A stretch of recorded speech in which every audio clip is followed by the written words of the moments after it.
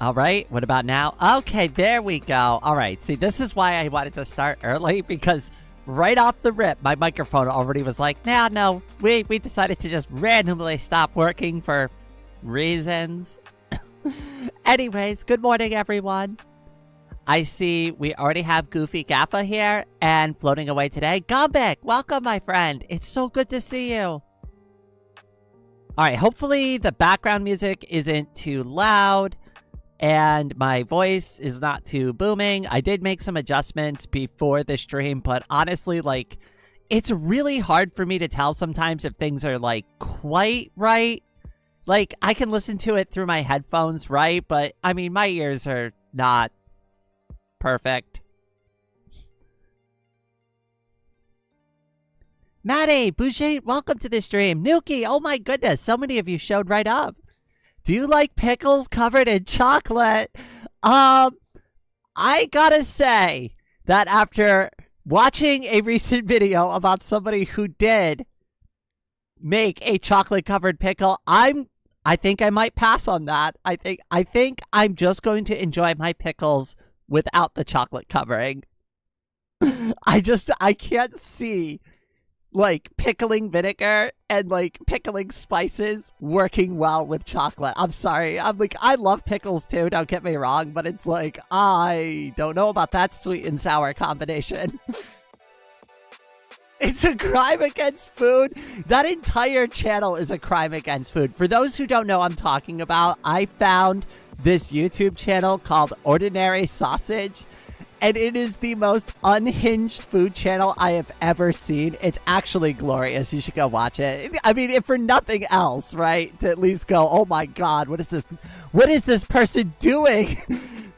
Their kitchen should be considered a health hazard. They need to go in there and slap up a label that this kitchen is a level 3 biohazard. It's hate crimes against taste. You know what? You're not wrong. CT, oh my goodness. It's so good to see you. 8 months already? Oh my goodness. Head pats for you, Kitty Pie.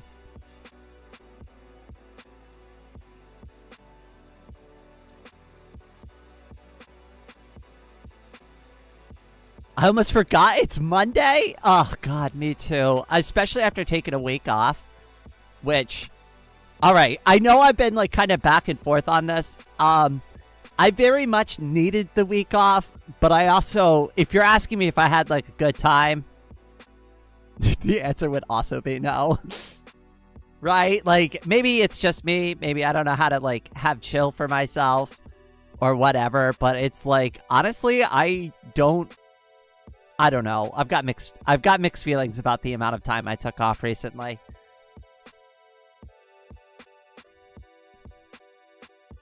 You should make something from Donnie Bobez intros. Wait, I'm not familiar with them. Are they a content creator here? And I probably butchered that name. There's background music? There should be background music. Wait, hopefully you can all hear at least the back. Because I've been trying to like mess with the playlist poorly. Very poorly. And I know it gets like wild. Sometimes the background music's too loud. Sometimes it's too... I wonder if I could put a limiter on it. That would be really nice. Maybe I could do that. Filters. Oh, I can. I can put a limiter on it. You know what? That would help a lot. Why don't we limit it by -10? And then I could crank that volume up just a bit. And hopefully that kind of like evens it out. I don't know. It's just that sometimes the music overpowers my voice, and it happens like kind of randomly. A Minecraft prankster who's really loud. I try not to get into like the typical YouTube video like intro tropes. I really try to avoid it, but you know, I mean, I will do it as a meme. I don't know. I like, some intros are good when they're consistent and they make sense towards the content, but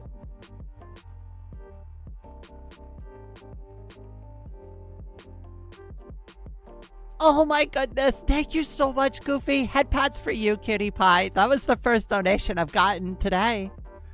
And actually all week, because obviously I went on vacation, so I don't make donations while I'm on vacation. That's the plus and minus about being a content creator, right? Like, you can do whatever you want, but when you don't do anything, you don't get anything either. So I really appreciate it. Thank you so much, cutie.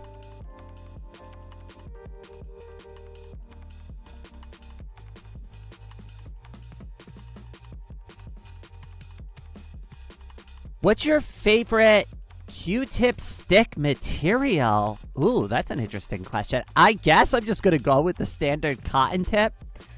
I didn't even know there was different, like, Q-tips that you can do.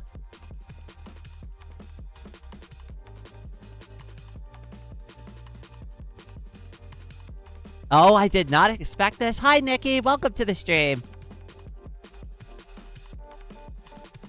That's 4 months of $1 a month. I appreciate it. Oh, hey, guess what? You're covered for the next 4 months. And that's the thing, too. Like, a lot of people have told me it's like you shouldn't be afraid to ask for support, especially if this is, you know, like, if you're disabled and this is, like, all that you do.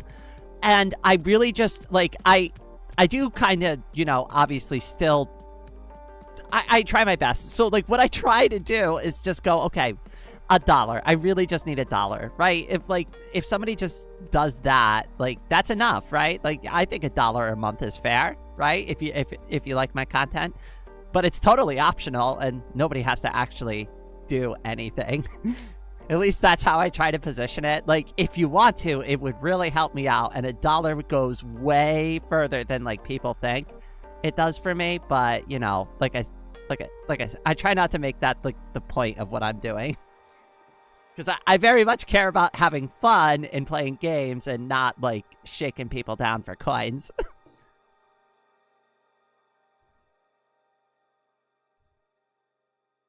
I need to put up a stream that's just bananas spinning, and I haven't... Wait, they did that with a hot dog. I remember that, because I actually sat there and watched that for a while. It was kind of mesmerizing. I was like, wow, they put that hot dog in acrylic. I wonder if it will go bad. Shaking my head. Goal progress, not updating. Oh, so the goal in the top right corner, and the goal for, like, so, like, YouTube, like, super chats and, like, the YouTube membership stuff doesn't count towards the Ko-Fi goal. The Ko-Fi goal is, like, completely separate. And if anybody's, like, wondering why I run both, well, it's the same reason, like, other content creators, like, run Patreon, right? I get the money a little bit faster. I don't have to wait 30 days for it. Like, when you do a donation through YouTube, I get that, but I have to wait, like, a month to receive those funds. Whereas if you donate through Ko-Fi, I get those in, like, a business week at most, right? Like, within, like, 3 to 5 business days. So it's just a little... It helps, like, both actually helps the most. Like, having a balance between...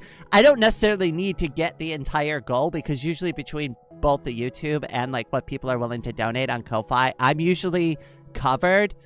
But, yeah, I never really know. So I just, you know, I got both out there.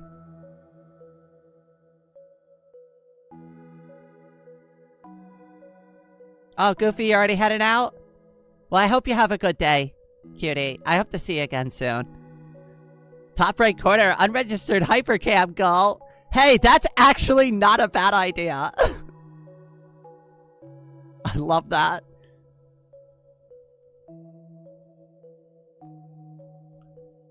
How's everybody been doing, though? I've been out for a week. Before we get started, right, because we're still a little bit early, right? Before we get started with, like, the actual, like, AMA portion of it, how have all of you been? I'm going to ask you a couple of questions.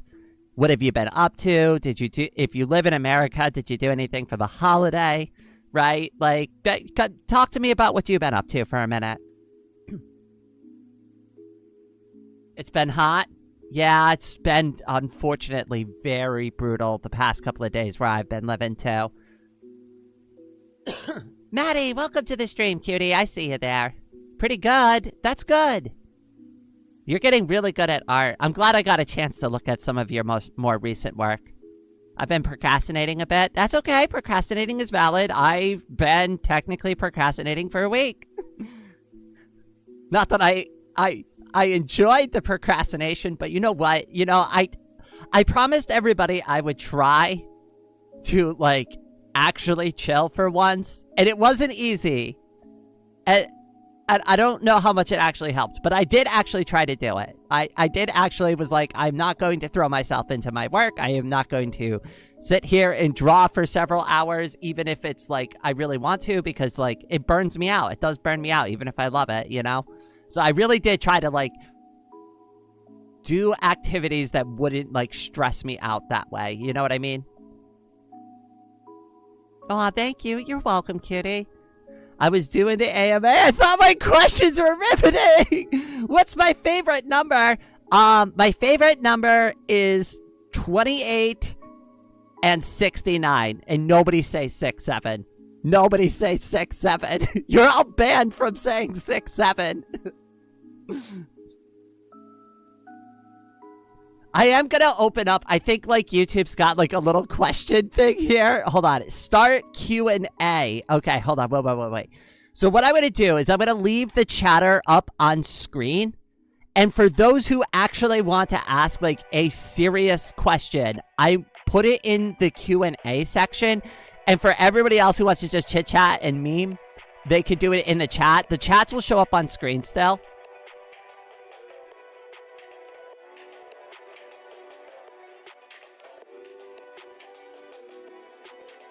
Oh my goodness, is that a new tongue twister floating away today? Head pats for you, cutie pie.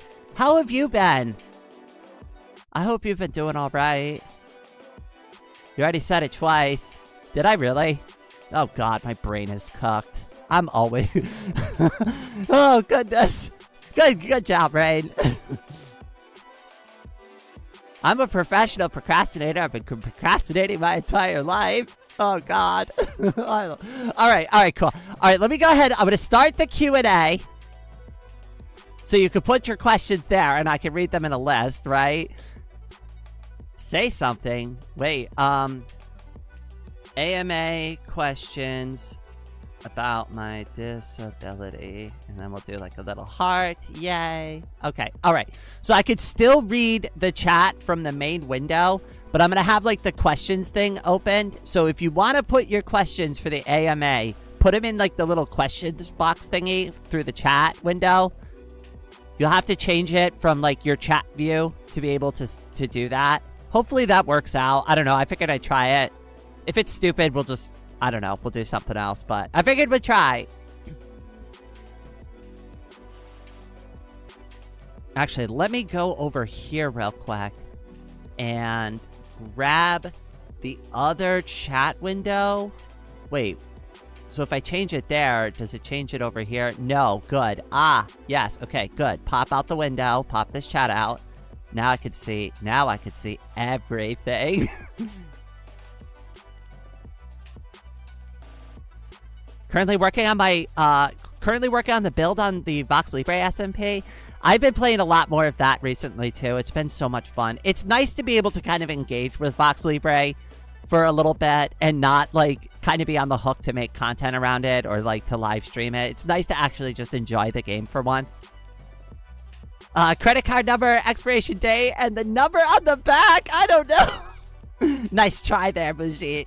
Listen, even if I gave you that information, you're going to be real sad when you go to use it. You're going to be like, declined. Aww.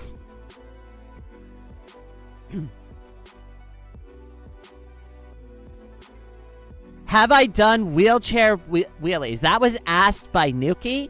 So, have I done wheelchair wheelies? I am actually really, really, really, really good at doing wheelchair wheelies. I'm not gonna say that, like, I am, like, an expert at doing them, but what I can do is I can maintain a wheelchair wheelie just, like, sitting there pretty much indefinitely at this point. Like, if I get on the two wheels, I could just pretty much balance there as long as I want to. As far as movement is concerned, I am very good at like popping up on two wheels and actually moving forward on the two wheels to like navigate over bumps and stuff. I'm not very good at doing that backwards though. And I also need to like put the wheels down pretty much instantly, like, because as soon as I hit the bump, it throws you off that balance. So I need to like kind of lean forward and fall forward into it a little bit more, but like once I get over the obstacle. But I'm pretty decent at it. I've never fallen backwards and hit my head or anything. But at least not yet. Hopefully not anytime soon. Nikki asked, do the cat ears give you sensitive hearing? In my left ear.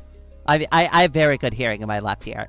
My right ear actually surprisingly is not that good. Because I used to be in the military, and I used to, well, it just mostly just from being on the rifle range and using my rifle, you know, gunshots are not good for your hearing. I had earplugs, but you know, like I'm gonna be real about it. Like sometimes I didn't wear them, and that was a problem. But I still have really, really good hearing out of my left ear. Rate of wheelchair maintenance breaks. That was a question asked by Bougie. Just going to surmise what you're asking there. Like, how often does the wheelchair need to be maintained? And, like, are you asking just about, like, general maintenance about the wheelchair?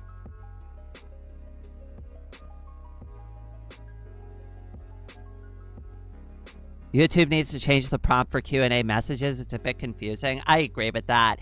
I'm trying it out, but it's like, it's already feeling like it's a little bit of a struggle. Yes? Okay. All right, cool.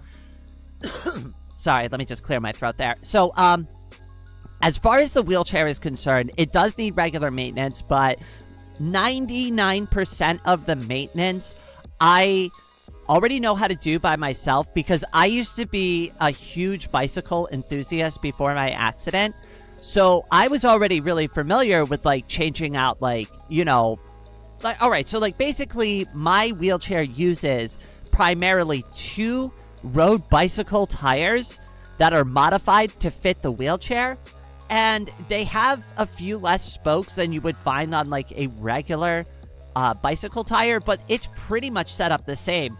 So as long as I can find the right tube and the right like rubber material that actually fits that rim, I can use most bicycle tools and most parts to like actually repair the wheels on my wheelchair.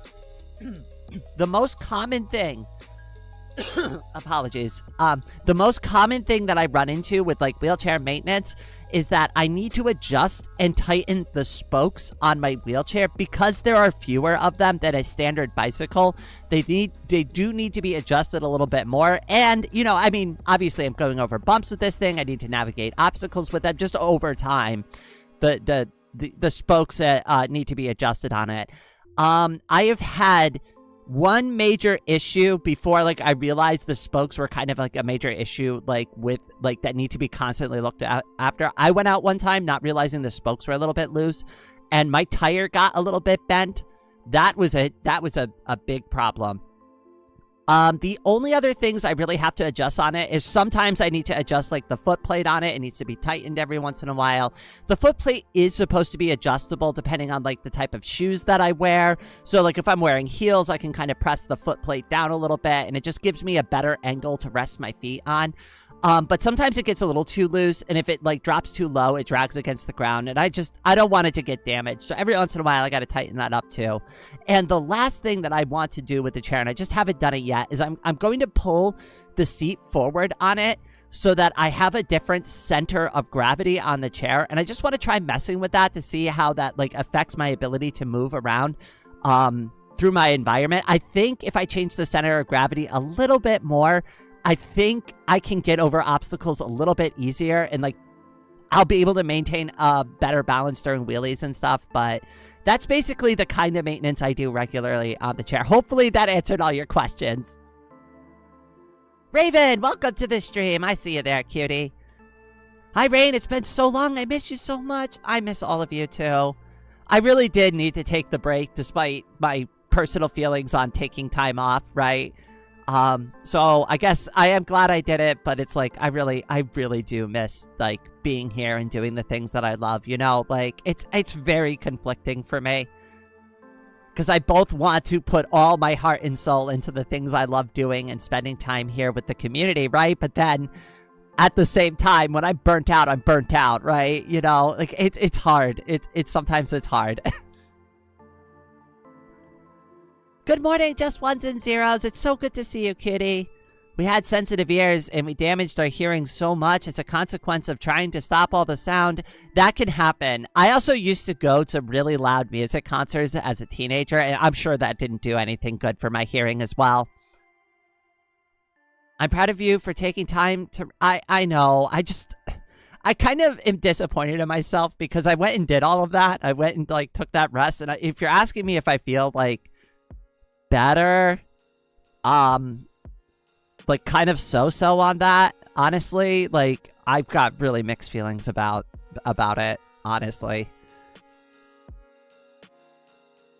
Hi, Thomas. Hi, Panja. I'm sorry. Viola, welcome to the stream. Oh, my goodness. I almost read that like... Ron Burgundy. Welcome, both of you. Salt's gonna ask, do you think a half-track would improve wheelchairs? What do you mean by half-track, if you don't mind me asking? Oh, my goodness. A member for 11 months. Head pats for just ones and zeros. Oh, my goodness. It's almost been a year.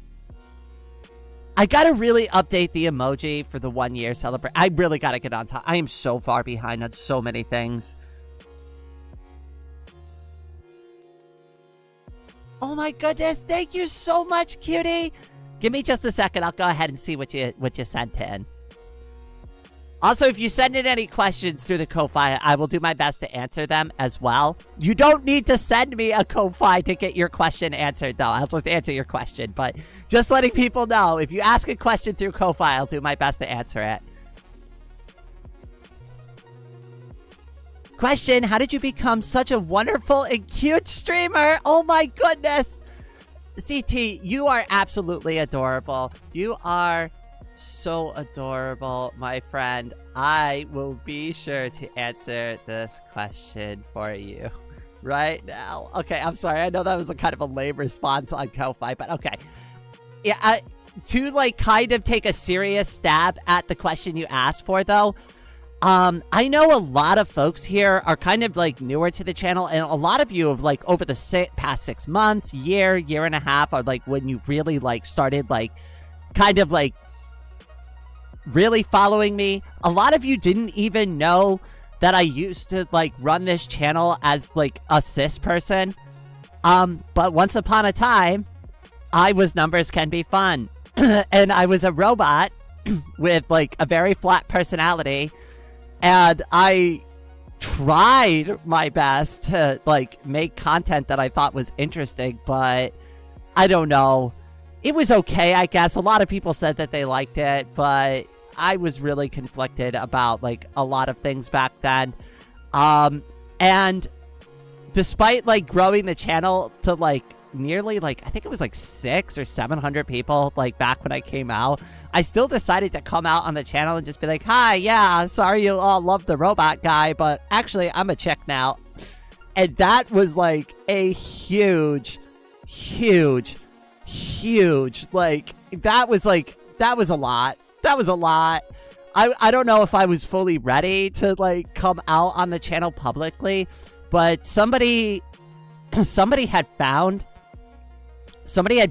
my, my account where I was, like, kind of, like, exploring my transition and whether or not I wanted to be, like, a girl or not. And I was really worried they were going to go public with it and, like, post it all over the channel anyway, so I figured I'd just beat him to the punch and just put myself out there, you know, and just be like, you know what, if you're gonna out me, I might as well just out myself, right? Like, I'm a girl now, everyone. So that's like kind of the origin story, and well, fewer words than as few words as I could possibly muster. Hopefully that answers your question, cutie. Head pats for you. Thank you so much for the donation. I always appreciate it.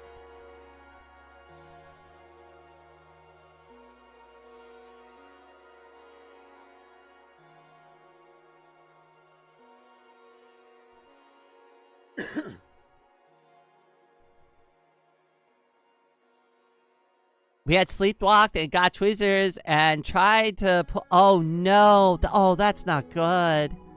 I'm sorry to hear that. I used to do sleepwalking a little bit, like, after the military, but I eventually, I don't know, I guess I just kind of got out of that. Nikki asks, what is your chair named again? And do you talk to it or address it? Also, is it also a cute cat girl? So it is a cute cat girl. I have actually not given a name to the wheelchair. I have like some like colloquial names that I'll use for it, or some like pet names. Like I'll call it like my little chariot, right? And stuff like that. I've jokingly like called it my throne before, right? But it doesn't actually have a formal name. I'd be open to suggestions. The community is the one who like crowdsourced and funded this wheelchair, mind you. So like if anybody gets to pick the name for the wheelchair, I feel like it should be put to a community vote and we all vote on like what the name should be for the wheelchair. But I do have some nicknames for it, but nothing like too fun. Not like an actual formal name for the chair, like the Rainmobile or something, you know? Just goofy and silly things like that.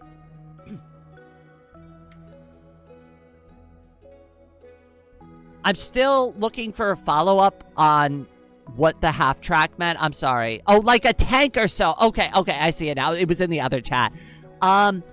So I think in some circumstances that would be a lot better, but it would really depend on the terrain or the environment, and I would have to actually use it, because it's like using your arms to move two wheels is a little bit different than like using your feet and like using a gear ratio to like mechanically move something. Whereas like with a bicycle, it's actually easier to move the tires with all that weight, because there are gears that are like ratio to help assist you with that. But on the wheelchair, all of the wheel movement is coming directly from like how much strength I can put into like each roll and each spin. And if I don't have the power to do that, like it takes me like, it could be a hell of a workout sometimes. Like that was the biggest issue with my old chair, is that like the tires were too heavy on it. They were these big rubber tires, and they're great for like keeping your floor not marked up and stuff. But like because they were solid rubber, any other like environment you put it into, like if you try to roll that onto the grass, it's basically just going to sink right into the dirt. So it kind of just depends on a lot of like really nuanced factors. But I hope that answers your question, Saltskin. Head pats. Meow. I love head pats. Who doesn't love head pats? I mean, come on now.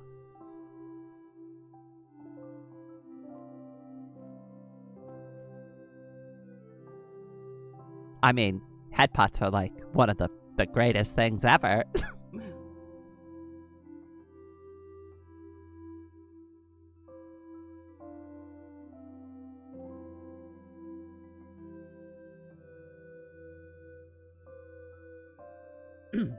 While we're waiting, I guess. Head pats for rain. Aw. I will never say no to extra head pats. I guess while we're waiting a little bit for more questions, it's okay to ask me questions about the accident if you want to know like how I became disabled.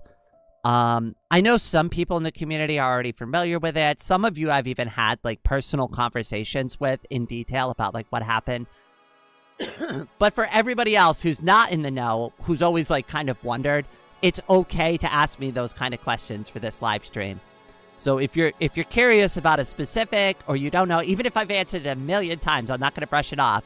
You can go ahead and ask me, and we'll answer the question for everybody, because other people might be wondering too, I guess. Rain, accept head pats if you get. Oh, dip, but Maddie, you got me to catch-22 there. How am I supposed to say no to that? Did my question not go through? Wait. Are you surprised by how long? Wait, whoa. How did I miss that? Okay, I'm sorry about that, Nuki. I see it now. Maybe I just, like, didn't load in at first. I don't know. This is my first time doing the... I mentioned that in the rules too. If I miss your question, just let me know because, like, I have never really done one of these before. So, like, don't worry. Just remind me and I'll go look for it. Are you surprised by how long your shoes last now? Oh my god, it is amazing. I've had the same pair of Crocs for, like, almost a year and a half now. And they're barely worn through at all because I almost never, like, walk on them. Those, like, really nice leather boots that I bought, if anybody's ever seen them, they're the ones with, like, the skulls all over them and stuff, and they go up, like, midway up to my calf. They are so amazing, and the best part is because I never walk around in them. My feet never get blisters, I never get, like, pinched toes or anything. And the material doesn't really get scuffed up that much. Like, sometimes on the top when I bump the top of my feet into stuff, right? But for the most part, like, the tread is basically brand new on those boots now.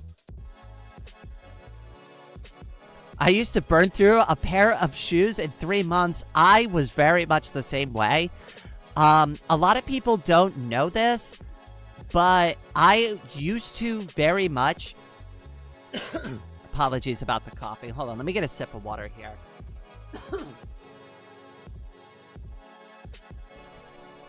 I used to be extremely active. I used to run. I used to bicycle. I used to ride my bike to and from work every single day before the accident. Like, I was a very active person. And I'd go through new shoes at least 3 times a year, usually, at least for the sports shoes that I would wear. The nicer shoes that I would have or the boots that I would have, I would go through less frequently unless they were, like, work boots. Work boots I would just destroy. Work boots would be destroyed, like, every 4 months, I think.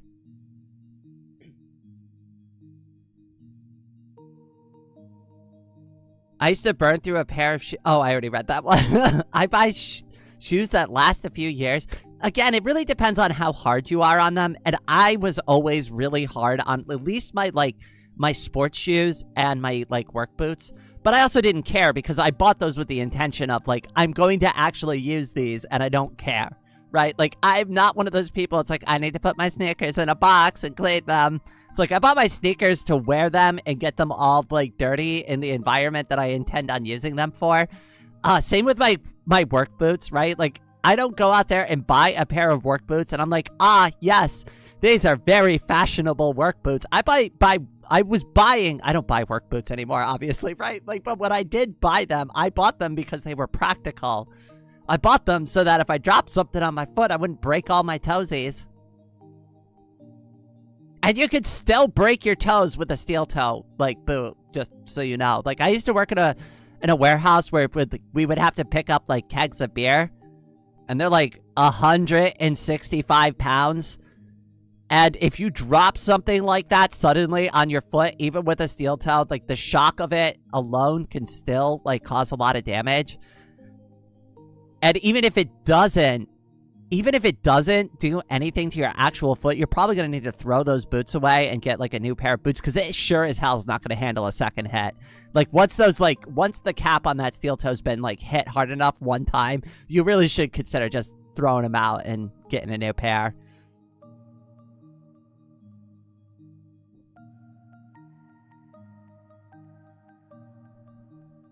Did you have to buy your own work? I always preferred to buy my own work boots. Some of the places that I worked at would expense them out. So if you bought, like, once per year at, like, one warehouse that I worked at, they would cover, like, up to a certain dollar amount. And it was a decent amount for a pair of work boots. So, like, they'd help you out if you wanted to do that. I always spent a little bit more on them. And my logic behind that was, okay, if they're going to offset this amount of cost, right, then I'm really only putting, like, X of my own dollars into it. So I might as well buy the more expensive pair of work boots and just, like, kind of look at, like, their contribution as a discount. I also used to get hard toe sneakers as well. Now, you don't want to work in hard toe sneakers, but they do... I was wearing them when I was riding my bicycle that day, and I honestly think that's why, like, my foot didn't get completely destroyed in the accident. Now, the shoe got completely destroyed, but thankfully my foot was well, it still got broken, but, like, it was still in one piece, so, you know. I can't say it helped too much, but it obviously did something. Okay, I'm going to turn off the stupid question thing because I think it's just confusing people, and I'd rather just read the chat anyways. So that was nice. We're not done with the AMA. We're just ending the Q&A thing because it's like obviously not great. I think people are just getting confused. Ask me your questions in the regular chat. I'm paying attention there now. Thanks for trying the feature, but I guess it's just kind of stupid.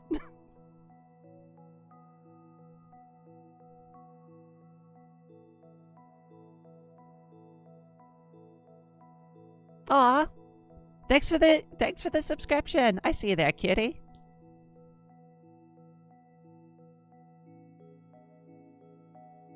I am very much aware that when people subscribe sometimes, they still have to wait. There's a timer on, like, their ability to be able to chat. So don't worry. Don't worry. I see you there, cutie.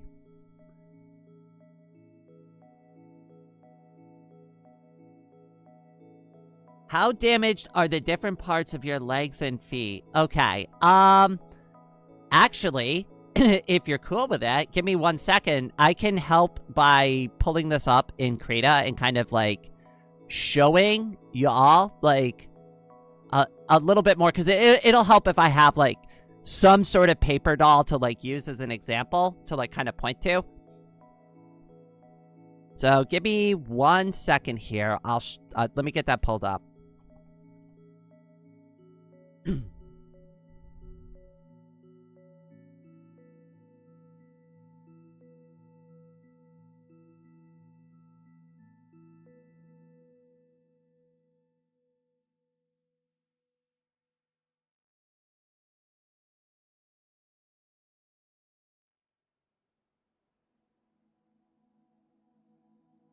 All right, just 1 second more.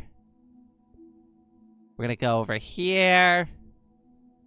And then I'm going to pull open Krita. There we go. Okay, all right, cool. So now that I have this open, I'm just going to use the mouse for this. But we'll use pink. That way you can all see it. So, okay, this is what happened. So the part of my body that got struck... Wow, that is a really small pen. Can we use something that actually works? There we go. So the part that I got hit was actually right about... Actually, hold on. Right here on my hips. So that's actually where I got hit by the truck. Because if you're thinking about it, right... I was sitting on the bicycle at the time. I was struck from behind, and it kind of hit me as a glancing blow, so that's where I got hit. As a result of the corrective surgery, this part of my leg right here is, like, no feeling. I have a lot of loss of feeling. No feels. Okay, so I have a lot of loss of feeling in this part of my body. Like, basically between like where the middle of my thigh is going down. And that's actually why I draw the scar on my leg. I don't actually have a scar in my leg in real life. It's just a representation of what I like, the feeling I lost as a result of the accident and like the corrective surgery to fix my hips. And then the final thing that got injured quite a bit was my foot, and my foot and my ribs got completely shattered. So like it was all broken ribs. So my hip was shattered on my acetabulum, which is the top like corner part of the rib. I lost a majority of feeling in my left thigh, and my foot got like pretty much completely broken in a few places, and it's never been the same ever again. Like, it healed okay, but it's like, it constantly hurts. It's never been quite right. Hopefully that, like, covers a lot of it. I can get a little bit more into, like, specifics if you want, but hopefully that, like, answers the question generally.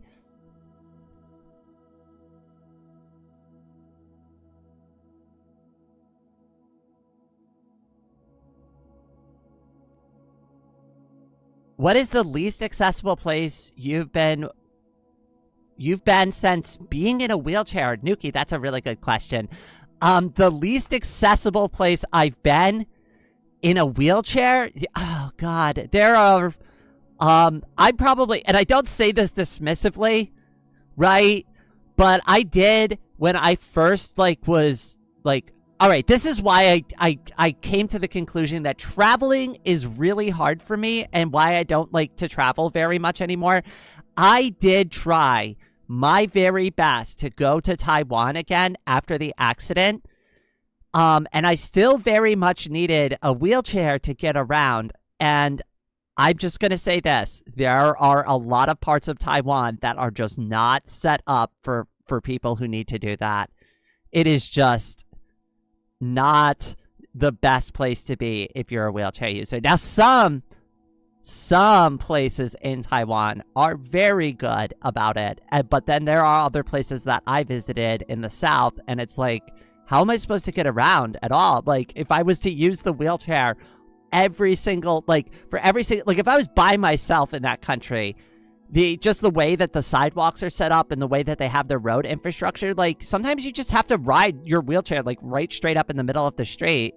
That's incredibly dangerous and prohibitive for anybody with a disability. But again, I don't live there full time. That was just like my limited experience of being there for 2 weeks, and like, it was not a great trip for me. I spent a majority of my time either like being carefully transported by car like to places I wanted to go, or like taking really small limited trips, and like we would like rent like little cars for the beach, and like we could roll those up on the beach and stuff, right? But it's just like I didn't really get to do very much on that trip, so it was very limited. Like, you can't roll your wheelchair out on the sand, right? So unless you have like a vehicle that like could drive you into those areas, like, it's very difficult. Even on my feet, it's like, it's so much work. I'm exhausted after I walk around on my feet in the sand. It's not fun, and it hurts.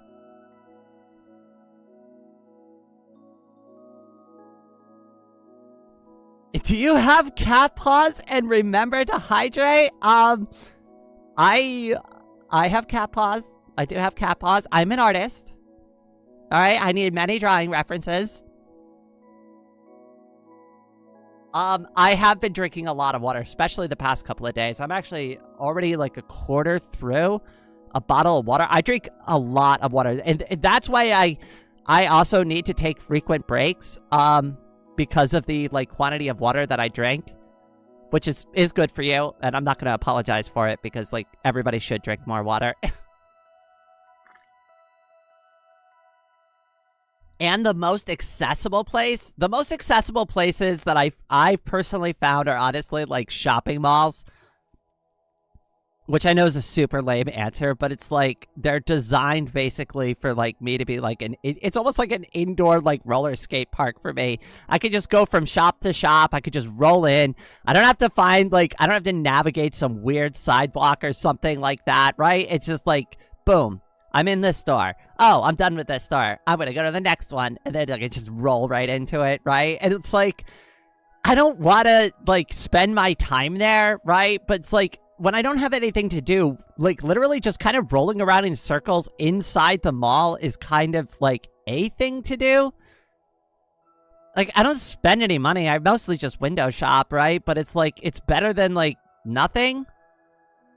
And it is really accessible. Like, they have elevators. Like, there isn't like really an obstacle I can't get over in places like that, which again, I really don't like giving that answer because it's like, yeah, go shopping.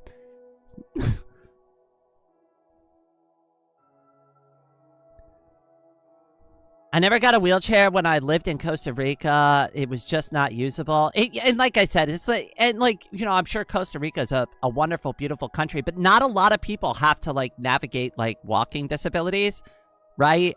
So they just like, the infrastructure just sometimes just really isn't there for it, you know? Like, maybe not enough people in the population are actually like afflicted. I don't really know what the reasons are. It's all different in different countries, but usually like the places that I found the most restrictive as far as like my disabilities have been like the other countries I've visited.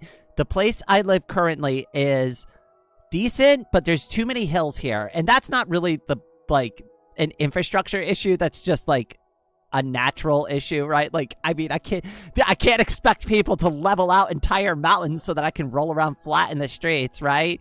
But like they do the best they can. Like most of the bus drivers around here will give me like free rides because I'm in a wheelchair.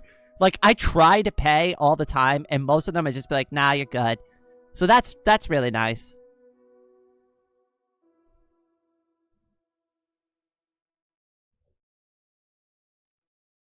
Can I just say that YouTube's new and bad UI is absolute dog water? I'm trying to change the volume and the volume slider close. Oh, I could see that. I mean, a lot of the changes that YouTube has done recently have been absolutely awful.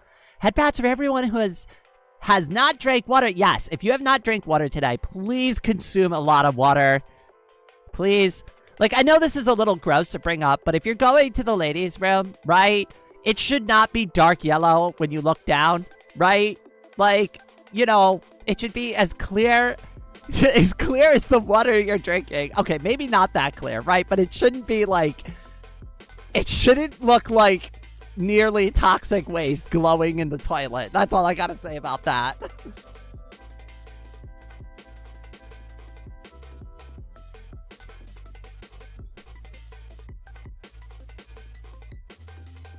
Rain sold out to Big Water. I sold out to Big Water a long time ago. How do you think I got my name, Rainy? Still, good that public places have proper infrastructure. I mean, for what it's worth, I'm happy it's there, even if it's all like kind of like consumer capitalism crap. It at least gives me a place to go indoors. It's bus adjacent, so I'm really like only one bus ride away from getting to the mall, and you know, for what it's worth, it's something to do for a day, right? I get to roll around, I get to hang out, right? I get to realize that most people walk really slowly, and I'm faster than them in my wheelchair. Like you would think, like a girl in a wheelchair would be slow. I am not slow. I am not at all slow. It is actually hard to keep up with me in the wheelchair.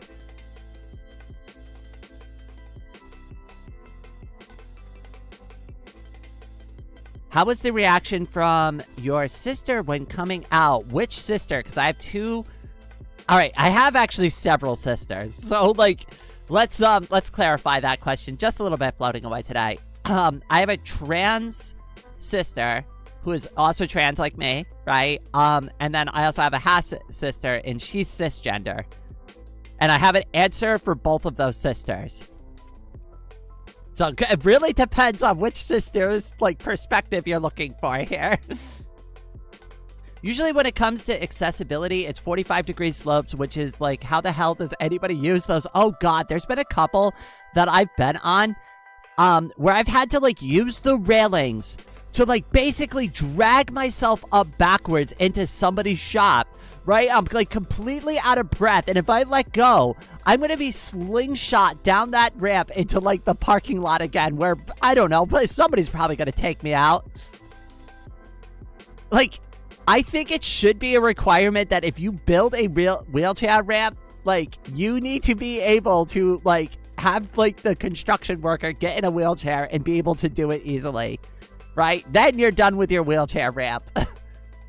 If you can't do it, the big burly able-bodied like contractor can't get like up the ramp in the wheelchair, maybe the disabled person who's weakened is not going to be able to do it. I'm lucky because I have very strong upper body, so I can usually overcompensate in that way. But sometimes it's just like, you look at these ramps and you're like, I'm not getting up that thing. I'm never getting up that thing. Hi, Abby. Welcome to the stream. What country do I live in? I live, unfortunately, in the United States of America. I live in the Northeast. I live, to just generalize it, I live in the New England area. So, the New England region of the United States, which is several states, by the way. So, it's like more of an area. The disability design laws in the U.S. are surprisingly, they can be. It just kind of depends. Every once in a while, I just run into like something and I'm just like, who designed this, right? Did they actually like test this out in a wheelchair? That's nice. If your pee is orange, you need to drink more water immediately. Like dark yellow, if it's got like a funny smell to it, right? Like you need to consume large and copious amounts of water ASAP. Rain about to sing My Time for the most epic water commercial? Not me. I mean, maybe. I'm a terrible singer, though. If I want to lose half my subscribers, I could start singing for y'all. There was a local store where the owner used a wheelchair parking spot as their property. Everyone in town hated that. I get really annoyed about it, too. But now, like, I actually have, like, the means to, like, actually give people the stink eye, right? And I did this recently, too. Because I don't park in the wheelchair spaces because usually the car that I borrow doesn't have a permit to park in that space, right? And to be fair, I don't actually need it because I don't need to, like, get into, like, the back of, like, a van and open up the side door and, like, get a wheelchair ramp to, like, get out of my car, right? Because I can use my right leg for the most part and I have, like, really good upper body strength, I can, like, hobble myself to the trunk and drag my wheelchair out of the thing and just, like, let it flop to the ground and sit in it, right? That's doable for me, so that's what I usually do. So, like, I don't always necessarily need to do it. I saw this person get into that parking spot, right? They didn't have a permit. They just backed into it. I'm literally getting out of my car and setting up my wheelchair, like, right next to that spot. And I literally looked at it and I'm like, really? Really? And they just kind of shrugged, put their eyes to the ground, and just started walking into the store. And I just repeated one more time. I'm like, really? Come on now. Like, if I'm not even going to park in that spot, really? Like, come on. Ridiculous.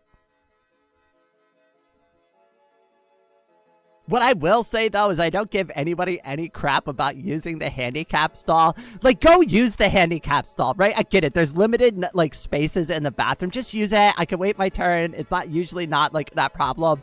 I've had people come out of, like, the handicap stall and be like, oh, my God, I'm so sorry. And it's like, don't be sorry. I can wait. It's fine. This is normal for me. You're not, like, stealing my space. I know you didn't go in there with, like, the intention to hog the handicap space away from, like, the handicap people, right? Like, it's valid to, like, want to sit in a space that has a little bit more leg room, too, right? Like, let's just be real about it, right? Like, the handicap stalls are bigger for a reason. They're more roomy. They're a little more comfy. I get it. I get it. I get it. So I don't like care about that kind of stuff, but like you parking in like a handicap spot is a completely different thing.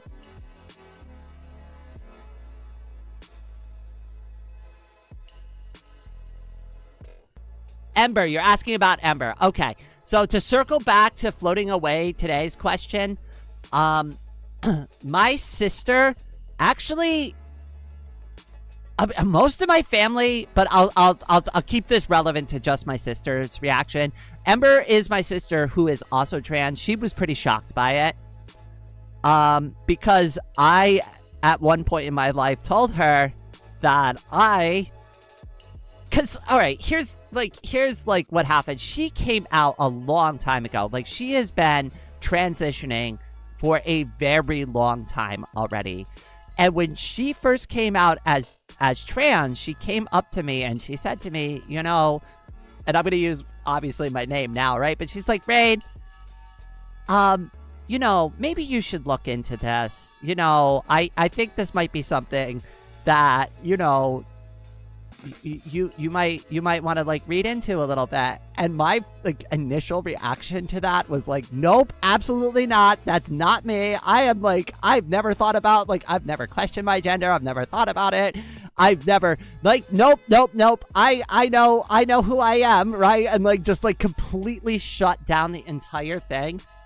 And I never brought it up again. I never brought it up. I've always been supportive of their transition, right? I've always done my best to learn. And I had to learn a lot, right? Like, I'm going to be real about it. Like, my sister's transition taught me a lot about, like, the things you don't want to say and do.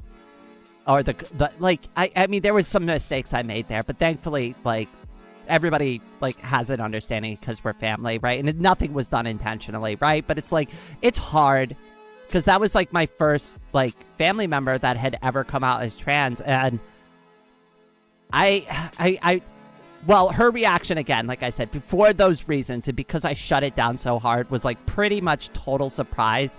A lot of people in my family were completely taken by surprise by it. Like with my sister, a lot of people were suspicious that there might have been something going on with their gender identity or their like sexual orientation, right? But with me, because I projected such a like an illusion about myself so well and sold it so convincingly well, nobody even knew. Nobody knew anything. I never talked about it. I like would make it a point to like prove how much of a man I used to be. I was like the worst tryhard you'd ever meet.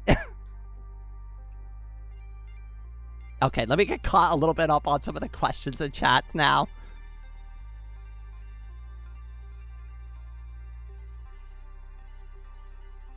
We have maximum ramp inclination regulations here. I'm not too familiar with like what the construction regulations are, but like they do build them wrong from time to time. Credo, welcome to the stream. I got no questions. I just want to say hi. Hi, you cutie. It's good to see you there. Rosa's awesome. Subscribe to the channel. That is awesome. Welcome, kitty. Wheelchair ramps aren't in the Bible. I mean, I do see a noticeable lack of like wheelchair ramps in the Bible.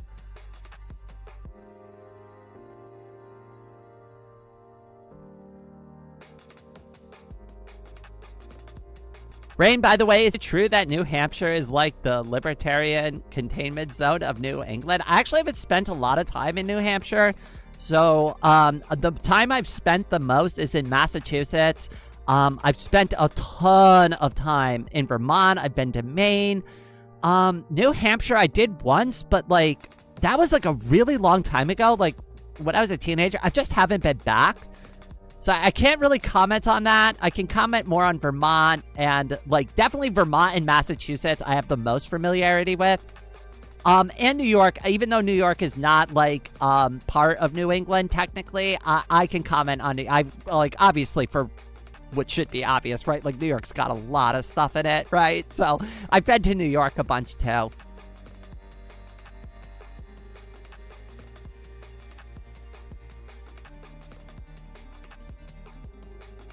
Surprisingly good for now. Just wait for Trump to go.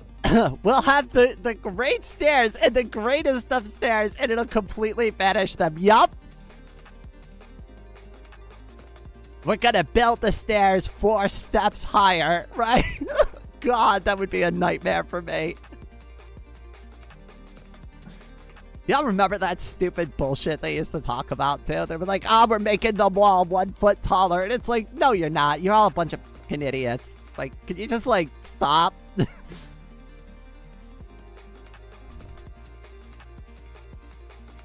We've just added another foot to the wall. Like, how tall are you planning on making this thing? Because I don't even think you can finish it. Listen, you gotta go for length before you go for height, right? I want to see the fundamentals here.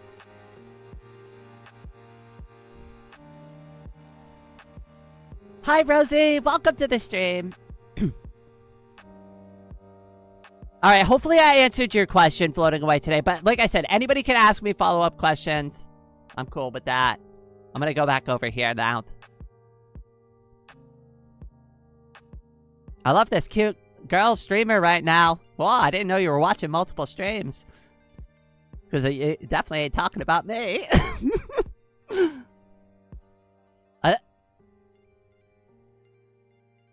Wait, I just Googled it. It turns out the word Bible is not in the Bible. Really? Well, I mean, that makes sense, right? Because, like, when the people came up with these stories, they're like, I'm sure, like, they didn't be like, yes, make sure this goes into the Bible specifically, right? Like, I think, like, the Bible is, like, a culmination of stories. I don't know. I'm not religious, so, like, asking my commentary on it is kind of silly. Connecticut, I've not spent a lot of time in Connecticut. I'd say the states I've spent the most time in are going to be New York, Massachusetts, Vermont, Maine, and, probably, I want to say New Jersey, though I hate goddamn New Jersey. I hate New Jersey. New Jersey is like one of the worst states in the union, and not for the reasons that you think, just because like it's like a difficult place to live.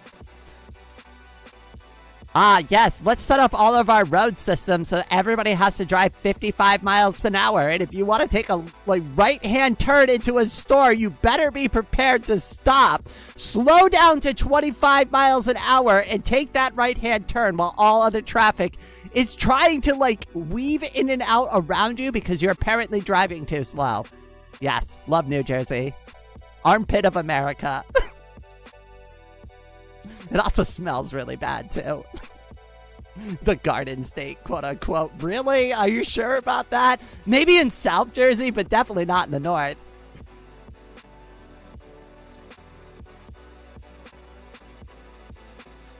If girl, why laugh like hee and not she? I don't know. I got a goofy laugh. I'm not even gonna like try to hide it. My laugh is stupid and goofy. But you know what? I don't care. Have you been to New York City? I've been to New York City several times. It's all right. The food is good. Some parts are better than others. I don't know. Like, I mean, like, I don't have too much to say because I just did all the regular stuff. Went to the Statue of Liberty. Like, went to Chinatown. Went to like the major boroughs. Like, you know, and kind of just. I don't know. It's the same as like any other trip, really. I'm not really big into like sightseeing like that. I get the impression that the Adirondacks were basically just Western. They're all over the place and they're beautiful. I used to camp all the time around here. One of my favorite mountains was called Crane Mountain. It's really difficult to get up there, but it has this beautiful mountain lake on the top that you can camp at. And oh my God, I used to adore going there. There's no way. There is absolutely no way that I could get there now because there's one section where it's not like straight up and down, but if you don't know how to like, if you're not strong enough or if you're out of shape, you're not getting up that section. You're not doing it. It's a rock face. It's at an extremely steep angle. And like, sometimes you even need somebody to like kind of like help you up a little bit because it's really, really steep. And there's just no way I'd be able to do it. Like, no way. We're going to have the greatest steps in the world. I hate steps. That's why I skip them all the time. All right, hold on. I'm trying to get caught up on any questions that people have been asking. First time here, do you go by she, her? I do go by she, her. I am a transgender woman.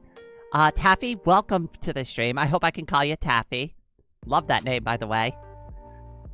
You're named after one of my favorite candies. But yeah, I do go by she, her, transgender female. And I started transitioning after my accident. Just to hopefully that answers all your general questions about that. But feel free to ask me more if you want. And welcome.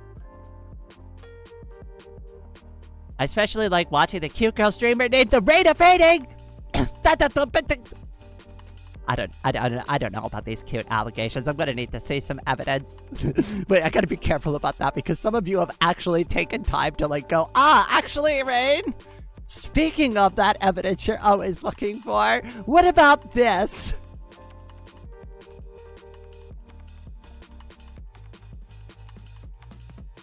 Like, all I know about the U.S. is that people have no sidewalks anywhere. Okay, all right, so that's partially true, Taffy, and I am going to comment on that. So where I live currently does actually have a decent amount of sidewalks, and here's the issue with them. They're not maintained at all. They are basically rubble. They are basically just like, they have devolved into like what would be like pebble paths in some places, which is nearly impossible for me to navigate in my wheelchair. And we just don't put a lot of care and concern into it. So like, if it rains too much and like mud starts sliding onto the sidewalk, nobody clears that out.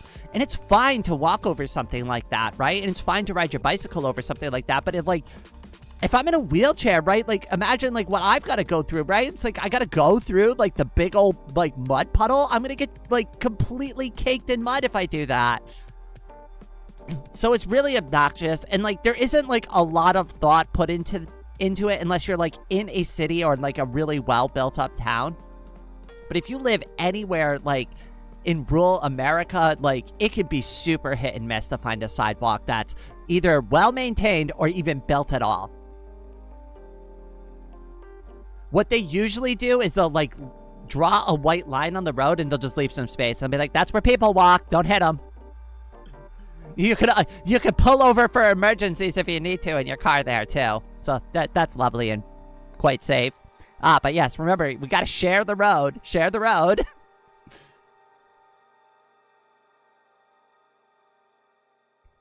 Have you been to Concord, Massachusetts? I've always wanted to go. I've not been to Concord specifically. I've been to Boston. I've been to Pittsfield. I have been to, where's the other one? It's like in the middle of Massachusetts. It's not Pittsfield. It's like escaping me. I should know the name of this town. Crap. All right. Well, when it comes to me later, I'll tell you. There's like a big, huge city in the middle of Massachusetts. I've been there a ton of times for work. I've not been well, hold on. Almost lost that question. Sorry, I'm a little bit behind on chat. I've not been to New Jersey, made it to New York City, and was told, do you know why New Yorkers are so depressed? Answer, because the light at the end of the tunnel is New Jersey. I don't know about that. But that is a really funny joke. All I know about New York City is Mondami. You know, honestly, if I could have voted, it's not my election, so I couldn't have. But, like, I'm close enough nearby to, like, have wanted to pay a lot of attention to that. And I would have voted for him if I had the means to be able to. All I could really do is just kind of support on the sidelines and be like, yeah, get him. Oh, question. Were you born with your disability or did you get it in later in life? Okay, all right. So this is what happened. I have only been disabled for about the past 4 years. This upcoming September will be the 4th year that I've been living with my disability. I'm about approximately 40 years old, right? So I've lived pretty much half of my life already without the disability. So I'm entering the second half of my life living like this. It's been quite an adjustment. And if you're wondering specifically how I became disabled, I was riding my bicycle to work at about roughly 6 in the morning. I was only like a couple of turns away from my house, and I was struck from behind by a pickup truck going about roughly 30 miles per hour.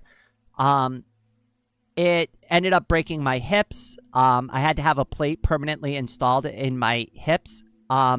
I lost a ton of feeling in my left thigh. And it broke all my ribs. It broke my foot. And I have movement in my left leg. I can move my feet a little bit, but to say that I have full function of my left leg is it's just not true. It hurts to stand on it all the time. The plate constantly hurts. So that's not fun. The loss of feeling has impacted my ability to balance a lot. So even if I do get on my feet or I try to walk around on my cane, we're talking about me tripping and falling all over the stuff, or just getting too tired and not being able to keep myself up on my legs for very long because I'm starting to sweat and get hurt. So just stuff like that. Hopefully that answered your question, but it's sorry if I kind of get a little too far into it, but I'm trying to be thorough. I guess northern New England is kind of similar to Sweden. I mean, that's why I like living in this region. Each individual state obviously has their ups and downs, right? But for the most part, it's extremely liberal around here in a lot of places. Very few exceptions to that, unless you're out in the rural parts.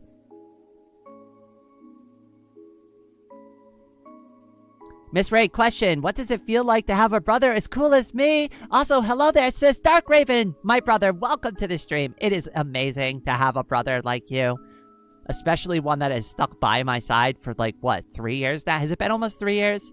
Has it been almost 3 years now? Dark Raven, for those who don't know, used to know me when I used to do this, as numbers can be fun, and I was still cisgender. And they They have stuck around from basically like when I had nobody watching these streams. Dark Raven was like the first consistent viewer on my live streams. It would like keep coming back.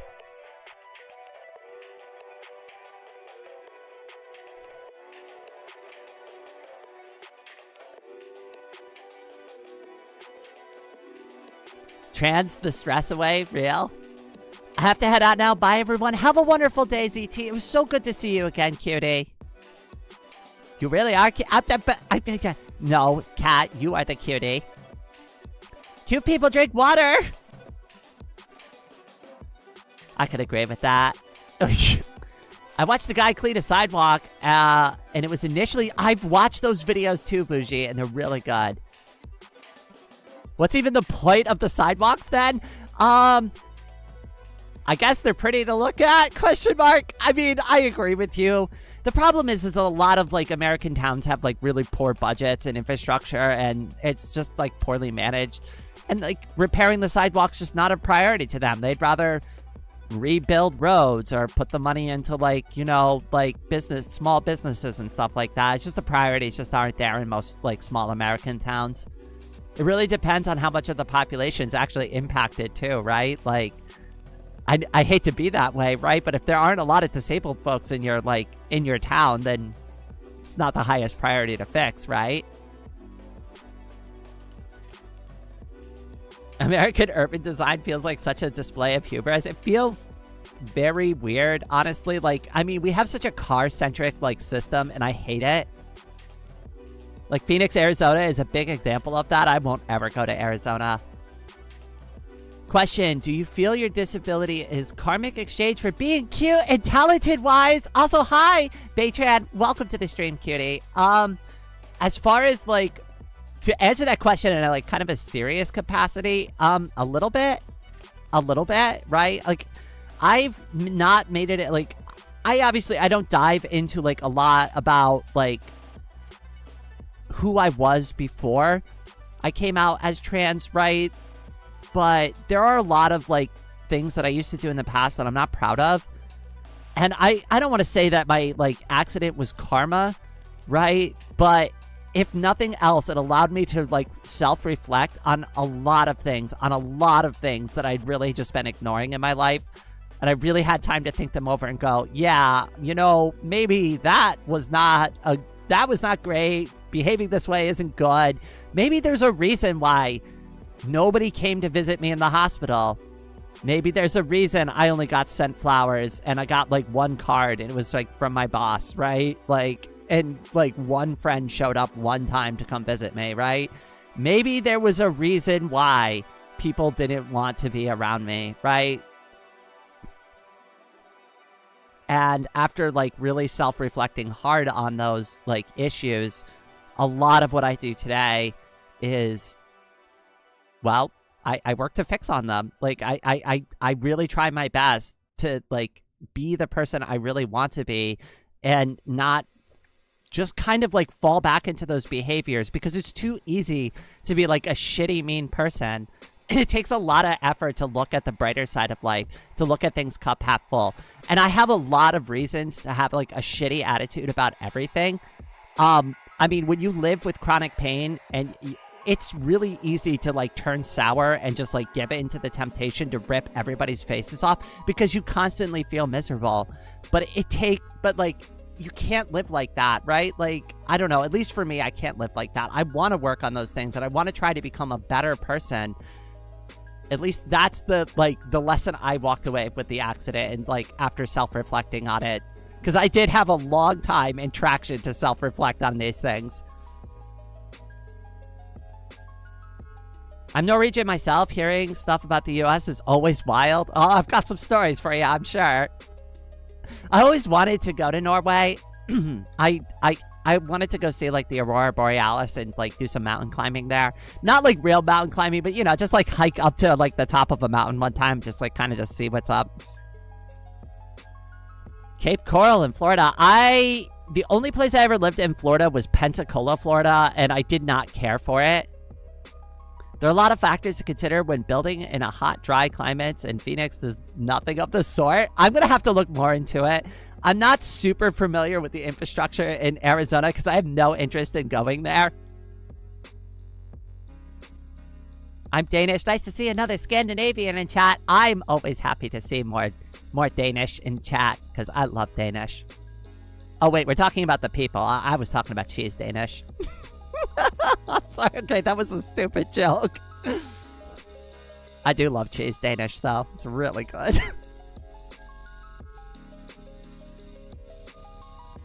Even though I'm not supposed to eat cheese because I'm lactose intolerant.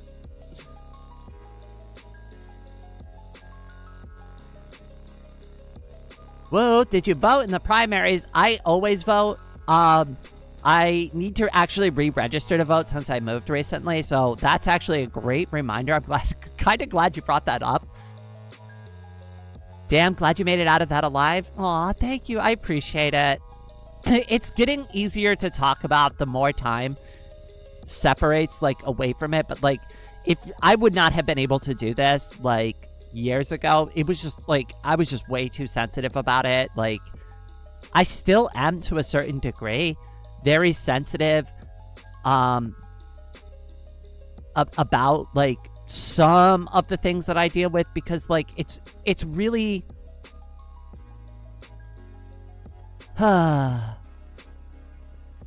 okay, like, all right, I'll give you an example without getting too much into it, right? It's like, okay, I identify as, you know, as a trans woman, right? I am asexual and I am disabled.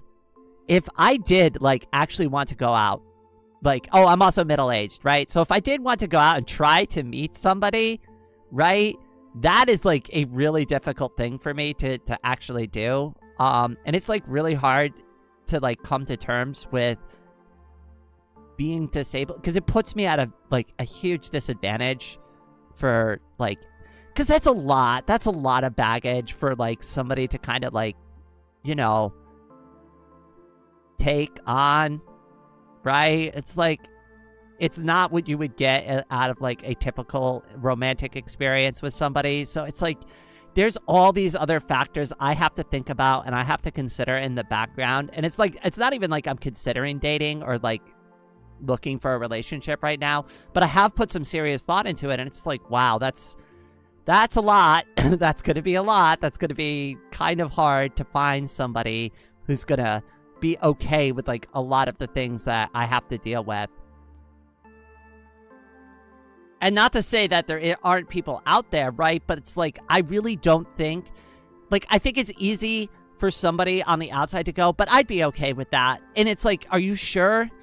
Until you live with it for like a month, 2 months, 3 months, 6 months, a year, 2 years, right? How long are you going to be okay with it? Because some people are okay with it for a short period of time, and some people can learn to live with it like forever, right? But there are degrees to like what people are willing to put up with, right? And like, I've been in one of those situations where I was basically treated like a burden because of like the issues that I have with my disability. And I want to be really careful not to get into a situation like that again.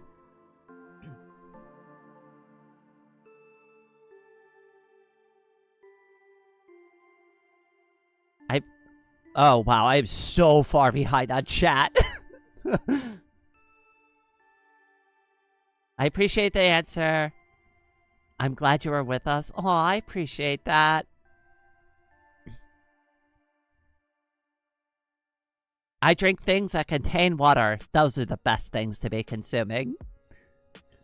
I drink water and coffee and sometimes tea and sometimes a Monster, but that's like the real exception. Yes, I know, Big Tran. I'm sorry. Well, I'm trying to answer like everything thoroughly, and it's like, I didn't know there was a Disability Pride Month, actually. I actually didn't know there was a Disability Pride Month until like the second year that I was disabled, and like somebody like wished me happy Disability Pride Month, and I was like, wait, we have a Pride Month for this?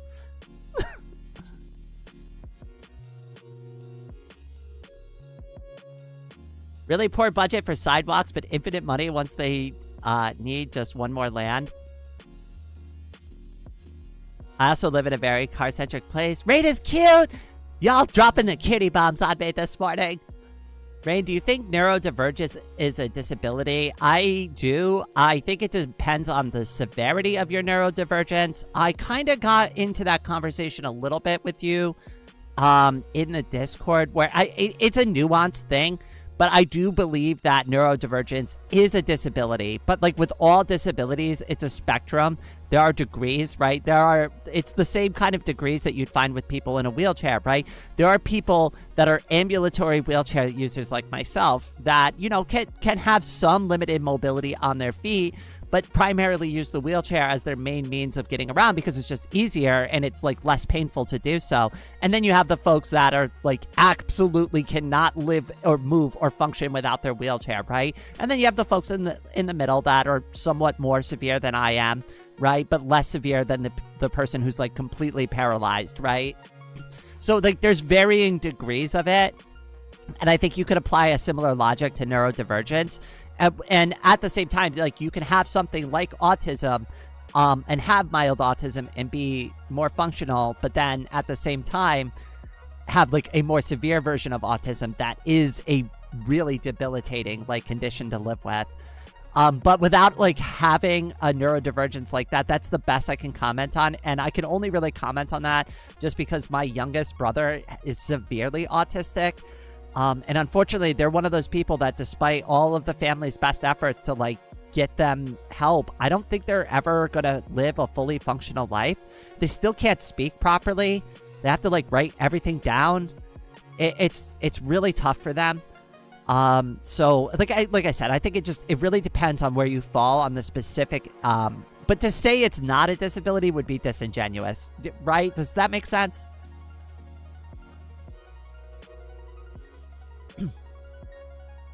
Okay, hold on. I just want to make sure I'm caught up. Okay. I'm glad that you made it through the accident and are here talking with us. I appreciate that. I spent the past week like kind of like self-reflecting a lot on like my disability, my accidents, the things that I've had to go through. And it can be very hard. But for what it's worth, I'm really glad that I survived it too, because I don't think I'd be the person I am today if I never had the accident. Right? For better or for worse, right? I finally became the person I always wanted to be on the inside. And I dropped like the whole act. I dropped the whole tough macho bro act, right? And was like, you know, actually, I'm a girl and this is what makes me happy. And I don't need to pretend anymore. I don't need to pretend. I don't need to be a tryhard. I don't need to be a freaking loser, right? I mean, like, that's basically what I was. It's like, oh, yes, this coffee is as dark as my soul. Like, who wants to hear people say stuff like that? It's like, there's a reason I didn't have friends, right? And there's a reason why I wanted to change. And I'm glad that the accident, for all that it took away from me, gave me back so much more. It gave me my true identity. It gave me the opportunity to self-reflect. And honestly, like, I never started drawing a single time before the accident. So, like, all of the art that you've ever seen me do as a result because if that truck hit me. Because if that truck never hit me, I probably would have never started drawing either. So if you enjoy my art, well, there you go. That's something else that came as a result of the accident.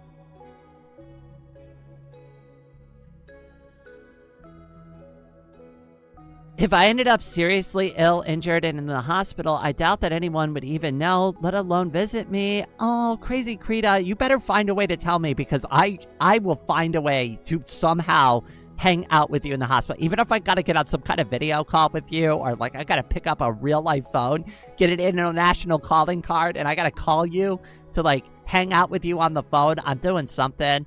We have been friends for a long time, so... You know, I would like to be in the know if you can make me in the know if anything like that ever happens, because we are old friends, and I'd be devastated if anything happened to you. But, you know, as somebody who's older and has also lived through a near-death experience myself, I also get it. You don't have control over that, and there wouldn't have been any way for me to have communicated that I was in the hospital to anybody either. The only reason anybody, like, even my partner knew is because, like, I told the guy in the ambulance, I'm like, can you please, like, call my partner? Like, please? And, like, of course they said yes, right? Like, of course they did. But that would, like, I could not have done that myself. So I get it. I do get it. I really do get it.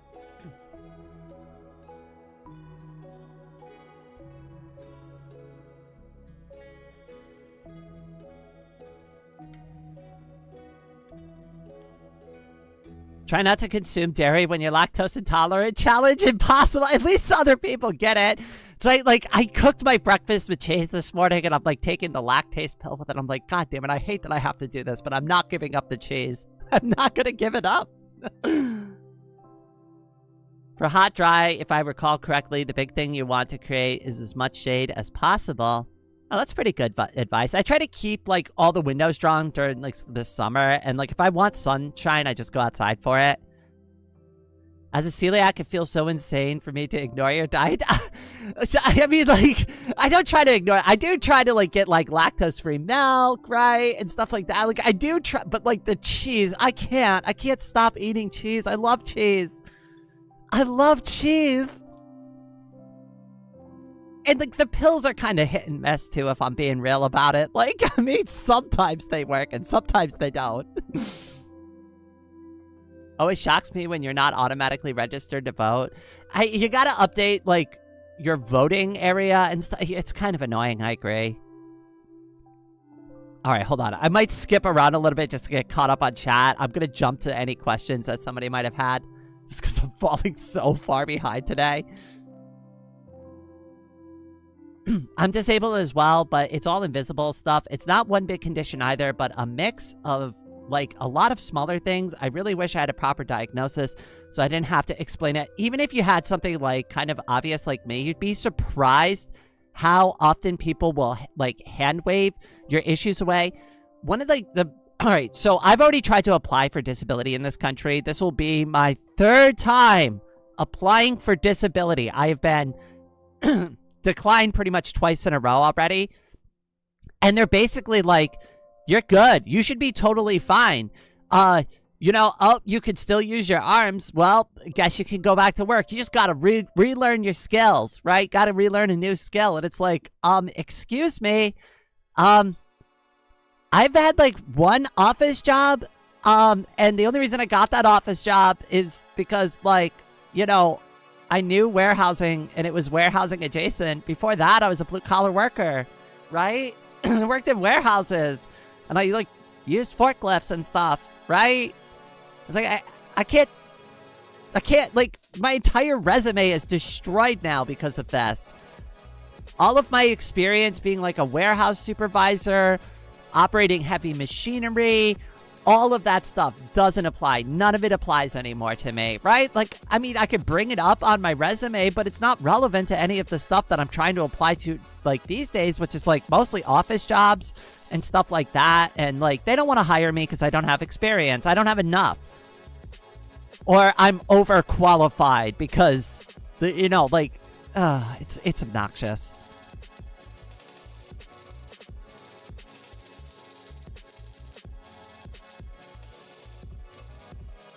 And now you have many friends and even some rivals and future betrayals.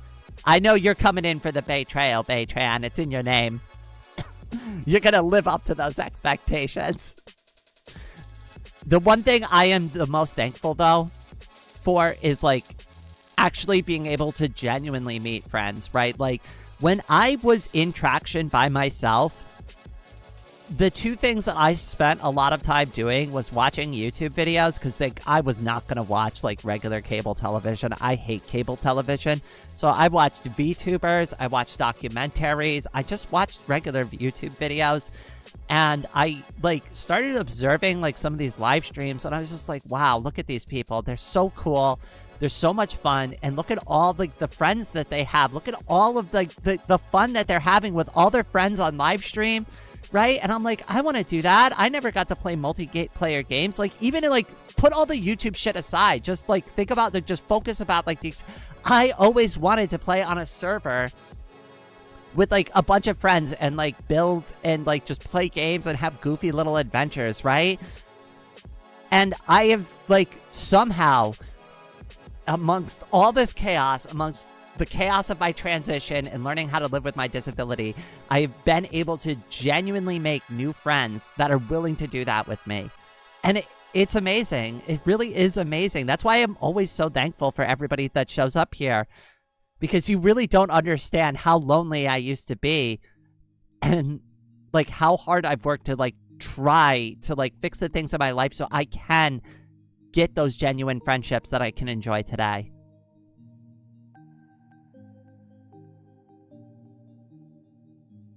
No clips in the chat. Snack, welcome to the stream, cutie. Is Rain secretly a mouse? Oh, I'm secretly a cat girl. Well, I guess it's not a secret anymore, is it?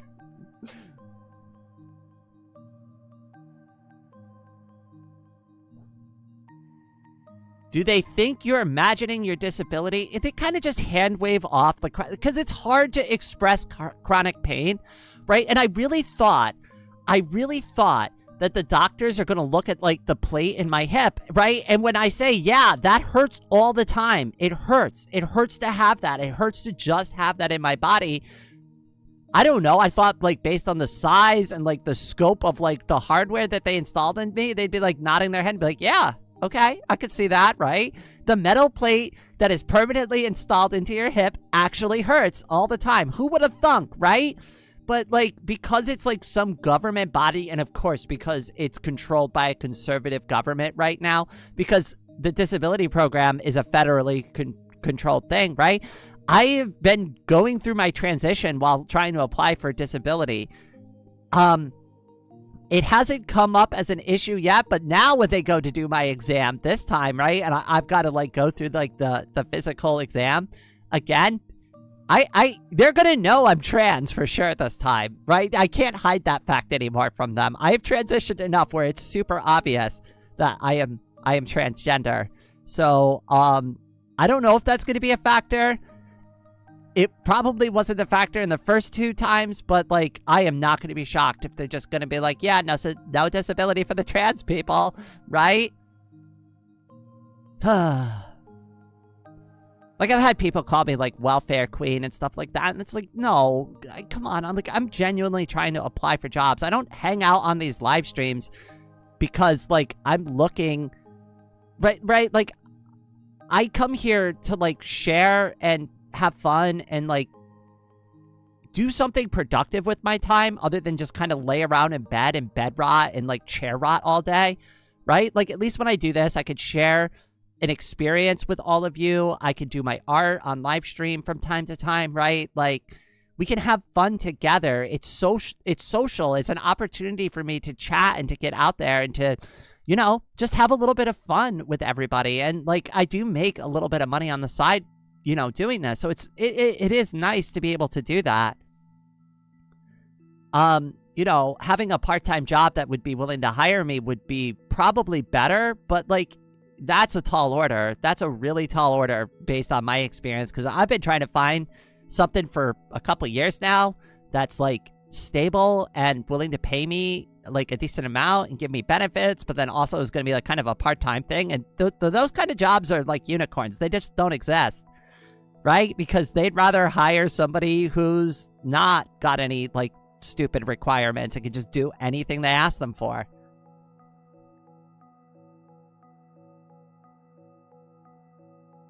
At a loss for words for that, to be honest. Yeah, it's tough. I hate the systems here. And I'm working on benefits, so I got like this huge packet of paperwork from my mom because she's trying to get me some help right now. So she got me some information for like the Legal Aid Society to like help me out with that. And like there's some like programs like SNAP and other like programs I can get onto for healthcare. But I got to get all this set up. I originally thought that I could hold out for like disability approval. That was a mistake on my part. So like, I've really got to like kind of get the gears shifted. I've got to reapply for disability again. I need to get a new lawyer. I need to get healthcare. I need to get food assistance. There's a lot of things I need to do. I've got a long, like, checklist of things that are related to my disability that I do in the background. I don't normally bring it up on the channel. The only reason I bring it up today is because it's kind of related to, like, the topics that we're discussing here. But that's, like, stuff on my agenda for, like, this week off stream, right? So it's not like I don't spend my time working on these things, right? Like, I do that. I look into these programs, right? I make phone calls. I do try to apply to jobs from time to time that are relevant, that make sense for like what I'm trying to like get done in my life, right? But like, I don't know. I just get the door slammed in my face all the time. The VA absolutely said, oh, hell no. Nope, we're not helping you at all. Like, no health care for you. Like, that's not our problem. That's not at all related to anything with the military. And they just completely slammed the door in my face. So it's like, oh, yes, thank you for that free health care you promised me my entire life. Except it's not.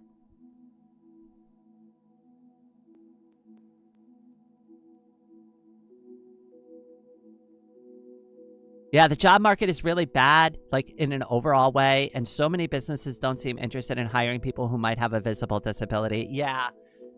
I mean, so many of the jobs that I like want to go to apply to, and I'm like, yes, a cashier, I could do that. I'm really good with money. I've been doing cashier stuff for years, right? Get me a chair, sit me down in front of a register, and I'll work the register all day. No, the job requirement literally says, and I've posted this many times on my social media account, link down in the description below if you want to follow me on like the Fediverse or anything like that, right? I also have like a bridge to Blue Sky if you're on Blue Sky. But I have posted about this many times where like some of the job requirements are like, you must stand on your feet for 8 hours. You must be able to stand. You must be able to stand. So sitting is not an option. If you apply to this job, they're just going to say, no, you don't meet the job requirements. You can't stand. But will they ever tell you that? No, they won't. They'll just decline you and just be like, oh, we've decided to hire another candidate. They will never tell you they didn't hire you because of your disability, because that's illegal. They can't do that, right? But they could set up all these like really weird job requirements that basically incentivize you to not apply for the job. And even if you do apply for the job, they'll just be like, sorry, we found another candidate that was better qualified for this position. It's extremely frustrating. Oh, and a lot of these places are like, you're disabled. Well, you have to go through this extra process where you got to apply and you got to talk to this HR person, right? And it's like that usually, like more often than not, goes nowhere because like they don't care. Again, it's easier to hire somebody who just doesn't have any problems and is willing to do like work any shift, any hours, is open to part and full-time work, right? It's like, it's kind of bullshit. I don't think you should have an economic system where people need to work to survive but aren't guaranteed it by law. I agree with you. Unfortunately, that's the crappy system that we live in for now, so we have to deal with it. Yes, I think they could tell now, right? Yeah, it's becoming more obvious by the day. Right? Like, even when I'm feeling dysphoric sometimes, right? And I'm looking in the mirror and it's like, even like when I'm telling myself like shitty things in my head, right? Like I look in the mirror and it's like, that's kind of hard to like, kind of hard to say I look masculine when I don't look masculine, right? Like I've softened a lot of features. My hair does like a lot of heavy lifting for me. I mean, there's every once in a while I catch myself like out of the corner of my eye in the mirror and I'm like, I don't even recognize myself. I'm like, oh, there's a girl here. Wait, that's me.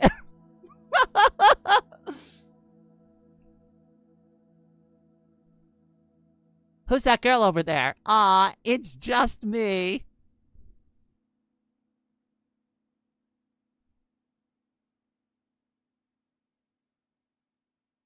Not my problem, the U.S. government on every civil issue. Well said, Snack. Well said. My mom sounds awesome. My mom is great. My mom is one of my biggest in-person allies, not only for my disability, but for my transition as well. She is the one who helps me go out grocery shopping still. She takes me out shopping. She takes me and my roommate out. And it's nice to have like multiple people who are willing to help me get chores done. My mom has also always been supportive of me and my sister and transitioning. It was a little harder for my sister because like my mom like had to go through like the same like learning experience I did. And when we were growing up, we didn't know anything about being trans, right? So like we had to learn too. But, once she got on board, once she was educated, right? She has been nothing but supportive to me and my sister, like, ever since then.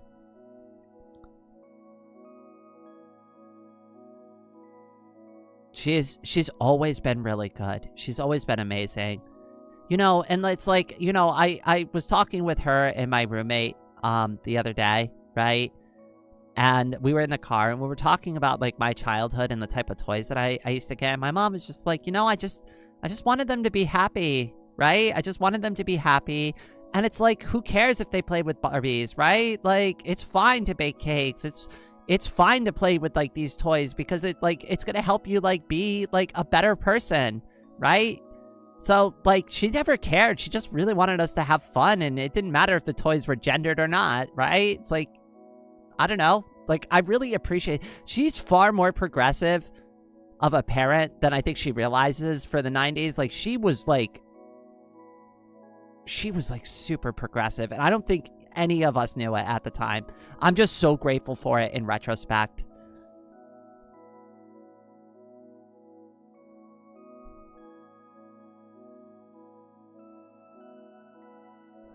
Aldi and some other places have their cashiers seated. Yeah, but the problem is like, they don't just want like somebody who could be a cashier. They want somebody who can rotate around, right? So it's like, yes, you work register, and then you can do stocking a little bit, right? Like those smaller type of store environments, they're looking for somebody to kind of be a jack of all trades there. So while it is nice that they offer a seated position for the cashier, what you'll often find in reality is that they're looking for you to kind of be able to do everything. And they'll have lifting requirements of anywhere between like 25 pounds to 50 pounds. And just being real about it, like in my wheelchair, I can probably pick up 25 pounds safely from the floor, but like I ain't doing 50 pounds. And it's not the easiest thing for me to like drag U-boats around in my wheelchair. Like it's pretty much impossible for me to do that, right? Like there's a lot of work that I wouldn't be able to do, that they're just going to be like, why bother, right? Why bother then when we can hire, you know, Tom, Dick, or Harry to do the same exact work, and they don't have a wheelchair, and they don't need to like have special like accommodations made for them. Right? So it's like, it's nice to like want to work like a low-key kind of part-time job to help support myself and to help support my art and my work, but like my disability like kind of prevents me from getting like a fair shake. Now, there is a program I've learned about recently through the state that does offer a hiring program. I'm going to be signing up for that. That is something that I am very interested in. But again, it's just one of those things that I have to work on in the background this week.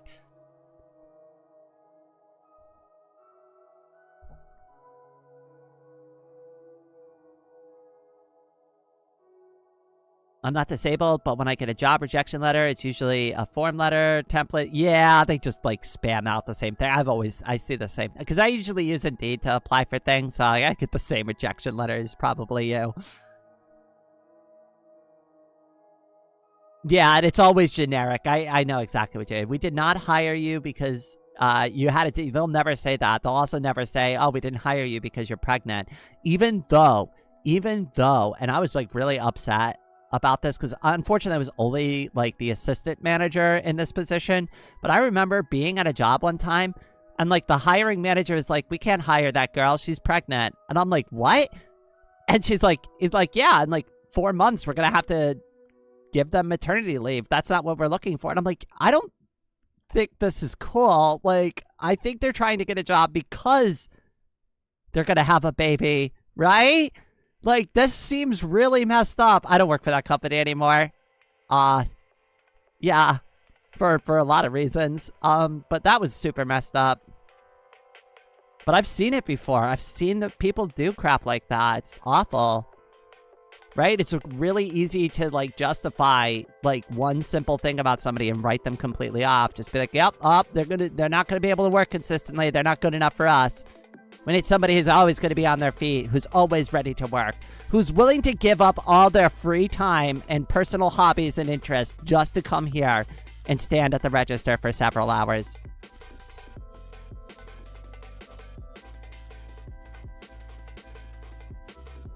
I suspect that all rejection letters are boilerplate. That is very likely the case in most rejection letters these days. The usual reason for the rejection is because the job went to a better... Yes, you're nailing it. You're nailing it, Crazy Krita. Me living with ultra-conservative parents, that's gotta be tough. I always feel bad right? And it's like, I got really lucky with my mom. My father is an absolute piece of shit. I hate him. So, you know, I only got lucky like 50% of the way there. My mom ended up being really amazing, super supportive. You know, she's not perfect, right? Like, me and my mom have gone into it. We've had some pretty bad fights in the past, right? We've both said some things. Oh, Mike. Oh, my goodness. Thank you so much, cutie. Head pats for you. All right, I'm going to go read your message, and if there's a question in there, I will go answer it. But, like, my mom and I have gotten into it, like, a couple of, like, I mean, like, with any family, we've gotten into some pretty bad fights before. But for better or worse, my mom has always been by my side, always been an ally to me, always has tried to support me. And she's one of the few people here that, like, really understand the struggles that I go through, right? And she's constantly, like, the one who's there and saying, like, I get it. You have a lot of reasons, right, to, like, struggle. You've got, like, more valid reasons to struggle and have a hard time than most people.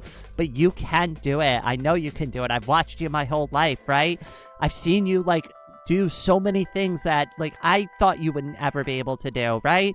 Like, I mean, I made it through basic training, right? I got out there and lived my own life, and I lived independent of, like, my mother for, like, the first half of my life, and I didn't need any help.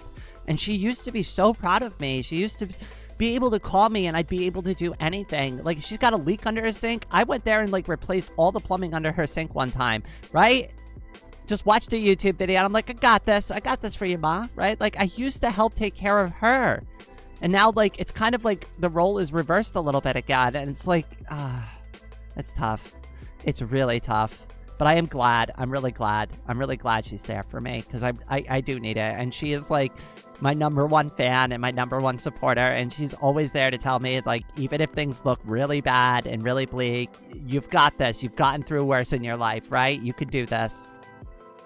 Just keep going, right? Keep doing your streams. Keep making your art. Keep doing the things you love, and things are going to work out for you. Right? And, like, you know, people will help you when they can. Just don't give up hope. So, you know, I always appreciate that she's like that with me. It does help a lot.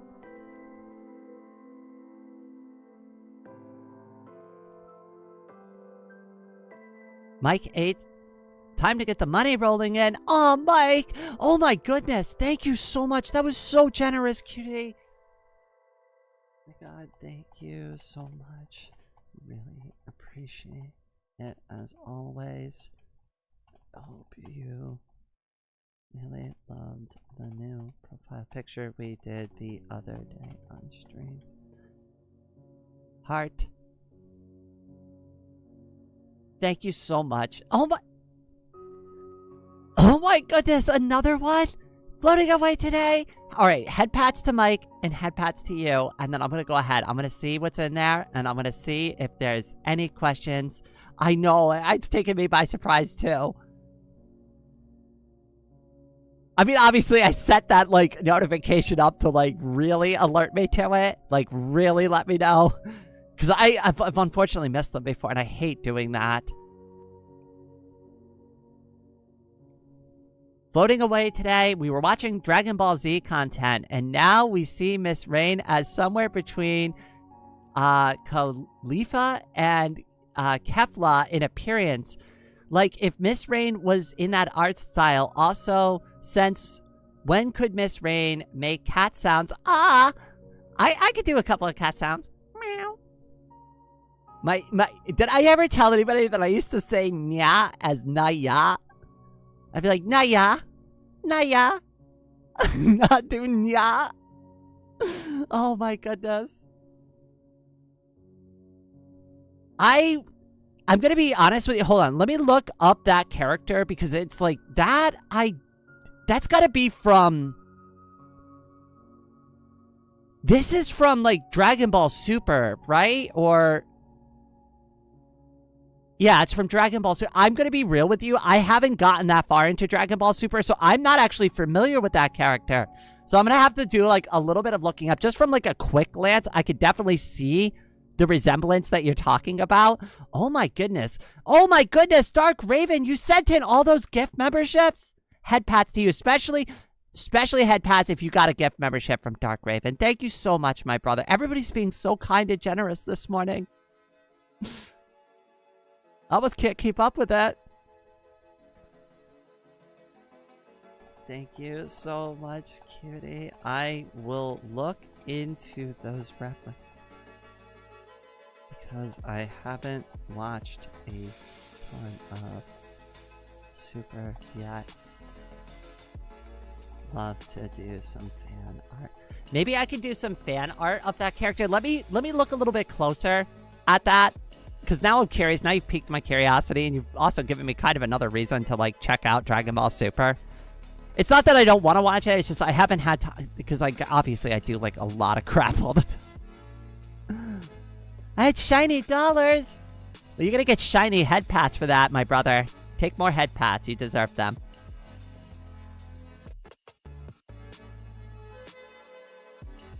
Okay, hold on. Wait, there was another one that came in, I think, while I was reading that one. I just want to make sure. I think Snack also did one.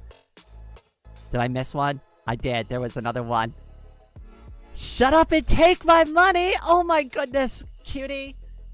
I mean, how could I say no to such an adorable request? And then we're gonna do the winky smiley face this time. Thank you so much, cutie. Also, I appreciate you having a couple of conversations with me the other day. Obviously, I'm not going to get into like the details of what we discussed, but it's really nice to be able to just talk to somebody every once in a while as a friend and just be like, you know, hey, this is the shit I deal with, right? This is the shit. And it's like, whenever I talk to anybody about like the kind of the personal feelings I have and stuff, like I'm not ever looking for anybody to ever like solve my problems for me. Like, I know you can't. I know you can't solve my chronic pain issue. I know you can't make the pain go away, right? I know that I know. Oh my goodness, Chaos, thank you so much, cutie. I know that was you. You didn't do a very good job of hiding that fact. Head pats for you, cutie. Oh my god, everybody's being so kind this morning. You're gonna bring me to tears again. Listen, I've had a very emotional week. Oh, goodness. All right, hold on. Wait, let me go over there. Let me check the message. Oh, now they're just bulking it up together. Hello, I'm a human person with human dollars. I earn at the human mines. Just all right, not chaos. I appreciate it so much. Yes, I am very cat girl with my cat girl paws. And cat girl, Nyaz. Thank you so much, cutie. I really appreciate it.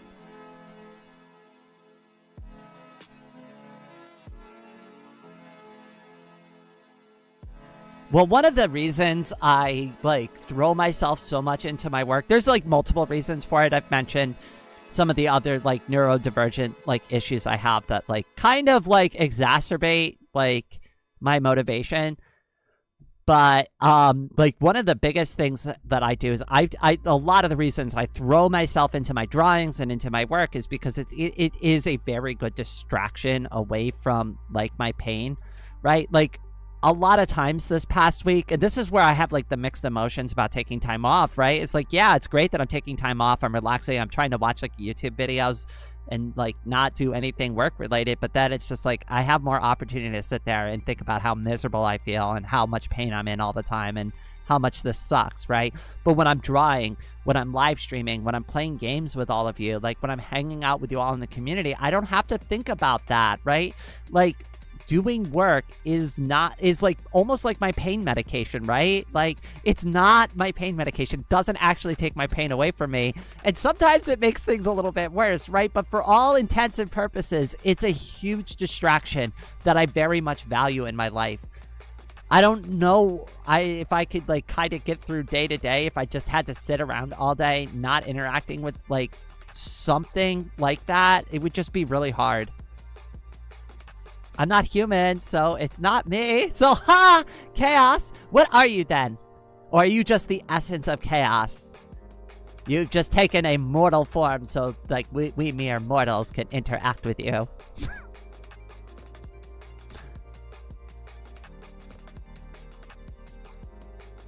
Miss Rain, did the Ko-Fi yesterday go through? Let me check that for you. Hold on. I don't recall getting one yesterday. Let's see. Okay, so we got the one from Chaos. We got the one from Snack. I got the one from Floating Away Today. That's there. Crazy Krita, ZT Styles. And then the last one I got was, before that, was on the 27th of July, which was... I'm sorry, the 27th of June was the last one I got from you Floating Away Today. So if you did send something yesterday, I did not receive anything.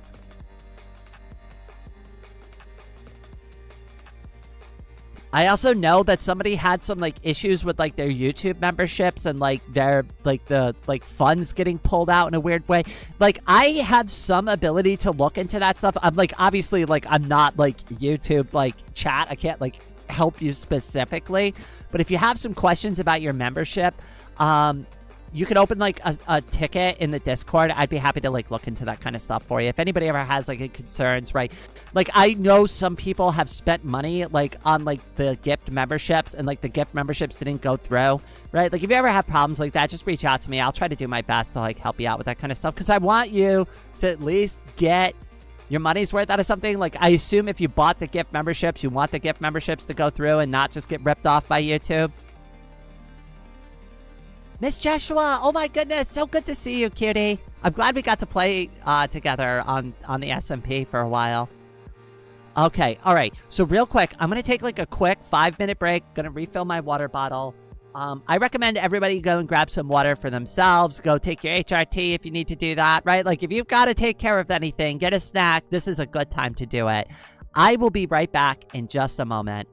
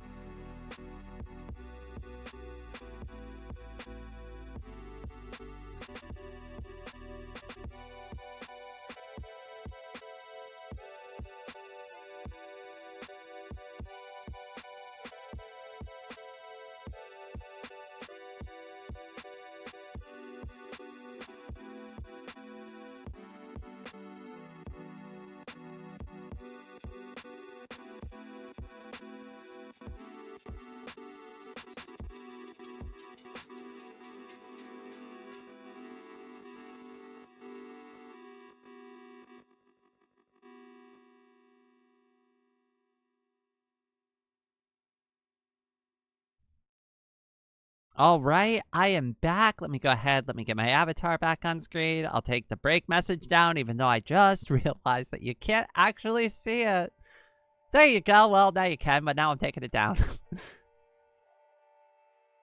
Oh my goodness, Gumbik. Thank you so much, cutie. Head pats for you. Oh, Chaos, you got a membership. I better see those head pats from you, Chaos.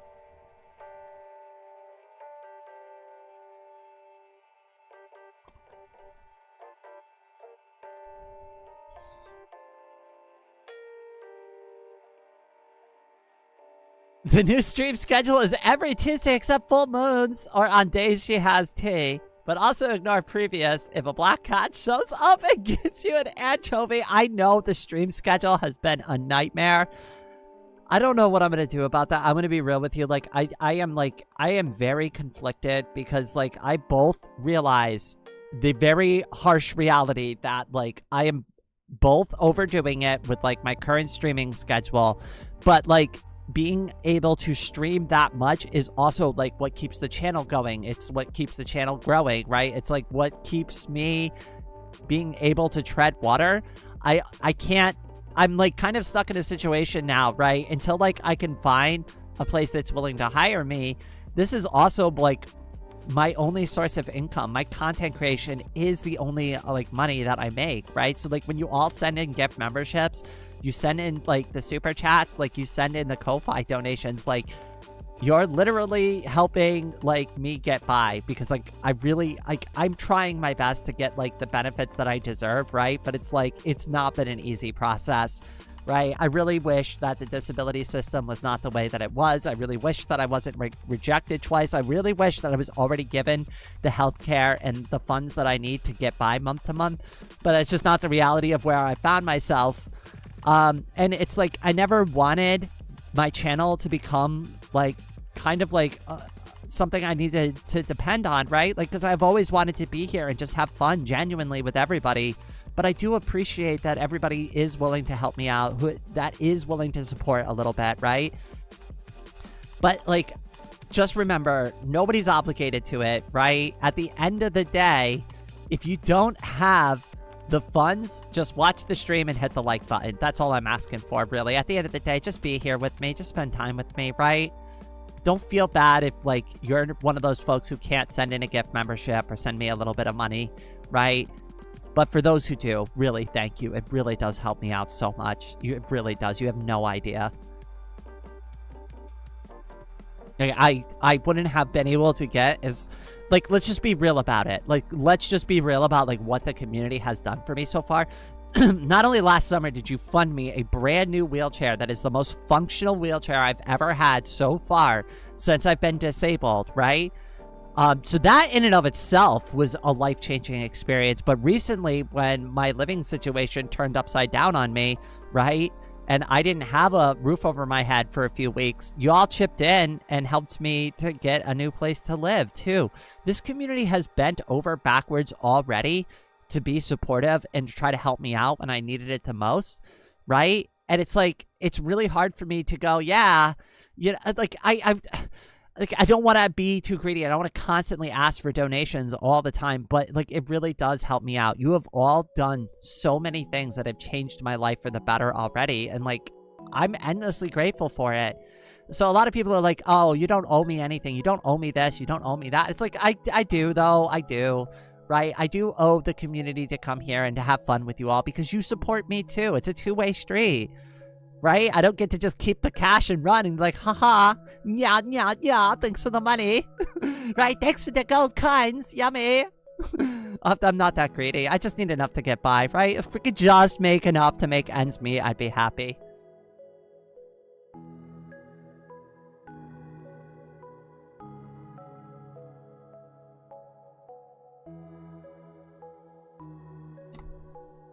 Like I said, actually, like, to be honest with you, the people that help the most are just the people that sit here and watch.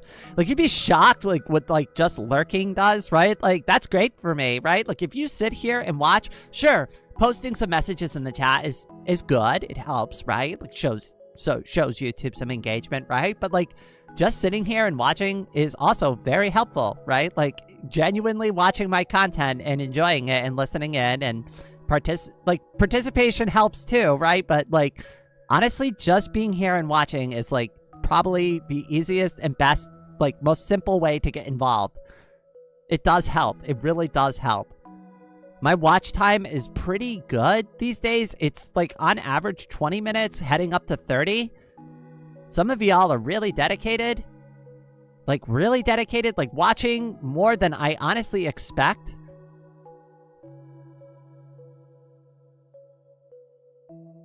Your firstborn's lock of hair. This is a bad time to break it to you, Chaos, but I don't plan on having any children. Listen, I got enough of y'all here, right, to take care of.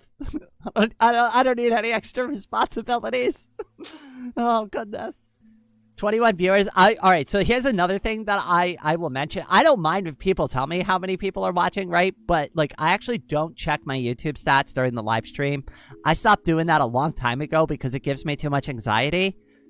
And I also don't want the viewership numbers to change the vibe of, like, what I'm doing. It should not matter if 0 people were watching, 20 people were watching, 100, 1,000, 5,000 people were watching, right? Like, I don't want to change my behavior based on, like, the view count, or, like, get too anxious or, like, freaked out because a ton of people are watching. Like, if I'm talking about something and people are joining the stream and sticking around for it, like, I don't want my behavior or, like, myself to change as a reflection of, like, seeing that number go up. Hopefully that makes sense. Hopefully I articulated that point well. No, my spells!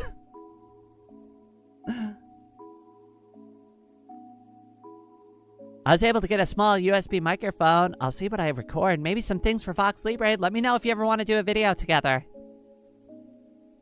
It's FOMO that keeps me watching your live streams. Aww. What are you gonna miss out on? Me being like kind of somewhat like pretending to be cute? I just saw you streaming, so I got one. I just got done with my Eternity class. I saw you posting some screenshots. Like, I don't know if you knew this, Demozan. I've been, like, kind of away from, like, the channel, taking a little break for about a week now. I still plan to take it easier. Oh, we never really discussed the streaming schedule. I know that got brought up, right? I don't know what to do about the streaming schedule. I'm going to be real about it. Because, like, I both want to do it. I want to do it a lot. I want to be here a lot, but I also am willing to recognize that I was way overdoing it, doing way too much. And something's got to give somewhere. And I don't know where that something is, but it's like, I can't edit a bunch of videos and live stream all the time and make YouTube shorts and like manage the community and like do a drawing almost every single day, right? Like, I put a lot of responsibility on my shoulders every single day, and it's just, I don't have the means to be able to do all of that. And some days I can pull it off, but like trying to do that every single day is a massive uphill battle. FOMO for all the scuff. All right, now that I could get into. Hey, listen, I always appreciate watching somebody scuff some stuff up. Make a schedule each week based on your feel. So like the trap that I fell into, Gombic, is like, I need to be consistent. And this is like kind of a military thing, right? Like, if we're just being real about it, like, this is just me kind of falling back onto like my like military habits, and I'd be like, I need to be consistent. Okay, so it has to be Monday, Wednesday, Friday at 9 a.m. Eastern Standard Time, right? And I need to be there like 15 minutes prior and fully prepared, right? And it's like, that's my mentality when it comes to like scheduling work, right? And like, the problem with me being in charge, like, there are 2 types of people that, like, run their own, like, business. There are, like, the people who can know how to, like, balance their humors and their work, right? And then there are, like, people like me who become, like, their own boss, and, like, everything just becomes work. All the time is work, right? And it's really hard to pull myself away from it because, like, my desk is right here in my room. I spend most of my time inside, right? So it's like, if I'm not working, then what am I doing? I'm just kind of being lazy, kind of just bed rotting, kind of just chair rotting, right? I don't like that. I like to stay productive. I like to stay busy because if nothing else, I could say, at least I got all this shit done today, right? Like, yes, I might be in pain. Yes, I might be suffering. Yes, my life might suck, right? But I did this live stream and edited this video and did this drawing today, and no one can take that away from me, right? And those are like the 3 things I hang on to feel good about myself. I got something done. I got something done today. And not just something, but I created something. And that's really it. That's the important part to me. It's not just getting a task done. It's not just getting the basics done. It's about creating something every day that like really brings me a lot of joy. But it's hard because when you throw yourself into this stuff as like a distraction from your pain too, it kind of becomes like almost like a little bit of an addiction, right? Hopefully that all makes sense. Hopefully everybody understands. Did anybody have any more questions, by the way? Like, this is supposed to be an AMA. I feel like we're just, like, chit-chatting at this point. Does anybody have any questions I missed or that you've been wondering for, like, a while now?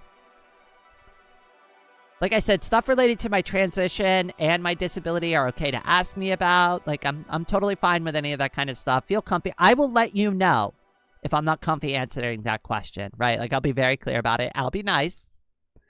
But I'll also be very clear. I'll be like, yeah, you know, we're gonna keep that one private, right? So, like, you know, it's fine. Feel free to ask. If I missed your question, feel free to ask it again. Can I be gay? Well, I hope you're gay. Well, I hope you're gay if you're hanging out around here. Listen, I welcome the cis like allies as well. But like, I'm gonna be real with you. I don't find many of them.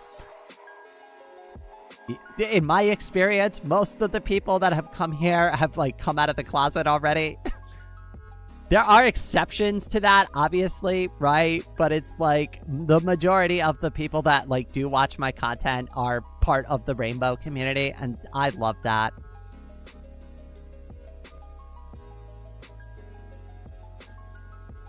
What is the airspeed velocity of an unladen swallow? Hey! Monty Python was one of my favorite movies, too. Wait, Monty Python and the Quest for the Holy Grail. Just to be specific, but I do love Monty Python in general.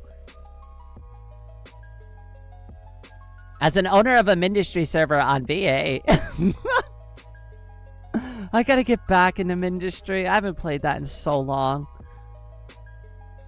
Thomas is our token, says, hello, I'm still on factory settings. You're good, Thomas.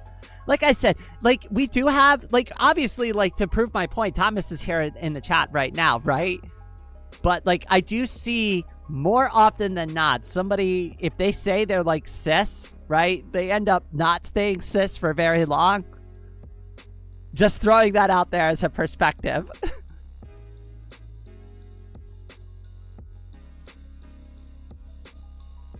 Listen, I was like that too. Like when I first like joined, I was like mostly on social media for the most part, right? And I remember like kind of like starting to hang out with the LGBTQ crowd online a lot more. It was like, I used to be that like, I used to be that ally where I'm like overly enthusiastic about everybody like being themselves and being happy. And then like people would sometimes ask me questions like, wow, like, why are you like hanging out here so much? And I'm like, I just really like hanging out with you all. You're like really cool people. Still cis though.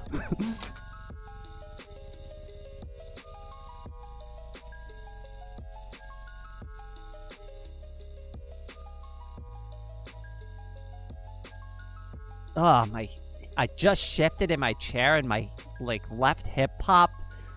And it's not, like, one of those times when you pop your bone and it feels good. It, like, actually hurts. It's not, like, you know how, like, some people crack their knuckles and they're like, ah, yes, my knuckles, the relief, right? That is not the kind of sensation I get when I do that. African or European swallow, there is a difference. I remember the one scene of the movie, too, where they were trying to tie, like, 2 swallows together to the coconut to get it to fly. That was great. Also, my other favorite scene in that movie was when, like, the townsfolk brought the witch to the Lord, and they had that ridiculous scientific conversation about it.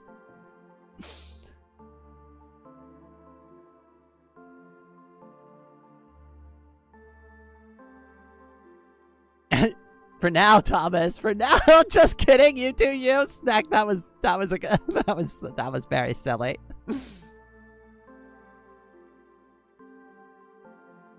There's a comic that really like that. Honestly, that sums me up so well. Hold on. Wait. Let me see if I can find it.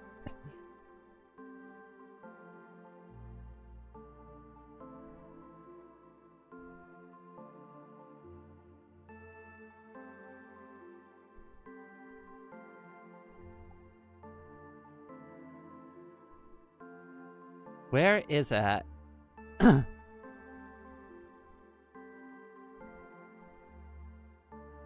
There it is. There it is. This was, I'm trying to remember who did this. I think it was, their name is Zan. Hold on, let me open this up so that we can all look at it real quick. And what do I do here? I just add the image, browse.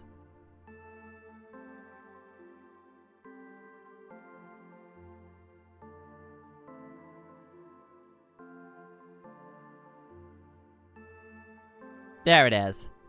Okay, so this is the comic I'm talking about.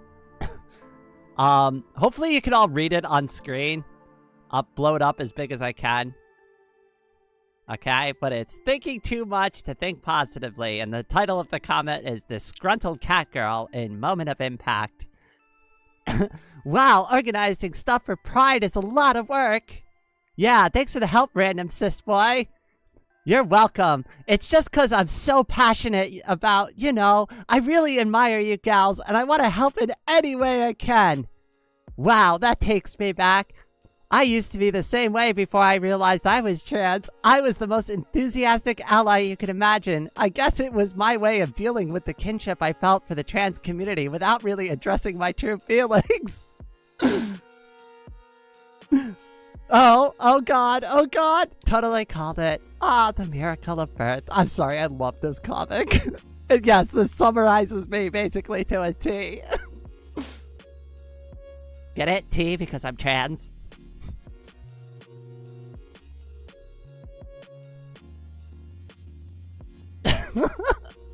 Anyway, so this is a comic I very much relate to. I'll zoom it back out again so you can all see it, and like it's all its wonderful glory.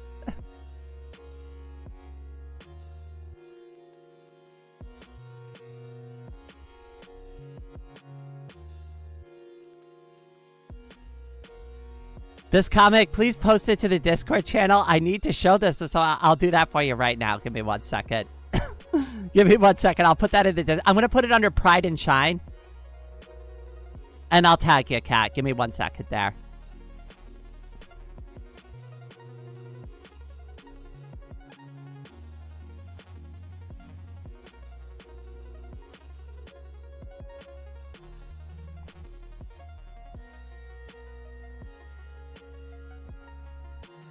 There you go.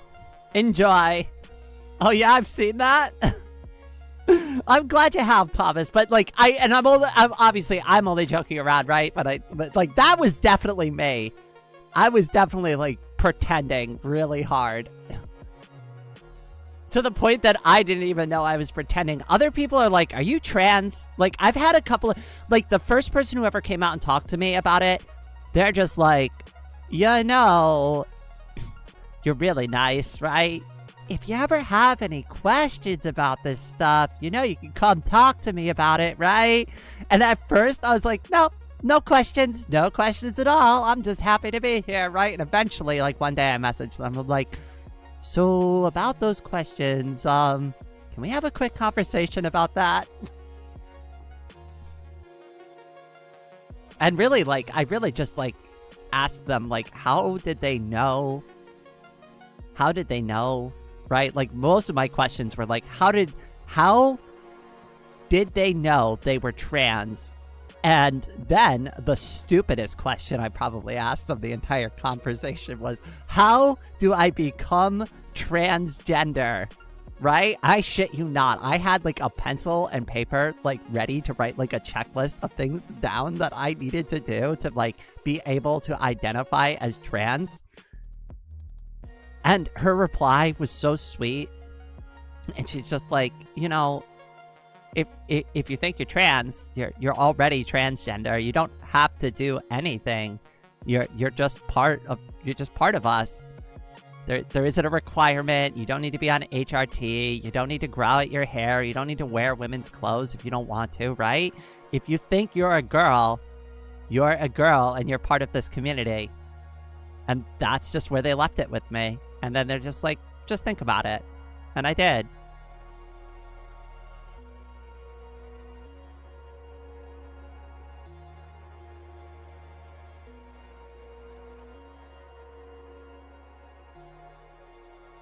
Rain, what are your thoughts if you encounter a super boss that you just shot every single Pride laser at? Because I just did back in Ministry.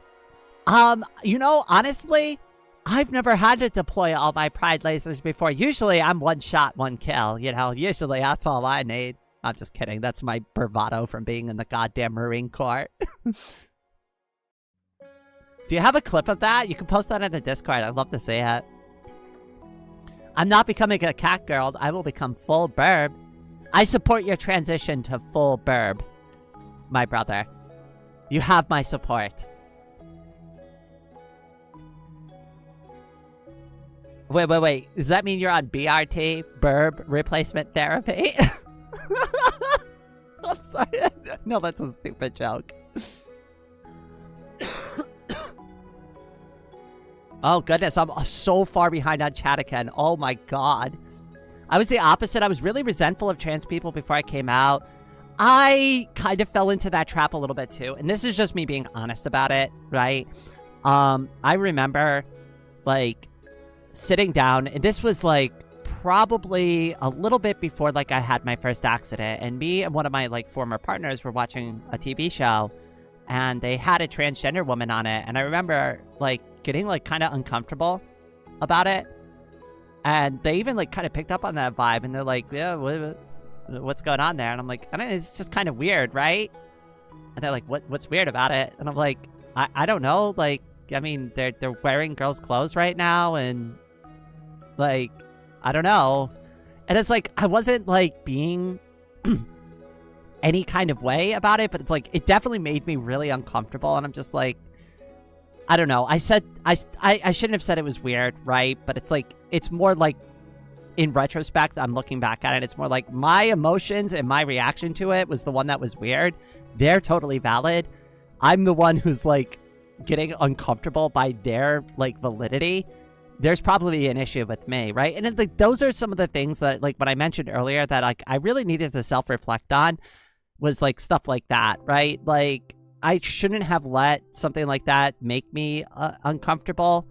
But I think it was just because I was realizing like, I don't know, maybe I could see myself like that, right? And like having it just like put right in my face like that, like threw me off. Hopefully that makes sense. Hopefully I articulated that well enough.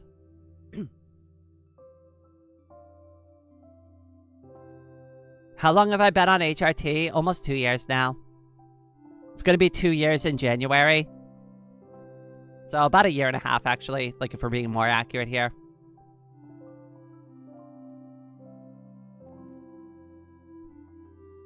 I don't have a clip of it, but I do have a video of the boss literally doing that. You can send me a link to it and tag me in the Discord if you like. Explodes pancakes with mind. Listen, I would love to have that power.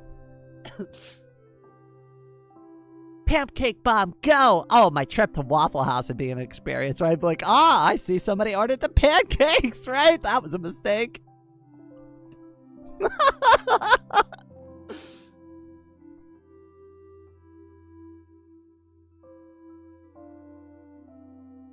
Oh, I just want to make sure I didn't miss any questions. If I missed anybody's questions, again, I'm not like ignoring it. Just re-ask the question. I'm like really bad at keeping up with chat.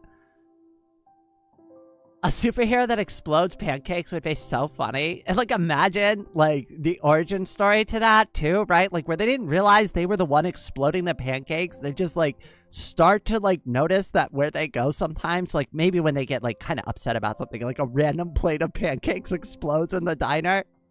And they're like, wow, that's really weird. Why are pancakes always exploding around me? And then they become pancake person. We're gonna make him an NB character. Pancake person!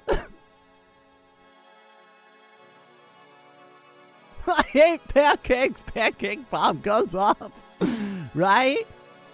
But like, could you imagine the origin story? Like, imagine they're like, they're sad, right? They're sitting in like the cafe, right? And they go to order some waffles because they're depressed, right? I don't know, maybe their significant other broke up with them, right? And then they bring them out a plate of pancakes, and they're like, pancakes? I didn't order pancakes! And boom, the plate of pancakes explodes right in their face. And they're like, what the hell? They have no idea that they're the ones like with the superpower to explode pancakes. They just assume that the lady at the diner just like was messing with them, right? And then it takes them like a couple of more instances before they clicks with them that they have super pancake bomb powers. Listen, we can make a whole manga around this. I love this idea, Chaos.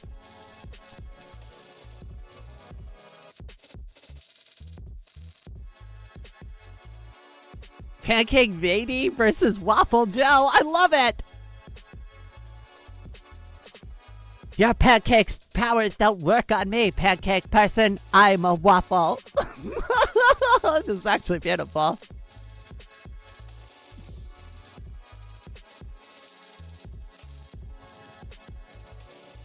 If it was possible, would you replace parts of your body with biotics to regain full ability? Absolutely. Honestly. Like, here's the thing. If somebody came to me and was like, Rain, I have a cure for your chronic pain, and it's only going to just take the chronic pain away, right? Okay? I think I could live with, like, the rest of, like, what I've got to deal with, right? If somebody could just take the pain away permanently, right? Like, if I could wake up every single day, like, I think I could get, like, a lot of function back. I think I might actually be able to, like, sustainably stay out of the wheelchair. The thing that keeps me in the wheelchair the most is that the more that I'm on my feet, the more that my hips hurt, And it's like, it's just like, it's this endless cycle because, like, the more I stand on my feet, the more pain I'm in. The more pain I'm in, the more I don't want to be on my feet. And, like, it's just like this endless, like, kind of, like, like, for lack of a better term, nightmare, right? Like, where it's like, I've done it. I've done way too much trying to be on my feet all the time. Like, cause, like, just like with anybody's, like, level of thinking, right? Like, you're like, the only way to get stronger is to do it, right? So it's like, I have lived that life where I'm like, I am not going to use the wheelchair at all. I'm just going to try to, like, get around and learn to navigate on my feet all the time. And what had ended up happening in reality is I just ended up hurting myself a lot. I ended up tripping all over the place. I'd fall all the time. I'd trip down the stairs, right? Like, it just, like, ended up being a disaster. There's so many times that I've fallen over, even with my cane, because I just got so tired, or I just misstepped and I didn't realize my left leg was tired and just completely, like, collapsed over on myself. And it's embarrassing. I almost fell one time at work at the office because, like, I didn't have my wheelchair, and I was like, oh, I'll just walk to the break room. And there's, like, 3 little steps to get down to, like, get into the break room. And I almost fell from the top of those steps right on the floor in front of one of my coworkers. And, like, they kind of, like, partially caught me when I tripped so I didn't fall on the floor. And I was so embarrassed by that. Like, so I've tried doing the forcing myself on my feet, right? And it's just, like, that doesn't get me anywhere other than just pain. Oh my goodness, floating away today. You donated again. You didn't have to do that, cutie pie. Head pats for you. I'm going to go ahead. I'm going to see what you sent in. You're all so amazing. 31%. Holy shit. That's a lot for one live stream. That is a lot for one live stream. I'm just being real about it. That is extremely generous. You've all been very kind so far. There wasn't... Floating away today, you didn't even say anything in that one.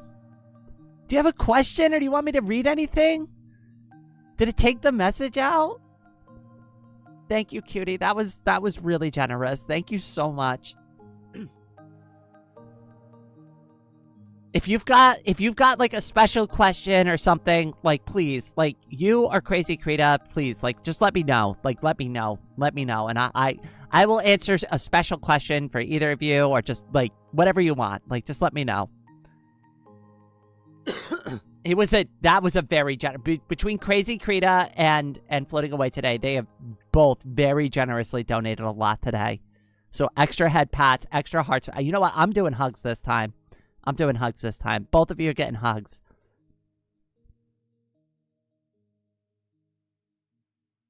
Hugs and hearts. We're doing hugs and hearts. Thank you both. That was a really, really, thank you so much. Honestly.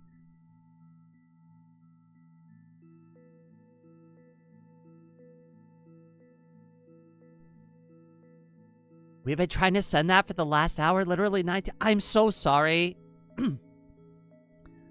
I'm sorry that, like, the payment processor isn't, like, going very well. I really do appreciate that you kept trying, though. Really, really, it means a lot to me.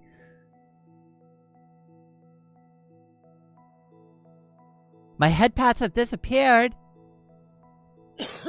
I can give you more head pats. Don't you worry. I'm in no short supply of head pats for you, Crazy Krita. You get as many as you want.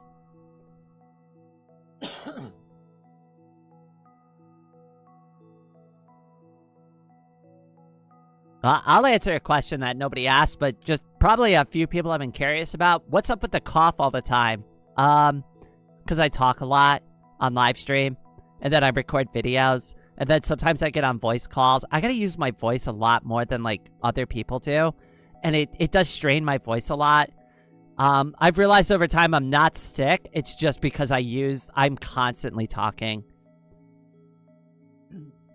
I try to drink a lot of water to help with that. I try to drink like hot coffee, hot tea. It helps a lot. Tea with lemon helps a lot, like to soothe my throat. But it's just mostly just because I'm constantly using my voice. I want head pats too. You all get head pats. Anybody who asks for a head pat gets a head pat. Ko-Fi Bot is the number 10 commenter. Chat be digging deep this stream. I know. And, like, here's the thing. I don't really talk about, like, my personal finances and stuff like this too much, right? Like, and I'm not bringing this up to, like, guilt trip anybody or anything. I'm just, like, only bringing this up for, like, the reality of, like, the situation, right? But, like, when I went to the grocery store yesterday, I had $20 in my pocket. Okay, my mom had to buy a few things for me because I couldn't even afford to, like, get all the things I needed at the grocery store. So, like, when I say that your dollar goes a long way, I mean it. I really mean it. And when you send stuff through Ko-Fi, it really is very helpful to me in the moment, right? Yes, waiting 30 days, I can do that. But, like, when I need to go to the store, like, tomorrow or next week, right? Like, waiting 30 days is harder to do, right? Especially if I need medication today, or I need eggs, or I need milk, right? Or if I need something basic from the grocery store, right? What happens if I get sick and I need to go to the doctor and I got $20 in my bank account? That ain't gonna get me anything. That ain't gonna get me anywhere. It's gonna get me a big old fat bill. That's what's gonna get me. It's gonna get me more debt. So it's really, really tough. And, like, that's why I'm, like, sometimes I get, like, very emotional about it. It's because, like, you really don't understand the impact you have when you do something like that for me. And I get it. For some of you, it's, like, not really a lot of money, but it's a lot to me. It's a lot. It really is a lot to me. Like, when you go without, $20 becomes a lot of money, right? It becomes a lot of money. $100 becomes a lot of money. $5 becomes a lot of money very quickly.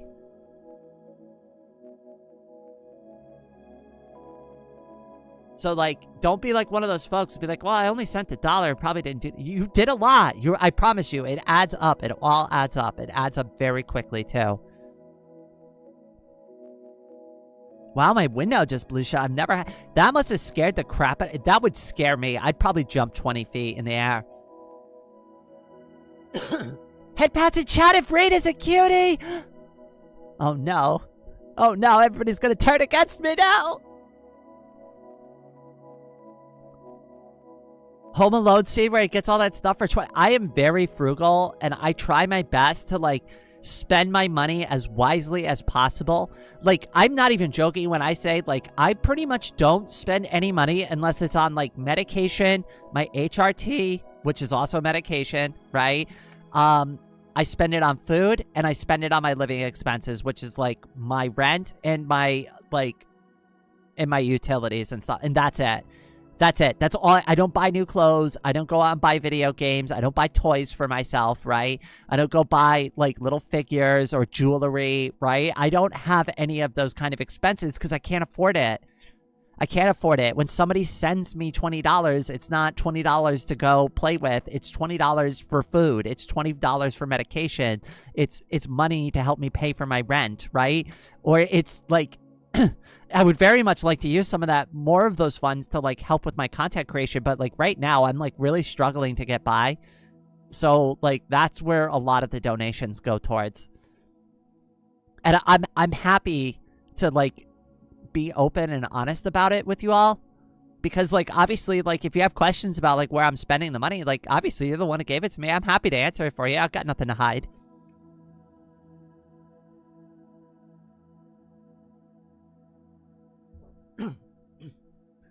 Now, damn, now I feel bad for... No, do not feel bad for donating. Like I said, that's why I set up both. And I think that's why a lot of content creators set up both, like, a Ko-Fi or a Patreon, and they have, like, their YouTube, like... Because, like, both are helpful, right? I don't always get 100% of the goal I set up on Ko-Fi. So the stuff that I do make on the channel does help me out. And I do get that once a month. So it's not like it's wasted money. It's not going away. It's just, it takes me a little longer to get access to it. That's it. That's the only difference. It's still just as helpful. I just have to wait 4 weeks to get it. That's it. That's the only difference there. Remember when $20 could buy groceries? It can't buy that much. Like, each time I go to the grocery store, it's a minimum of $100 at least. At least.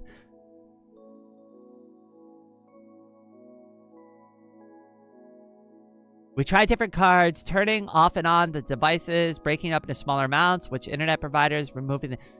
It could be like a scam thing, right? Because, like, I mean, and I get that. Your financial institution might just be trying to protect your interests. Be like, no, do not give your hard-earned cash to the Catgirl VTuber on the internet, right? I could definitely see that being an angle, right? Just being real about it, right?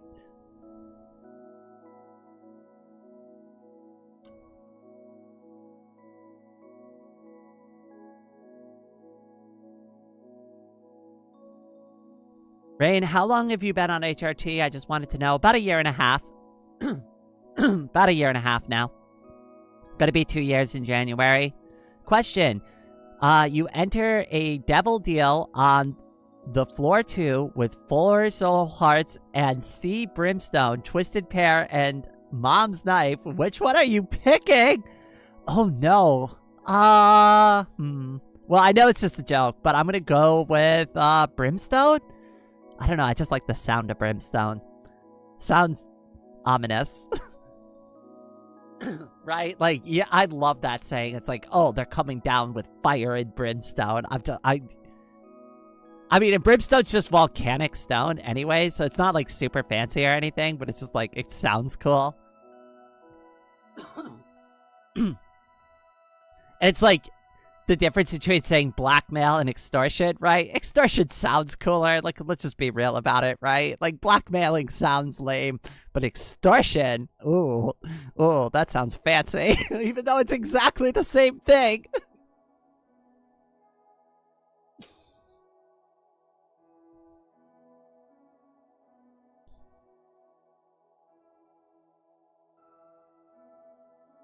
You can't get as much for $20 as you could back then. I used to be able to go to the grocery store and buy a week's worth of groceries for like $40, and I'd be fine. Yeah, I cannot do that anymore. It's like $100 now, easily. Yeah, my banks always ask if I'm being forced to donate to you. You have to check a box and be like, are you really sure you want to donate to this cat girl VTuber? Press yeah to confirm.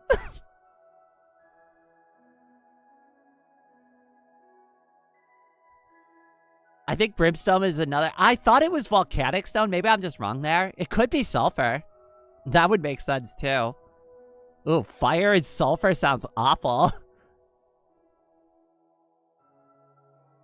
Miss Rain, do you want to know something ridiculous that happened last September in my home country? Share it with me. Lay it down on me. I want to know. Important question. When are you going to admit that you're cute? Never. I'm going to die on that hill. No, I'm just kidding. There is a game that I've considered streaming for a while that is like a courtroom game. I do need to have another live streamer to like be the judge. But, like, you play the game, right? And the audience could, like, is the jury. So I thought that would be a lot of fun. And we could do, like, an actual cutie trial. And we could have, like, a prosecutor, right? And, like, obviously, like, the chat can vote on whether or not the evidence is good. And I have to, like, defend myself, right? It's an actual cutie trial.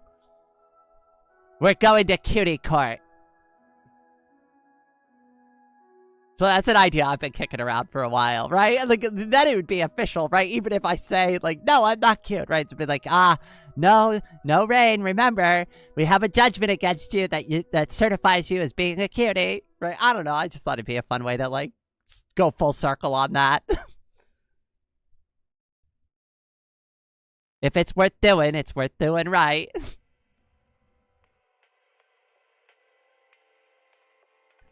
Press ja to confirm. Ja? Doesn't that mean yes? Brimstone is a ye old name. I thought it was volcanic rock, but I think the fact that it's actually sulfur is cooler. So today I learned. I get the impression that South Africa has a pretty severe case of dominant political party with too little competition. Huh, I could definitely relate to that in my own country.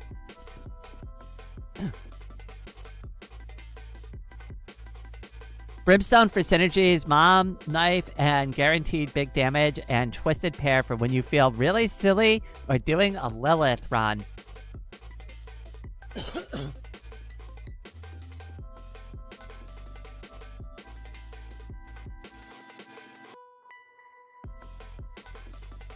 I'm gonna keep that in the back of my mind. Brains to create? I could do with a new one. Oh god, sometimes I wish I could just turn my brain off, honestly. Like, can we just chill? Can we just stop thinking about things for 5 minutes and just actually just enjoy life in the moment? I can't seem to do that. That's a skill I lack, apparently. Miss Pamela, welcome to the stream. Oh, yes, reminder. I still, like, I mentioned this last night. I recall now that I've already mentioned this to you, but, like, I have not forgotten about the ticket. But now I also just remembered that I already replied in the ticket to let you know that I'd be looking into it today. But welcome to the stream, cutie. I'm drinking water. Me too. I need to drink a lot of water. Though today is actually nice and, like, cool for once. It is only 73 still, and it's like 10:30 in the morning, which is great. Let's keep this vibe going. I'd love for it to stay this cool all day. I really do need a break from it. A guy built a working helicopter outside his shack out of soda containers, a lawnmower, and a PlayStation remote. And that is not the only time that happened here. Oh my goodness. So wait, did they do the reverse of, like, the submersible thing that, like, went into the Atlantic Ocean? What was that? Ocean Gate? Is this like the reverse of Ocean Gate? They just did it for a helicopter instead? That sounds so ridiculous. You know what, though? I believe it. After I saw the whole Ocean Gate thing and I saw what they did with, like, the PlayStation... It wasn't a PlayStation controller. It was a Logitech controller. Yeah, they were controlling the submarine with a Logitech controller. Is it like that? Is the same level of jank?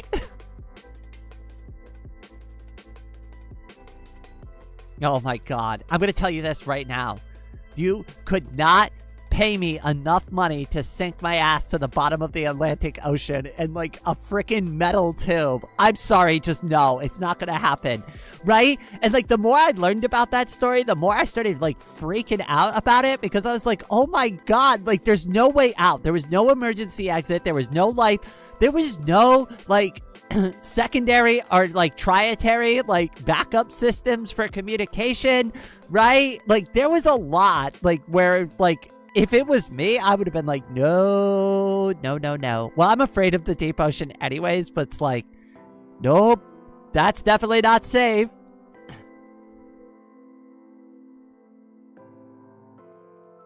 What was the Ocean Gate again? Oh, it was a bunch of rich people.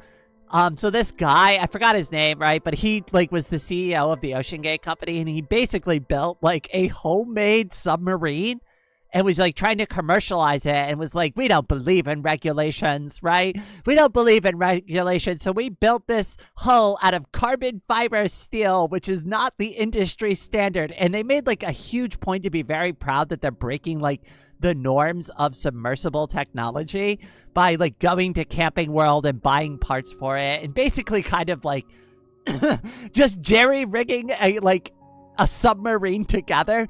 And then to top it off, they were charging people the privilege to ride on this thing down to go see the Titanic, and it ended as disastrously as you think it would.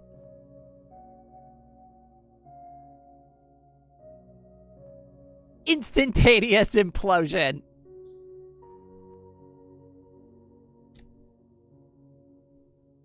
The worst part about that is like, what were the ticket prices? Like $500,000 or something? It was outrageously expensive for a ticket to your to a watery grave, right? That is insane to me. You basically just paid for a ticket to permanently hang out in Davy Jones' locker. Good work. That was a smart financial decision.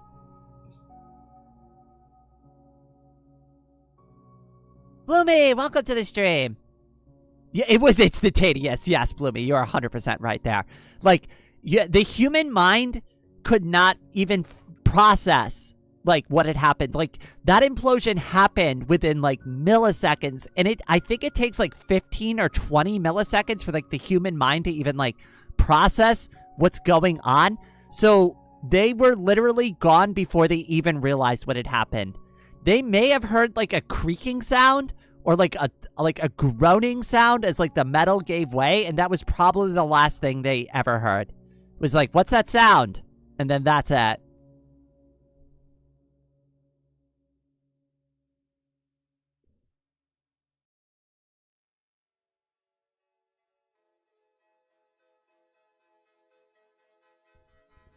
Can I get those $500,000? Me spending that on lemonade would be a whole... Yeah, I know, right? There's literally...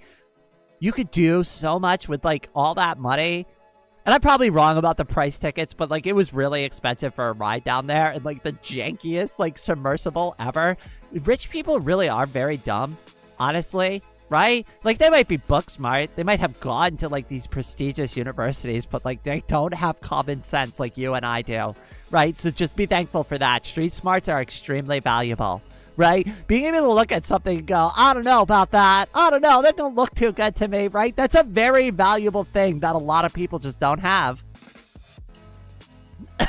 The suicide box from Futurama, but only the rich can afford it. Gomic, that was beautifully phrased. I love that. To be fair, it had nothing to do with the material. Instead, it was just built incorrectly.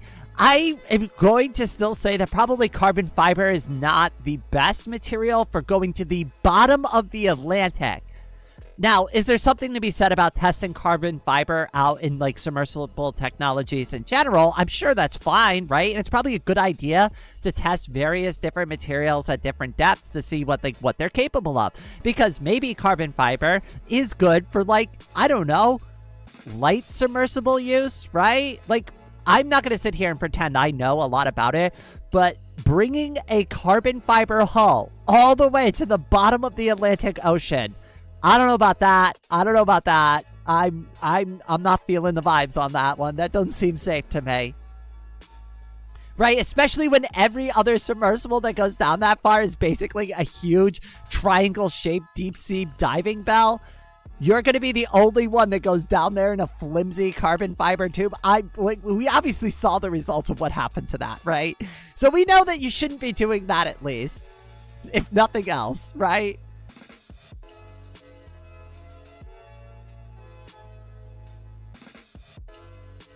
I feel weird about the Titanic tourism. That's a graves. Me too, right? Like, it's one thing to, like, I don't know. Like, there is, like, I understand people have morbid curiosity sometimes, but you are essentially visiting a mass grave for, like, all these people, right? It feels a little disrespectful to just kind of, like, poke around there.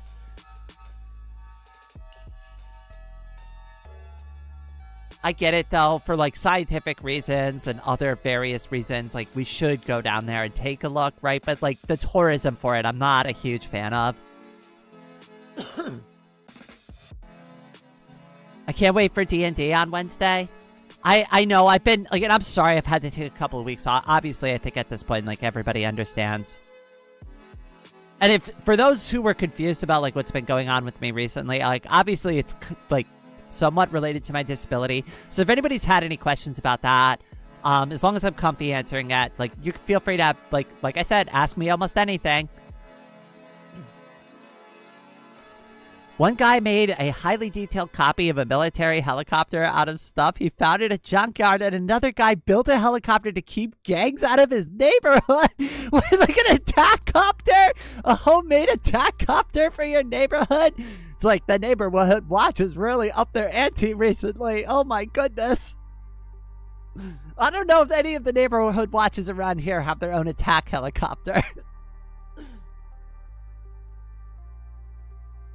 They never tested it at that depth, so the water pressure got it. That makes sense to me, right? But it's like, they were obviously playing fast and loose at that company, right? Like, I think we can all agree that OceanGate and their mentality of ignoring the regulations the way that they did were the reasons why that accident happened, right? And I'm not saying it's, like, not...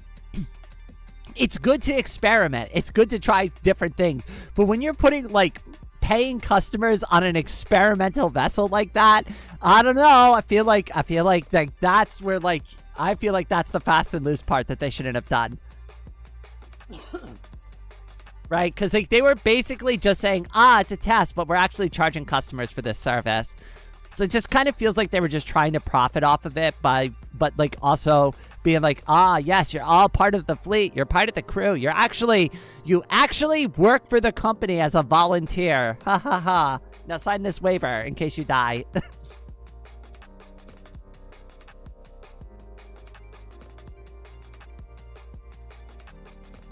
There isn't much of a point in carbon fiber for submersibles because the weight is actually not that much of an issue. Carbon fiber is a decent material usually, but it's pretty heterogeneous by its nature. Well, I'm homogeneous by my nature. I'm sorry, I couldn't help myself there. Which is very bad in this context. Yes, I don't think that carbon fiber flexes. Like, I think it's a very strong material, but I don't think it has, like, a lot of flex in it. Like, it's very rigid, but then that also makes it very brittle, like, when like, acted upon by certain forces. But again, I'm not a physicist. I'm not like a physicist. Oh, God, I can't speak today. I'm not a physicist, and I'm not, like, a material, like, hardness expert, right?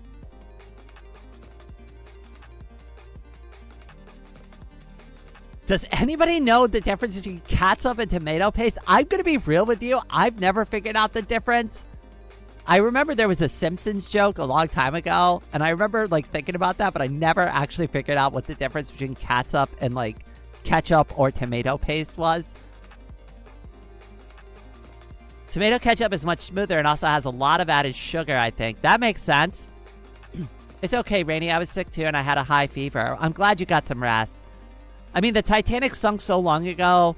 No people who would live have a reason to care also died out there. And it's not like the dead passengers really care. I mean, you bring up a really valid point there. I don't know. I'm just iffy about it. It's more like a respect thing for me, right? Like, I guess if you're going to go there to respectfully observe it, that's fine. I guess I take more issue with people like disturbing the site, especially for non-scientific reasons. I guess that's like kind of more where I land on it.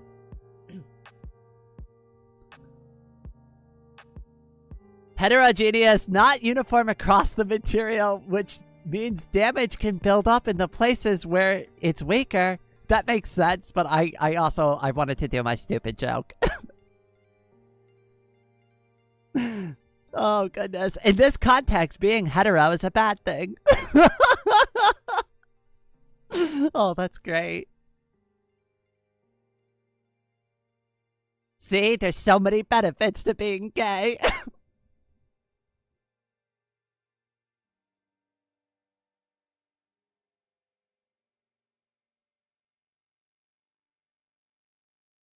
Wait, what the hell?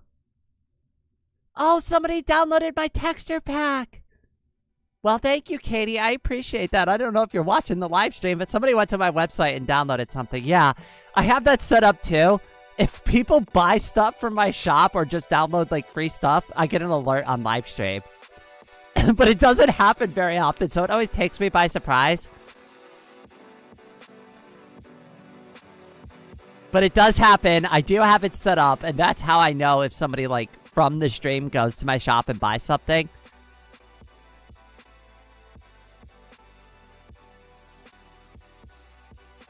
Yeah, I watched the video on Ocean King. I was obsessed with it for a while. Like, kind of morbidly obsessed, because I just could not believe that, like, 5 idiots sunk themselves to the bottom of the ocean. We're like, yeah, that's fun. Yeah, let's get on this experimental vessel and just all die.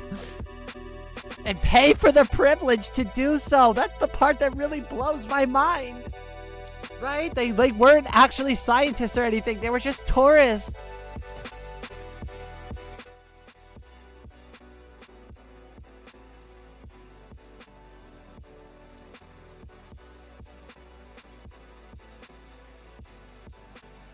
My favorite condiment is mustard mixed with mayo. Oh, me too. I love that.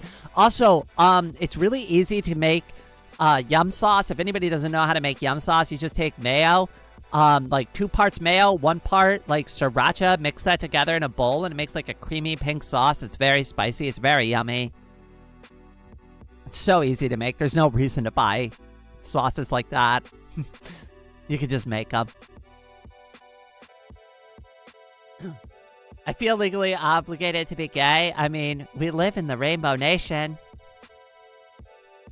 I joke when I say stuff like this, but like if I ever do become president one day, which I never will be, right? But if I ever become president, I'm going to rename the country to the United Rainbow States of America just to piss off the conservatives. And I'll add it to the Constitution too, so you can't change it back. There, go ahead and secede from the Union now.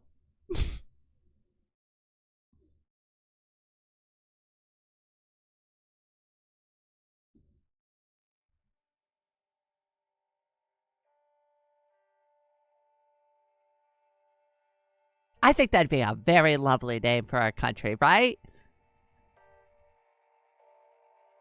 USA?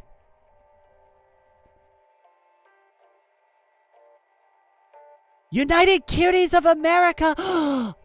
Oh my goodness, Bougie, I might actually do that instead. That's actually a better name.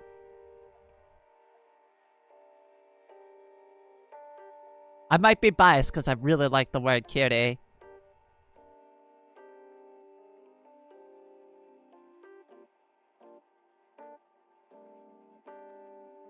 USSR? I don't know about that. Wait. United. Wait, what would USSR mean in this context? I'm trying to come up with something off the top of my head, but I'm going to be real with you. I'm drawing a blank here.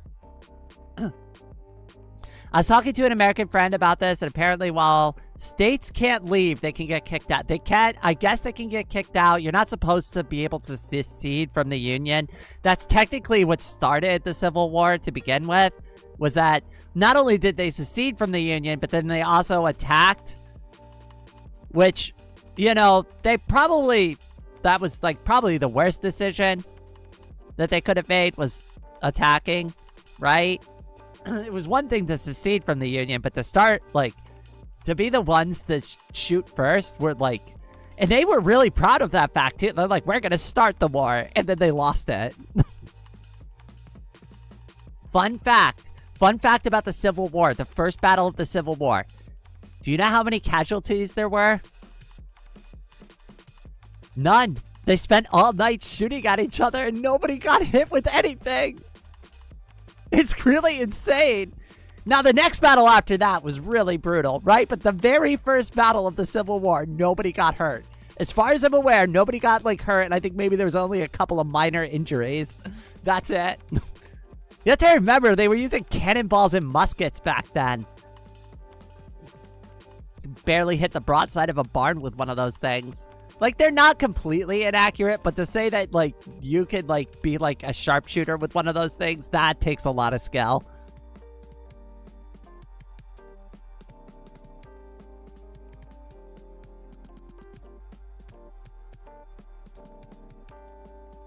Linux users and Christians are very similar in the sense that they both have versions of their religion/OS with, like, the most minor differences, but they would genuinely go to war for their versions. I see that a lot too in, like, the Linux community. And, like, I want to be real with you as, like, a Linux enthusiast, as somebody who supports, like, a lot of open source, like, software. I don't really get it. I think having more choice is a good thing, right? And I like when people are like, but, like, I like it for these reasons better. And it's like, well, I'm happy for you. I'm glad you found the software that works really good for you. I don't know. I just don't take that opinion, right? Like, I love Linux Mint. I think Linux Mint is an amazing piece of software, but, like, there's a lot of valid reasons why you'd want to use Arch or use something, you know, like NextOS or something like that. Like my friend Karu, they use NixOS, and they have a lot of very specific reasons why Mint doesn't work out well for them, especially, like, with the package updates. Like, they just don't come through consistently enough for some of the stuff they need to work on. Mint can be very stable, but then, like, if you're relying on package updates for, like, newer hardware or software that you need to work with, then, like, that can be kind of a problem on Linux Mint, because it takes them a while to do that. So there's pluses and minuses everywhere, you know?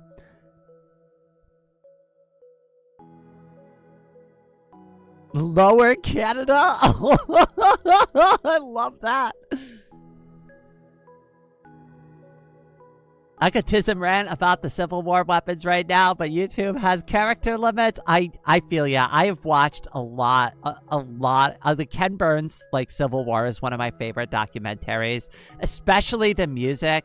Ashokan Farewell is, like, one of my favorite violin songs, and it's, like, prominently played throughout the entire documentary. I love it. It's so good. Arch users, when they have to go 3 seconds without mentioning, they use Arch. I mean, I kind of do the same thing, but, like, with, like, my Fediverse software, I make it a point to mention I'm on Sharky all the time. It's not relevant. It's not important, right? Like, it doesn't mean anything, but, like, I'd love to tell people. It's like, well, yes, but I'm actually using Sharky, so my experience is much cuter. Oh, you're using Mastodon? Enjoy that really basic, like, text box window that you can type your note into. I've got emojis, and I've got, like, all this, like, really cool graphical stuff going on, and, like, my, like, graphics card, like, obviously, like, throws a fit every time I log into my social media account, but it's so worth it. It's so worth it to me to have, like, the UI and the experience, right? And I get that some people are like, oh, that's too much. I can't handle that, right? Like, I don't need to see all that crap, and it's like, that's good for you, but I want all the crazy shit in my social media. Like, that's what makes it fun, right? I never liked Twitter. Twitter was too basic, right? But, like, Sharky makes, like, social media fun again.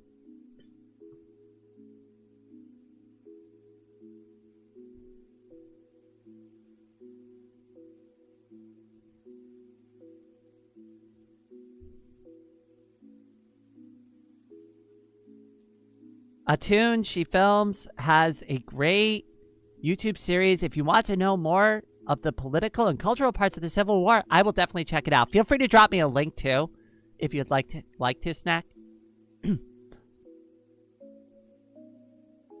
Actually, I'm considering starting an account on Catadon. Definitely go for it. I'm not sure. I think it was Panthos is the admin there. I could be wrong about that. I think it's Panthos. It's been so long since I've had a conversation with them, but I used to talk with them regularly. I think I even did a video about Catadon at one point.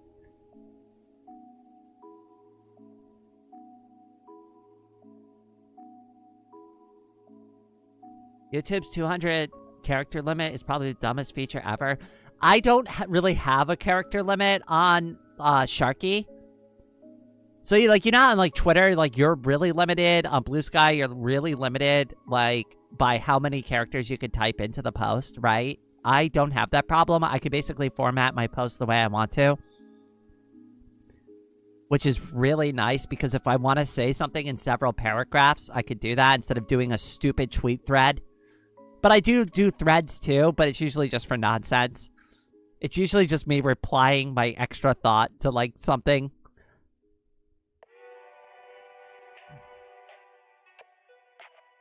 Twitter is hell now that Elon Musk bought it. There's a reason I don't go there. There's a reason I don't go to Facebook. There's a reason I'm not on Instagram, right? Like, I don't support those social media platforms. If you want to hang out with me on social media, you either have to, like, be on Blue Sky, because I have a bridge to Blue Sky from my Fediverse account. So all of my notes on Fedi get published to Blue Sky. The formatting is awful because I use a ton of emojis and do like a lot of formatting with like my posts. So be ready for a lot of like text hell like that comes like with like my post if you're following me on Blue Sky. But I'm not changing the way I post just for Blue Sky users. Like screw that. I'm sorry. I have way too much fun. But if you have a Fediverse account, you can follow me there, right? And it's so much more fun than Twitter. Right? And it's pretty much exactly the same thing. So if you're like, I want Twitter for trans girls, right? Come to transfem.social. You have to be 18, though. You have to be 18 plus. Okay? Just to let you know.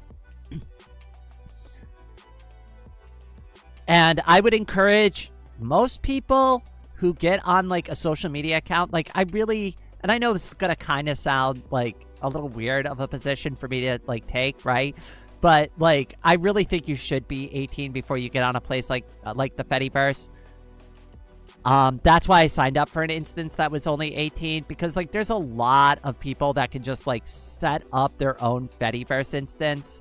And, like, anybody can do it. Anybody can start, like, making their own website and social media site on the Fediverse. That's why I'm like, you know, for something like that. Because you don't really know who these admins are. And the reason why I'm at transfem.social is because I know who the admin is. I trust that particular person. We are friends. I've known them for years, right? They're not going to do something, like, randomly crazy to me and, like, ban my account or do something weird, right? But you have to remember that a lot of folks on the Fediverse, like, are just regular people who just, like, started a website, you know? They're just like you and me. So it's probably a good idea to exercise some extra caution when using, like, a social media service like that. And to be really safe about it, you probably should wait until you're 18. I'll join when I'm 18. I mean, like I said, I'd encourage that. I mean, it's just like, I just don't think it's the best place for folks that are, like, underage, right? And I kind of feel that way about Twitter as well, right? Because there's a lot of bad shit on Twitter. And I just don't think that, like, young folks need to be exposed to that kind of crap. And a lot of people, when they set up their social media accounts, like, when you set up Sharky, there is a beautiful feature called a hard mute button, and I recommend that you actually, like, set that. That's the first thing you set up on your account is your mutes, right? So that you can filter out all the content that you do not want to participate in, which is, like, going to be mostly, like, anything that might be politics. Like, for me personally, it's politics. Anything, like, that's discussing, like, any, like, really sensitive, like, news stories. I filter all that out because, like, my social media feed is for having fun, not for getting, like, doom scrolling. I've set mine up to avoid doom scrolling. I don't doom scroll. I get updates from my friends and from, like, fun things that I, like, follow. That's it. My social media account is supposed to be a source of joy for me, not, like, stress, right? Does that make sense?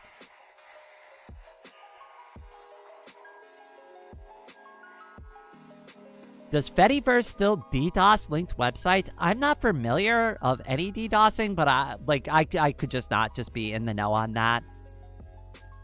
I'm like posting 1,000 carrot emoji. It was a little bit more than 1,000. It was a little bit more than 1,000. Definitely didn't completely crash like some servers with that. You are telling me that people were born after 2008? No, that's not real. Also wondering when you started transitioning. I started transitioning about 1.5 years ago. I've been out as trans for probably almost 2 years now, but like I only started actually transitioning like 6 months into like after I came out publicly about it. Well, like, I mean, technically I'd been transitioning this whole time, right? But like, I didn't actually get on the medication till like about 6 months into like that process. Does that make sense? Hopefully I've articulated that well.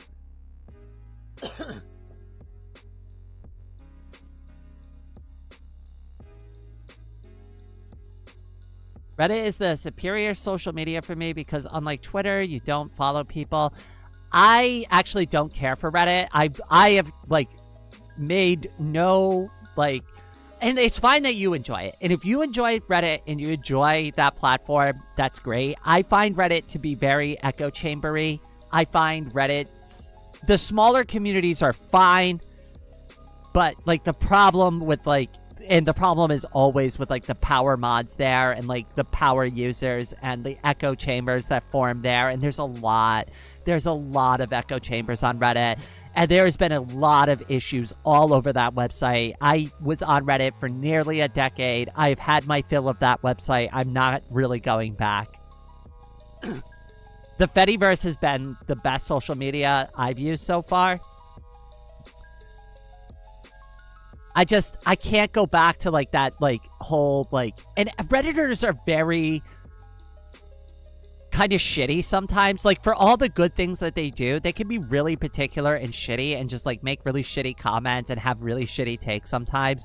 And because those like shitty comments get voted to the top, people bandwagon on those opinions, and people who didn't have an opinion about something think that's the correct opinion to have because a bunch of people click the up arrow on it. Right? Like, I just don't like how people don't fully read into things or make their own decisions for themselves or, like, form their own opinions. They're just like, yeah, what they said. Yeah, that person sounds right. I agree with them. Or that answer fits my narrative that I want to believe in, so I agree with them, right? Like, that's what happens, unfortunately, more often on Reddit than is healthy.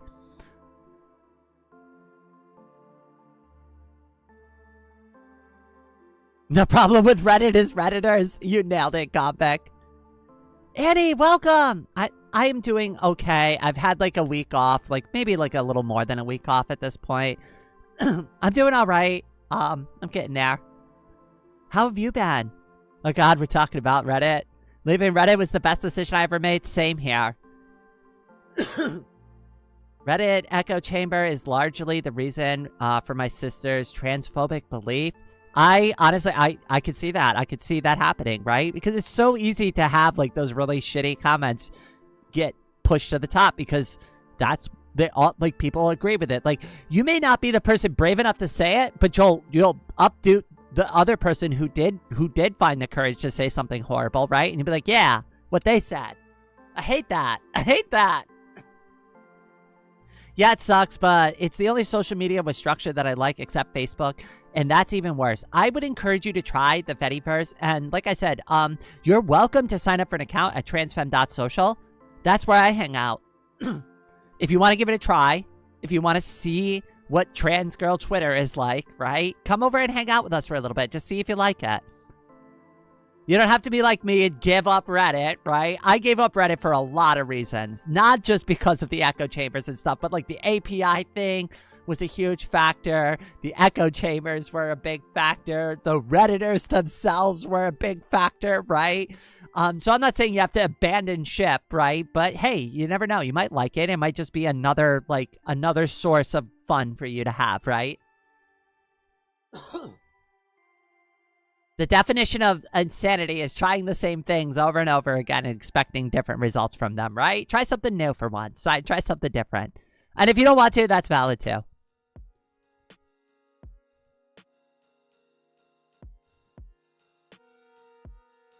Just got to know. So transfem.social is pretty good. The admins there do a lot of work to already defederate from a lot of the like really shitty parts of the Fediverse. So that's a lot of the reason why I stick with transfem.social is that the admin team does a really good job of making sure that like the transphobic parts of the internet like are kind of like containerized to their own like spot and we don't get to interact with them. But if you go to other like sites, their moderation policies and like who they allow their users to interact with are going to be different, especially if you like start up your own Fediverse instance, right? You're in control of like who you get to like federate with and who you don't federate with. But if you're looking for something that's like pretty decently well like run, I've got nothing but good things to say about transfem.social. The only requirement is you got to be 18 to sign up for an account there. That's it.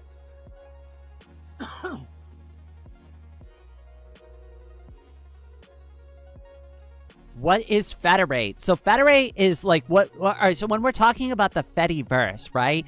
What makes the Fediverse awesome is that the admins of those websites can have a choice of whether or not their social media posts can interact with other like Fediverse websites, right? So for example, right, Threads, a lot of people on transfem.social hate Facebook. We don't want anything to do with Threads. We don't want anything to do with Threads users or anything at all. So we are defederated from Threads, right? We will not see Threads posts. We will not see Threads users. And they won't see us, right?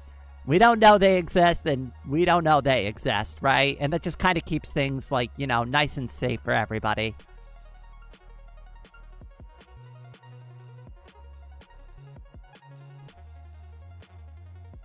So when we're talking about, like, defederation, right? It's more like controlling who you allow in, like, the social media circle that you want for, like, your users. And you can also, like, do this on a personal level, right? So let's say that your administrator didn't block a specific instance, but you don't like it as a user, right? You could just go in and be like, block all users from this like particular like Fediverse website, and boom, you'll never see their posts. You'll never see it. So you have a lot of control over your social media feed on like Sharky software. Transfem.social, built like Twitter, where you follow people and all that. It's very similar to Twitter, but it's way more fun. The UI is really good. It's very cute. I am one of the emoji contributors there, so like I add a lot of fun emojis and stuff, like so you can react to stuff. So you have reactions similar to like Reddit, right? Except you don't have to pay for them. People just react to the post, and you just get like a wall of really cute emojis after some time. To me, that's like one of the parts of like that I thought was fun that also was kind of similar to Reddit, right? It's like you go and see some of these posts and you see like 20 different reactions to them. It's great. But like, I'm not trying to oversell it. It is very much like Twitter. It is very much like Twitter, just with some like really nice UI and like cute things added to it to make it more fun.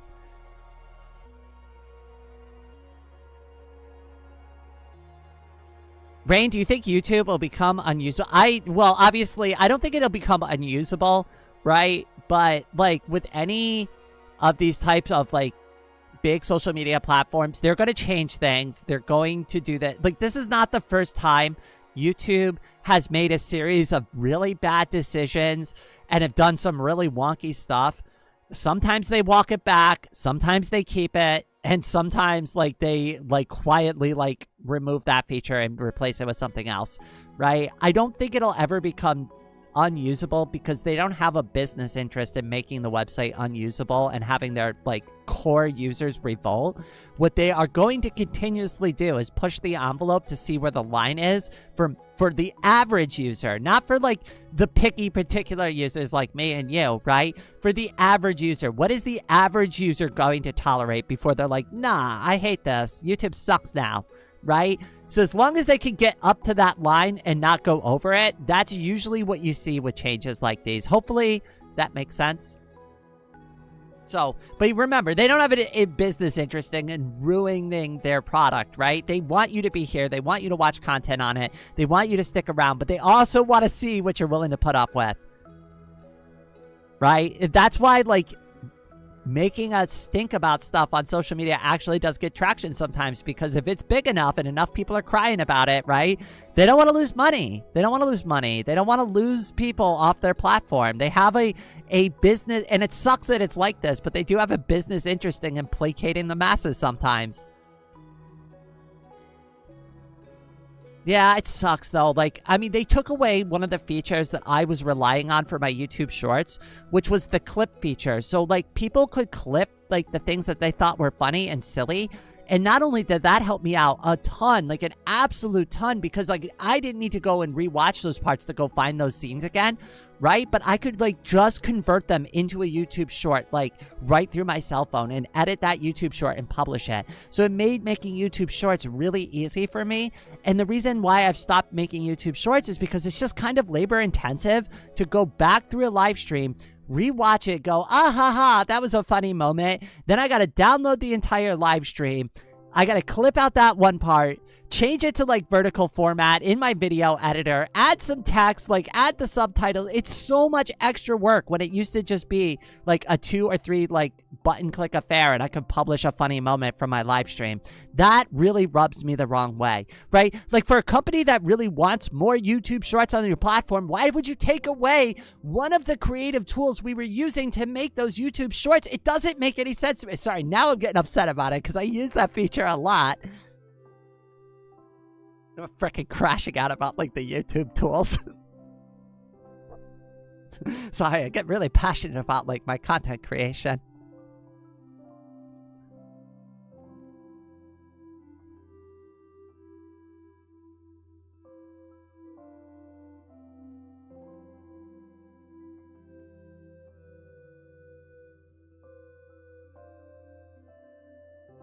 Yeah, they removed clips. Go ahead.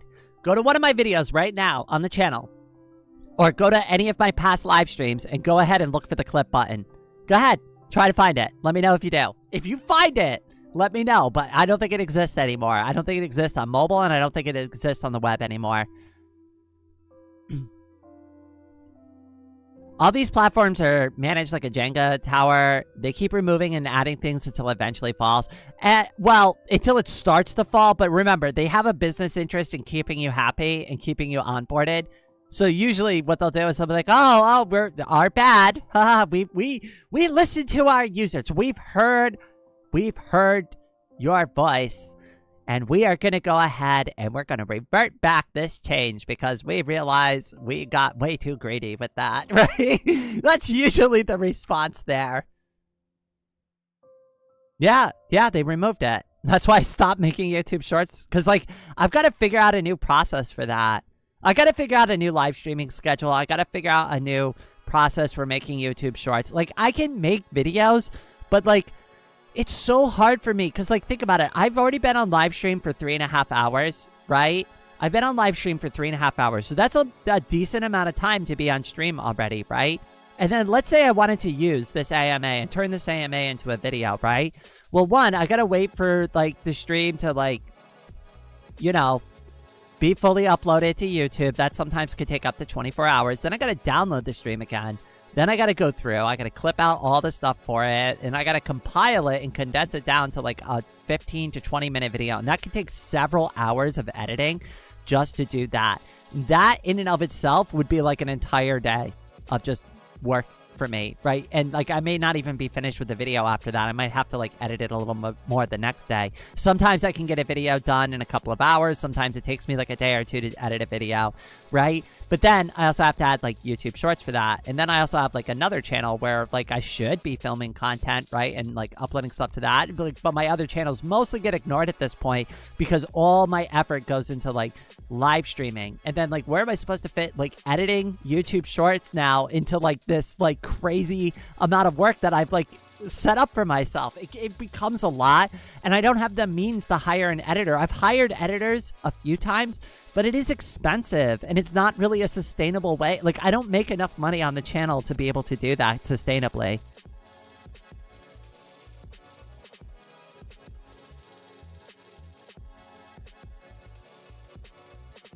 They will get rid of it once they realize it's not profitable and it's not going anywhere and people are burnt out on it. They'll get rid of it. They'll just quietly slide it off the website. So, and I've already noticed they did this with the Gemini stuff.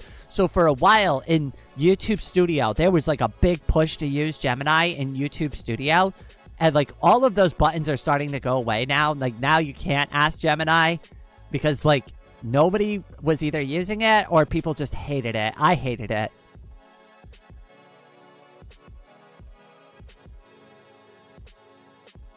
All right, I'm going to take another quick little break, get some more water.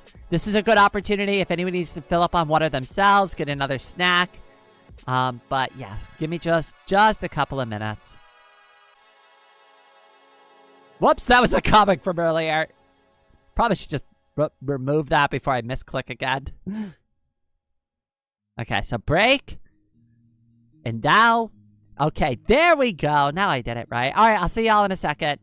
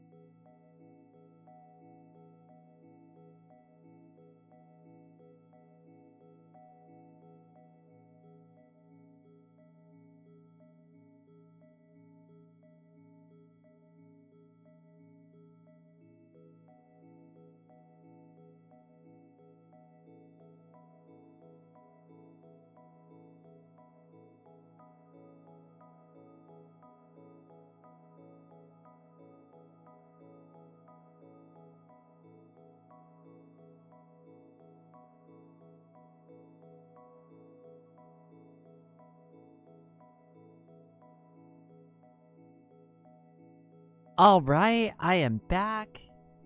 Give me just 1 second here. Get the avatar back on screen. I'll take the break message down. Where is it? Where's my avatar? There it is. Oh my goodness, look at oh my god, Annie, thank you so much. Oh, all right, so we have wait, floating away today. It's Annie and Gombic. Oh my god, you sent in 20 memberships between the three of you. Holy crap. Head pats in the chat, especially if you got one. Oh my goodness. Peter, welcome to the stream, cutie. You're all so generous. You know what? I'm sending in hugs too for that. Y'all getting some hugs. You will take the hug for your generosity. Okay. All right. I just wanted to make sure though, because this is an AMA, right? Who else had a question? Is there a question that I did not answer? If I skipped one of your questions, right? If you'd like me to go in a little bit more detail about something, as long as I'm comfy with going into detail, I'm fine with that. I just want to make sure that anybody who wanted to ask a question got a chance to ask the question, and I at least tried to answer it. It's a bit warm around here for hugging. Don't worry, it's a digital hug. That's what's great about it. What is the nature of consciousness? Oh my god. I've got kind of some things to say about that. I've done some art about that, Thomas, if you're like wondering specifically. Look at some of my abstract art if you really want to know like some of my perspective on that, right? Because like me trying to put it into words is not great, but I was able to display some of my thoughts about it artistically. What time is it? It is cutie time. No, I'm just kidding. It's 11:12 a.m. I'm going to probably do this for like another 45 minutes. And then I'm probably going to break for lunch and like do other stuff with my day. Will Miss Rain do art commissions again? Yes. Actually, this is something that I should mention. Give me 1 second here. This is something I should probably bring up, right?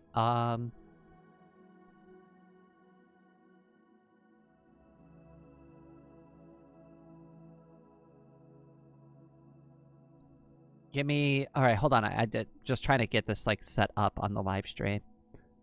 Okay, yep. That was Krita. Let's go over here. Yes, this is where it is. Okay. So I am doing commissions again. The drawings I'm doing for, like, $50, right? And, like, this is negotiable depending on, like, what you're looking for, right? And then, like, I can also do some other, like, basic stuff for you, too. So, like, logo, brand assets, thumbnails, stuff like that. Light Photoshop, touch-ups, and stuff like that. I added all three of these to my Ko-Fi for anybody who's interested in doing that. Listen, if I can't do your drawing, I'm not going to charge you for it, right? Or if the work is not up to snuff, listen, I'm really fair with, like, everybody on this kind of stuff, right? I want you to be happy with the money that you spend with me. But if you're asking if I'm doing commissions, I will do commissions again. And this is a good way to get that set up with me, if that's something that you're interested in. And there's like little chat buttons here. So if you want to chat with me about it first, we can have a conversation and like make sure that we're both going to be happy, that it's within my skill set, right? And obviously I'm like saying anime style drawing. I can do other types of art. Like obviously Mike, Crazy Krita, wanted me to try to do like a painting for them. Like I can do stuff like that, right? But like if you're playing to my strengths, doing anime is like probably the like best thing that I could do. Just like throwing it out there. But for those who are wondering if I'm doing commissions again, yes, I am. And you can set that all up right through my Ko-Fi, which is one of the reasons why I really like having Ko-Fi.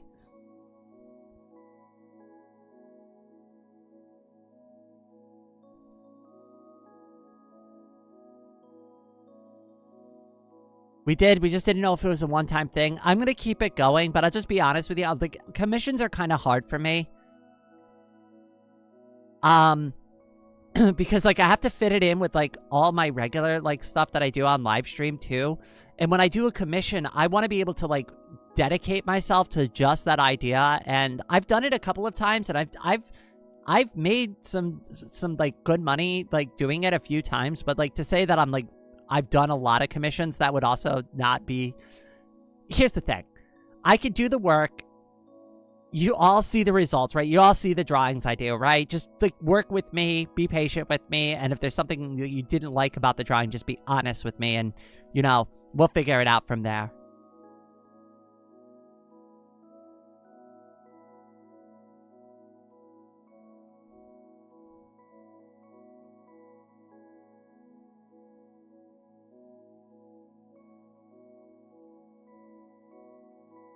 I'm not good with finding meaning in art. Well, here's the thing about abstract art, right? So, like, if I were to pull up one of my abstract art drawings for you right now, right?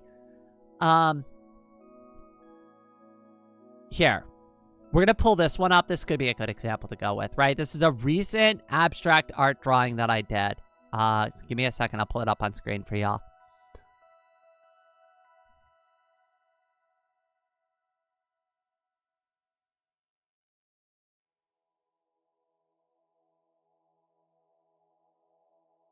Okay, so here is an abstract art piece that I did recently. Okay, so without me saying, and I know like maybe one or two of you, because I know there's at least one person in this chat that I've had a conversation with about this piece already, so don't give them the answer, right? I want you to tell me what you think this piece expresses, and I'm not going to give you any hints. Because the goal with my abstract art is I want you to walk away with your own conclusion when you see something like this.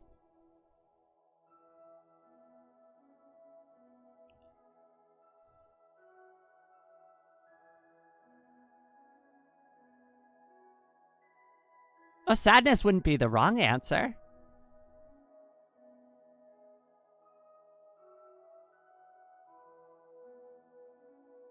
Fine, I'll keep my mouth shut. Thank you, Snack. Don't worry. I'll let you speak up about it in a second, since you already know the answer. We had a conversation about it, right? But I want to longing for something better. Ooh. See, I like that perspective. See, you're not that bad at it, right? As an artist, when I put something out there like this, I understand that like a lot of people aren't going to understand what my direct motivations are. So I like that you walk away with your own interpretation of my art, even though that's maybe different than the reasons I specifically put into drawing it, right? If you walked away and you're like, oh my God, this drawing represents sadness, right, in a really good way, well, hey, even if that wasn't what I was going for with that particular art piece, I'm happy that's the conclusion you walked away with. Melancholy is also a really good answer. Okay, Snack, I'm going to let you go ahead and put it in the chat now. Because Snack does know the answer because we had a conversation about this the other night. So if you want to, Snack, I'm going to let you drop the answer.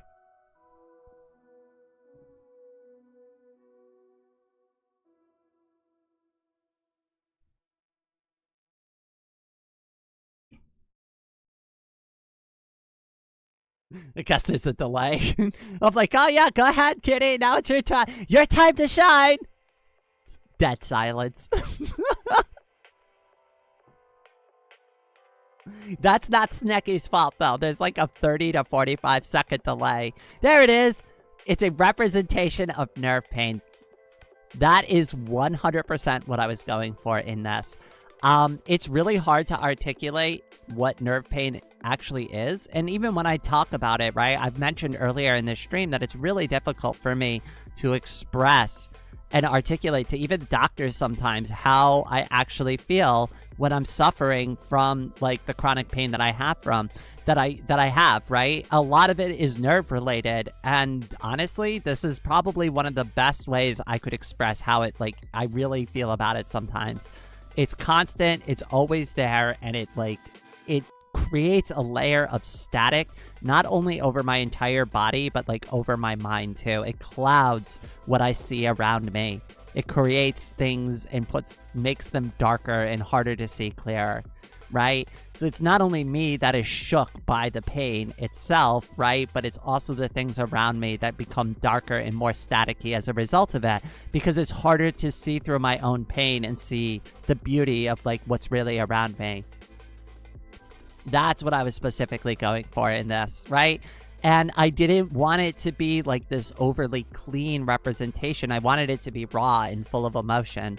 When I was drawing it, I was raw and full of emotion, right? So that's what I wanted to be represented on the page here.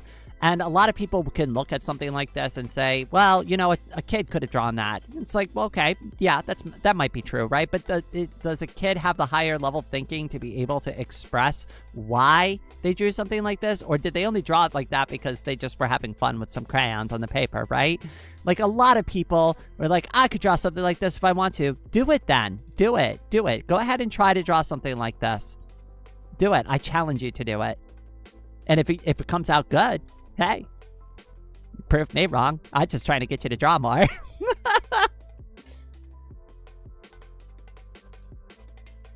No, you don't suck at all. Don't worry. That's the whole point of abstract art that I was trying to get at for you, though. Right? I want you to look at this drawing, right? Because, like, here's the thing. And, like, obviously my art is never going to become this famous, right? But let's play an example just for funsies, right? Let's say it's 100 years from now, right? And you rediscover this particular drawing in a stack of just random papers somewhere where you don't know who I am. You don't know what I was about. You don't know what I went through. You don't know anything about me. All you have is this drawing of me like this with my name up in the corner, right? Whatever interpretation they want to come up with for this drawing, I mean, that's all they got. All they got is the information on the page, right?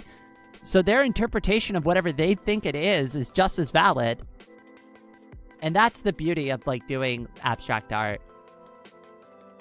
Lily, oh my goodness, it's so good to see you, cutie. I did some drawing recently for once. It felt good. I would love to see it. I've been kind of taking a break for a little bit, so I'm not sure where you posted it, but if you let me know where you have it, like, posted, I will definitely be happy to take a look at it. This drawing reminds me of a silent voice. I mean, here's the thing, and this is just me being very honest about it, right? But it's like, I know a lot of people are like, well, you should talk about it, you should talk, right? But, like, here's, like, the truth about me opening up about stuff like this, right? Is, like, it's not a thing that it's like, oh, I can help you out with this, Rain, and, like, problem solved, right? And then, like, we all could be happy hunky-dory afterwards, right? And it's like, you know, you could give me advice, but likely I've already tried it, right? Which sucks because it's like nobody wants to be told, like, oh, well, thanks, but no thanks. I've already done that, right? Because that's, like, sours, like, the mood for anybody who wants to talk to me about it, right? And it's just like, there really is no good answer, right? Like, I can complain about it. I'm never going to be able to not complain about it because I'm always going to have, like, the pain. So it's always going to be there for me and it's always going to drag me down, right? But I don't want to drag my friends down with me because I'm constantly, like, suffering with my own issues, right? I don't want to burn my friends out and just be like, and, like, I kind of almost feel like I've done that a little bit to an extent recently, and I feel bad about it, but it's like, at the same time, right? It's like, I either express myself and complain about it, right? And it's like, it's hard, right? It's hard because a lot of people are like, that really sucks. There's nothing I could do. I wish I could help you. And it's like, I know, I really know. I know you want to be able to, like, wave a magic wand and, like, make things better or give me a solution I haven't heard of before, right? Or maybe there's this new technique or this new medication I haven't tried yet that might help me out. And I'm always open-minded and I'm always going to try something. But, like, I've tried a lot of things and they've gone nowhere. And, like, the pain situation has never improved. And it's like, it's hard because I just don't want to keep constantly dragging people down with the same complaint over and over. Yes, I'm hurt. My hips hurt. My legs hurt. It hurts to walk. It hurts to move. It hurts to live. It hurts to exist, right? like, you can only listen to somebody complain about those things so many times before you're like, almost like, yes, we get it. You're in pain. You're in pain. You're always in pain, right? And I just don't want to get that point with my friends where they're like, oh, God, there she goes again. She's a broken record. I saw someone on Blue Sky recommend turning down the tablet pressure curve. That helped my dysgraphia so much. Helped me. I'm not actually familiar with that word. Hold on, wait. I gotta actually look up what dysgraphia is.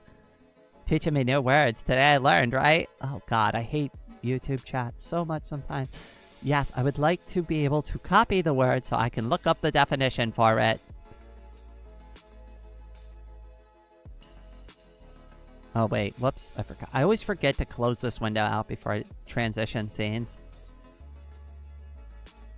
But anyways, thank you for looking at it. All right. Define a neurological learning disability that affects writing and fine motor skills. Interesting. I actually wasn't familiar with that.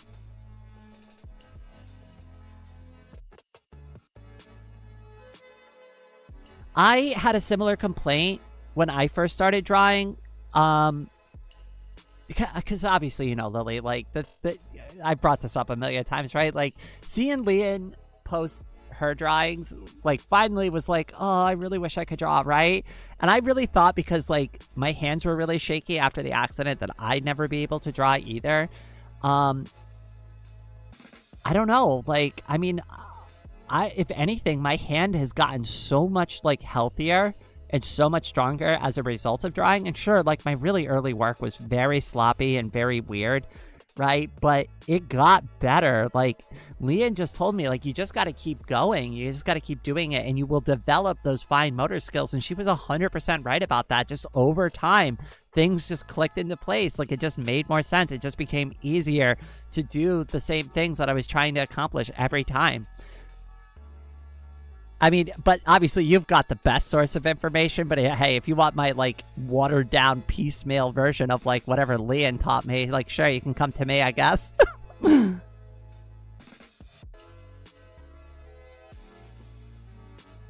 I credit, like, Leanne to be, like, definitely the most influential, like, art mentors, like, well, or just mentor in general. And, like, I know Leanne will be like, I didn't really do that much, and I'll be like,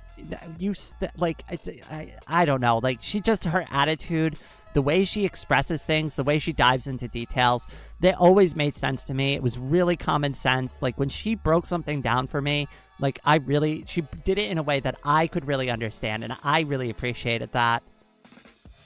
For me, it causes pain while I write, usually, so anything that makes it easier to write with less pressure needed is very helpful. So I'm actually on the opposite end of that. A lot of people, like, compliment, and they're like, ooh, wow, Rain, those lines are so smooth. How did you draw such smooth lines? And it's because I, like, crank up the pressure on my wrist, and that's how I get stability with my hands being kind of shaky and weird. And it makes, like, really nice, thick lines. That's also why, like, my lines were really hairy and shaky at first, because, like, I was still trying to learn, like, how to control the pencil the way I needed to control it. Kind of more of a fake it till you make it kind of thing. In practice is why I got so good at typing on a keyboard growing up as an accessibility thing. I just like typing on the keyboard because it's just superior to everything else. I hate typing on phone screens. I hate typing on, like, little tiny, like, tablets and crap like that. Give me a real keyboard. I demand a real keyboard at all times.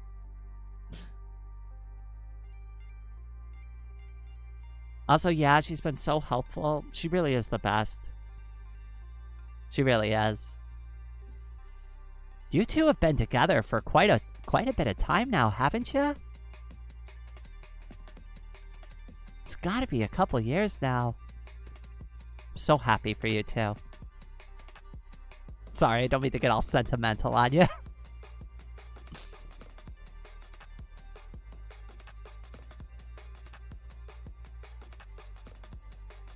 Oh no, a girl's getting all sentimental on live stream. Question, do you think there is still hope for the world as a whole? Of course I do. Of course I do. Of course I do. Listen, I brought this up a couple of times before, but things have a tendency to get a little bit worse before they get better, right? And like, I'm not going to sit here and claim that we have seen the worst of it. It could potentially still get a little bit more worse than this, right? But nothing stays bad forever, right? For anybody who's not familiar with logical fallacies, right? The thought that things are just going to continuously, perpetually go downhill till the end of time is called the slippery slope fallacy, right? And it's really easy to believe that because in the moment, right? Like you see all these bad things going on, but you have to remember that people as a whole don't want to live like crap, honestly. Like, I mean, just look at like all the world wars that we've overcome and like the long duration of peace, right? Like, I'm not saying any of that stuff is good, but like, for better or worse, we do try to walk away from the lessons that we do learn for at least an extended period of time. And after World War II, there was a very long period of peace between nations, right? And I understand that us being born in this period of time, it doesn't really, like, you can't feel that because your lifespan has been mostly just dealing with all of this current, like, stuff, right? But, you know, it wasn't like this, like, for me when I was growing up. And I know by the time I get to the end of my life, it's probably going to be very different from that point too, right? I'll give you a really good example of this. Just taking a real life example from like living through the 90s, right? And growing up to this modern like day and age, right? Like being like openly gay in the 90s had a huge like stereotype with it, right? There was a lot of people who were not like, they were not gay friendly, right? It was like kind of a huge problem. There was a lot of misinformation, a lot of medical misinformation about like homosexuality and stuff like that, right? And throughout my lifetime, we've gone from, you know, homosexuals are bad to we accept gay people. We've even given them like rights and the ability to get married, right? So not, like I said, nothing stays bad forever, but sometimes it gets a little bit worse before it gets better.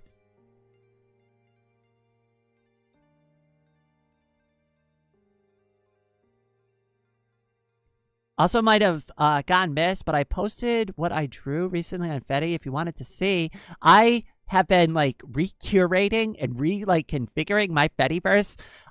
So I'm going to make sure that like, because I redid a list, I may have just like forgot to add you to that list, but like I made like a brand new list because I actually run two like feeds now, like through like the whole like columns thing. And that's actually been working for me.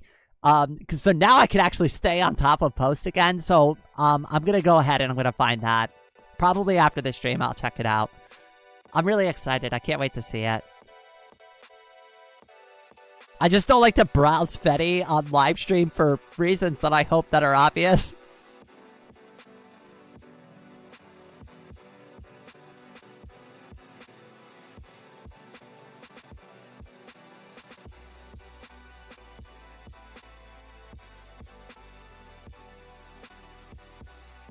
Hiya, I'm gonna go with Dark C3R. Welcome to the stream. How you doing today? I think I'm just gonna use Dark for short. That's fair. Yeah. You know, I mean, yeah, the Fetty is great. Fetty is fun, right? Every once in a while, people, you know, they get very, very memey on there, right? Like, you know, I also, like, it's a privacy thing, too. Like, some of my friends that, like, are, like, associated with me probably wouldn't appreciate if, like, some of their, like, posts got, like, published on my live stream without them knowing about it. So it's, like, also a respect thing.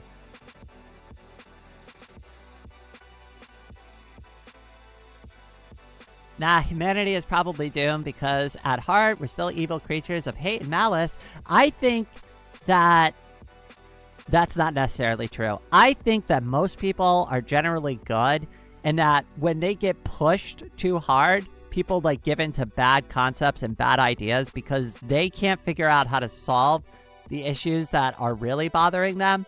And it's really easy to turn to somebody else and just be like, yeah, it's all their fault. Get them, right? They're the ones causing all the problems. I think that's a bad habit that we've had, like, basically since the dawn of humanity, right? Is just, like, taking all of our problems and pinning it onto someone else and be like, get them. They're obviously, like, once they're gone, well, we won't have this problem anymore, right? I think that's, like, really crappy thinking. And it's just something that we just need to kind of evolve out of over time. Yeah, I would hope by now we would have, like, learned that lesson, but apparently we need a little bit more time to figure that out properly. But folks like you and I, we see it for, like, we see being positive and we see being loving and caring as the right way to go.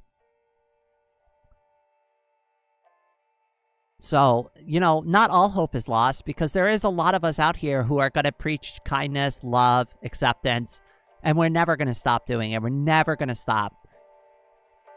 And we do need more people to do that, because, like, you know, here's the thing. Like, when everybody's screaming about hatred and trying to be, like, ridiculous and hateful and all this other nonsense, right? Like, you really do need those few voices that are like, come here, let's shelter together. Everything's going to be fine. I accept you. I care about you. I care about the things you're going through, and we're going to figure it out together. And, like, we really need those places, especially, like, with as dark as, like, a lot of the politics get these days, and with how bad the wars are getting around the world, right? And with how shitty a lot of economies are, and how bad capitalism is, and how rich the upper 1% are, right? Like, we really need those, like, few people to be the voices that say, yes, we are going to make it through this. It's not going to be easy, but if we stick together, we can figure it out, and we'll go from there, right? I don't promise to have all the answers for everybody, right? But if we stay strong and we stay together, we can do it, right? We can do anything together as long as we stick together.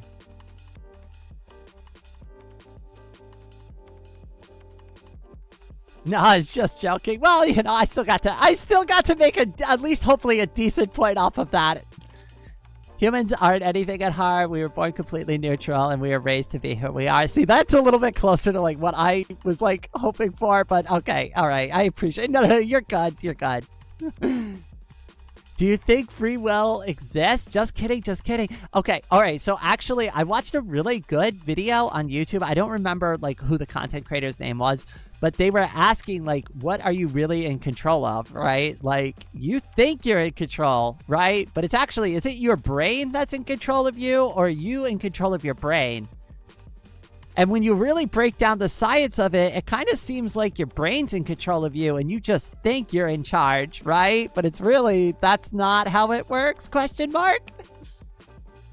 You think you have free will, but, like, even right now, in the moment, off the cuff, in this very second, the words that are coming out of my mouth, my brain needed to pre-process that before my lips and my muscles could move and, like, the sounds could leave my vocal cord. So even though it feels, like, impulsive and in the moment, right, my brain still had to calculate the physics and all of the math and send the electrical signals to make all of these words that I just spoke right in this moment happen and be possible. So did I really speak freely off the cuff, or did my brain plan out that entire thing and just let me feel like I'm the one who's in charge? Right? Like, it's kind of freaky.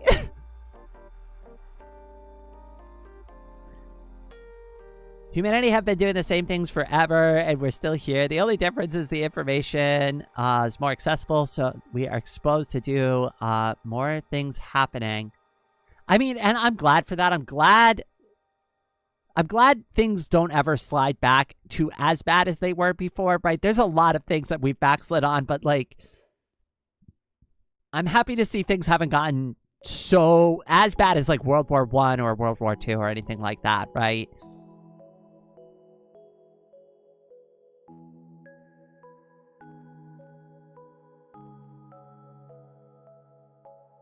Well, I am the brain. You are the brain, though, right? But, like, here's another one that it's going to throw you a curveball, right? But what are you if you're not your brain? You are your brain, right? But the question is who's in control, right? Do you really have the free will if your brain needs to pre-process all of your actions? And here's another thing that'll throw you a curveball, right? Have you ever met the people who have had like their brain cut in half, right? Like the left and the right side of the brain doesn't communicate anymore. And those folks go through a very genuine and unique experience of their left and their right hands do not always agree on what they should be doing. So the right side of their brain will have a different opinion from the left side. And they can also independently read information with each eye, but not know what the other eye, like, read, but then they could write it back down again, like what that information was, but they wouldn't know what the actual word. It's so freaky. I recommend you watch a couple of videos about it. It's so cool. Who's in control? Well, obviously I am. Yes, all of you. I think your environment makes up who you are, but then it goes into like instincts, fight or flight. I also think it's like, I think it's a good mix of nature versus nurture. Like, I really think like how you're raised and the environment that you're raised on are like the two biggest factors for your development, right? My mom was always open-minded. She tried to teach me love and kindness, right? And firmness, right? She tried to teach me like good working ethics and stuff like that. Some of it stuck with me, some of it didn't, right? Some of the lessons I had to learn all by myself on my own, right?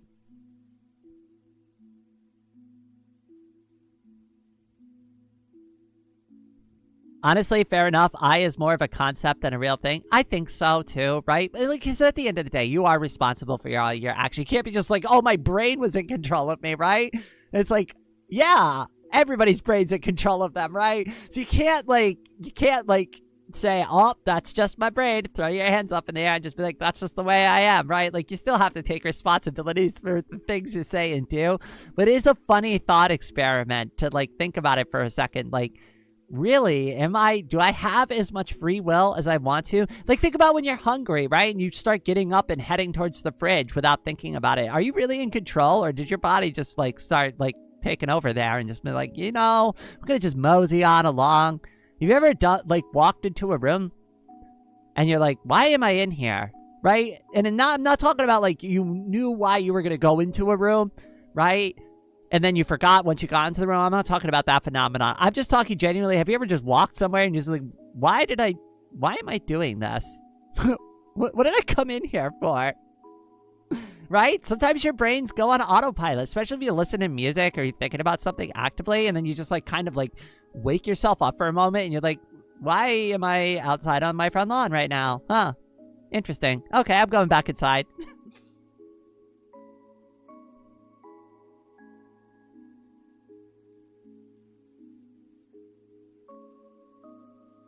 Okay, all right. I am going to do one more last round of any questions regarding my disability, anything you wanted to know. I just want to make sure that I got to everybody's questions who wanted to ask something or was curious about something or wanted me to maybe elaborate a little bit more. I feel like everybody asked the questions they wanted to ask. I just wanted to be thorough, make sure I didn't miss anybody.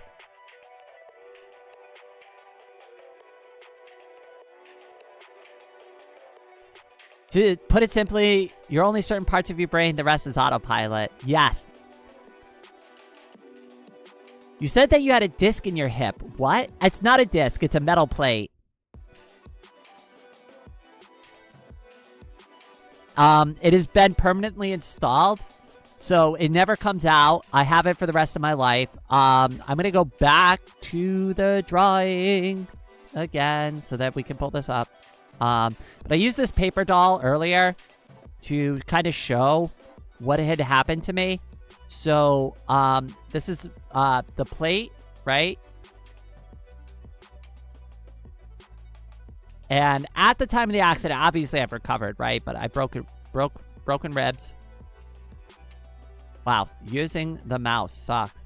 Broken ribs. Right, and then the foot was broken.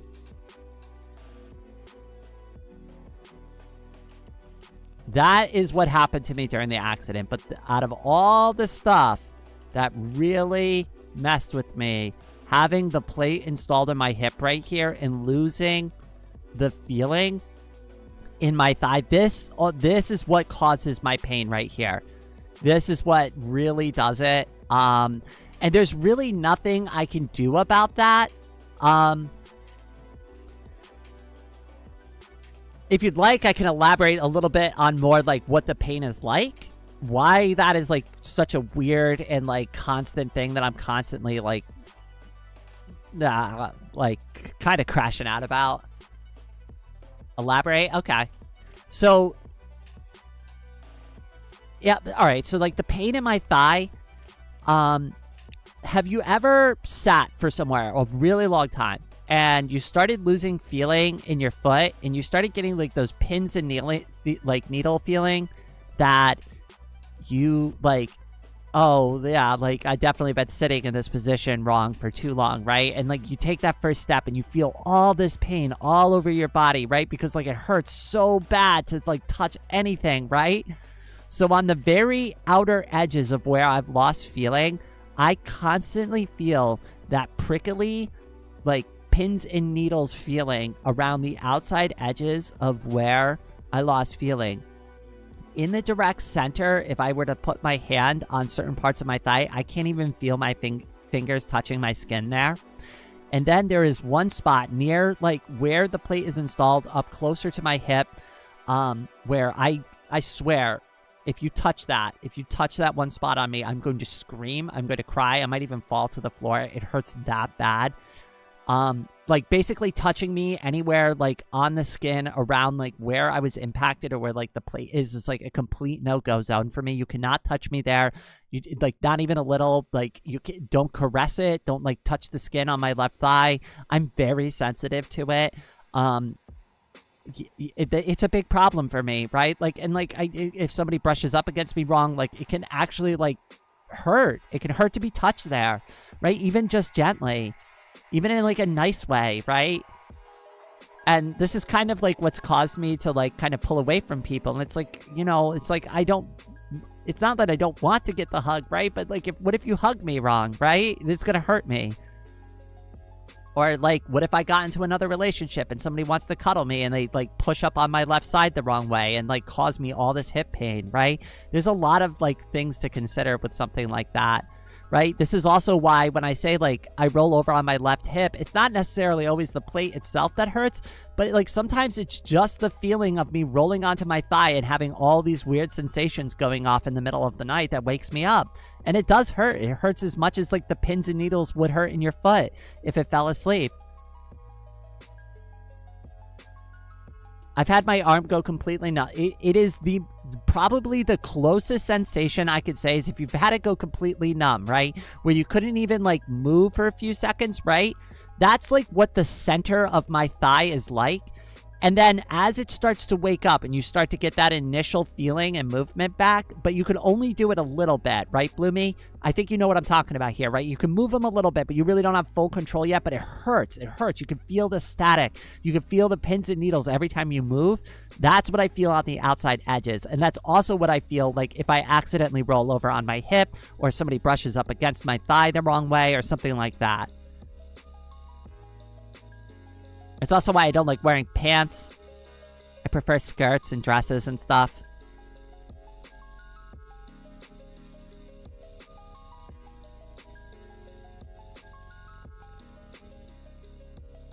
We have a question, but we know it's inappropriate to ask. Out of curiosity. Okay. I trust you. And here's the thing. If you ask the question and I'm like, that's too personal, I'll let you know. But you could go ahead and ask the question if you're comfy asking it. Because you are a friend. I obviously trust you, right? I know you're not being, like, weird about it, right? And I will let you know, honestly, if I'm like, yes, I will talk about that or not. I've had that in my toe gone completely numb, and that sucks. Yeah, and like that's part of. So it's not only do I have the hip pain from like standing on my hip, and like not only like the soreness and the constant ache of like the feeling like my hip and feeling the plate in my hip, right? But then I have all the pins and needles constantly running up and down my thigh anytime anything touches it. My pants, right? Like I sit down in a chair, right? I roll over in the bed, something triggers it, and it's never ending and never stops. Wait, what purpose does the metal plate do again? If you don't mind repeating yourself. So here's like what happened. So when my hip was broken, I'm gonna have to probably draw this out. Give me a second here. So, all right. So like, let's pretend this is like your acetabulum, right? Like this is like how hips are shaped, right? So when the truck hit me right here, it caused a massive crack like this that goes down almost to the joint. So this would be like where the joint is down here. We'll write joint, right?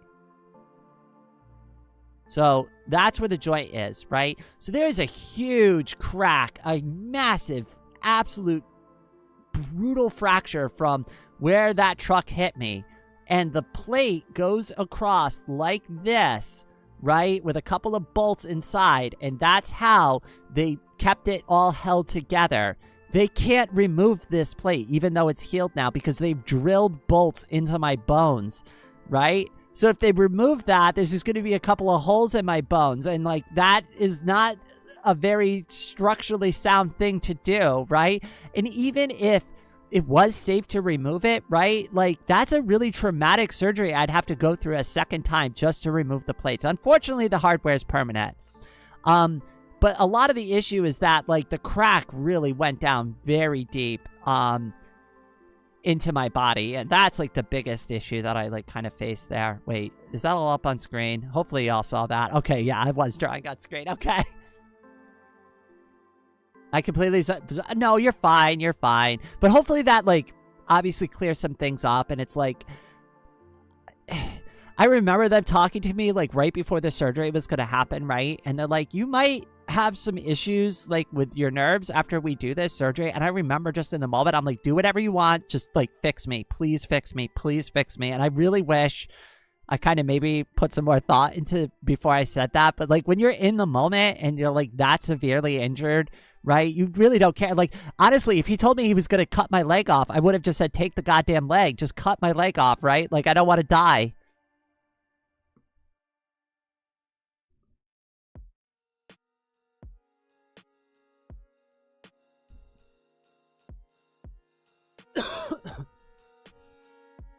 Does Anna give me head pats in real life? She doesn't give me head pats. We do hug sometimes. We are best friends. We are the bestiest, the friendsiest. We get along pretty good. Even as roommates, right? Like, we have to, like, have some, like, conversations from time to time that, you know, like have to cover, like, you know, important things that need to be discussed. We've always been able to have those conversations in a very friendly and nice way where we can articulate the things that, like, need to be done, right? Like, I feel like I have a very good setup there. And I'm glad that I went with somebody who's, like, has a really good understanding of not only just my gender ideology overall, but, like, of the actual issues that I face.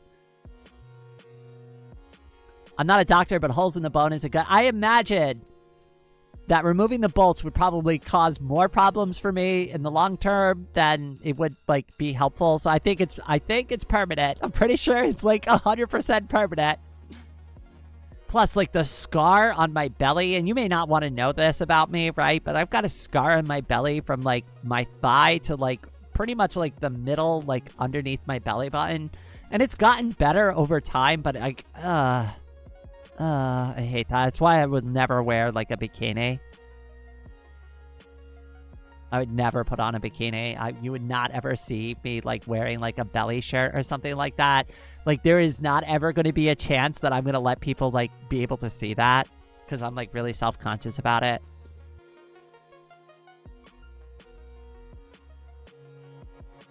Anna, give Rain IRL head pats for us. I'll pass along the message. I think she may have went and, I think she might be taking a nap, honestly. She wasn't feeling good when I saw her this morning.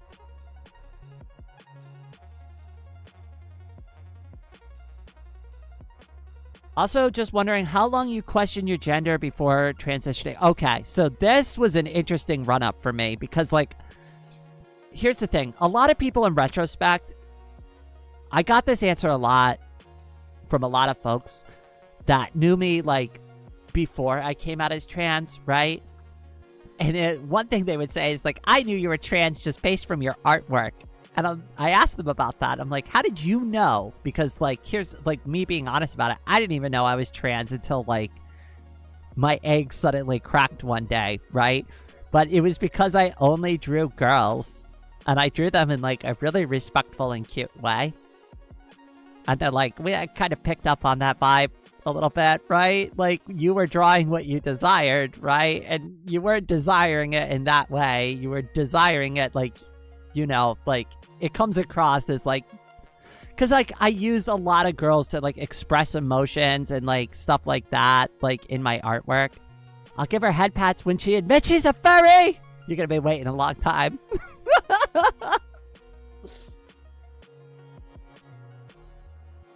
But so like here's how it really happened. I actually like always like kind of had the feeling in my heart where I was like, you know, there's something there, right? There's something about being a girl that feels really good to me, but then like that's very wrong, right? That's very wrong.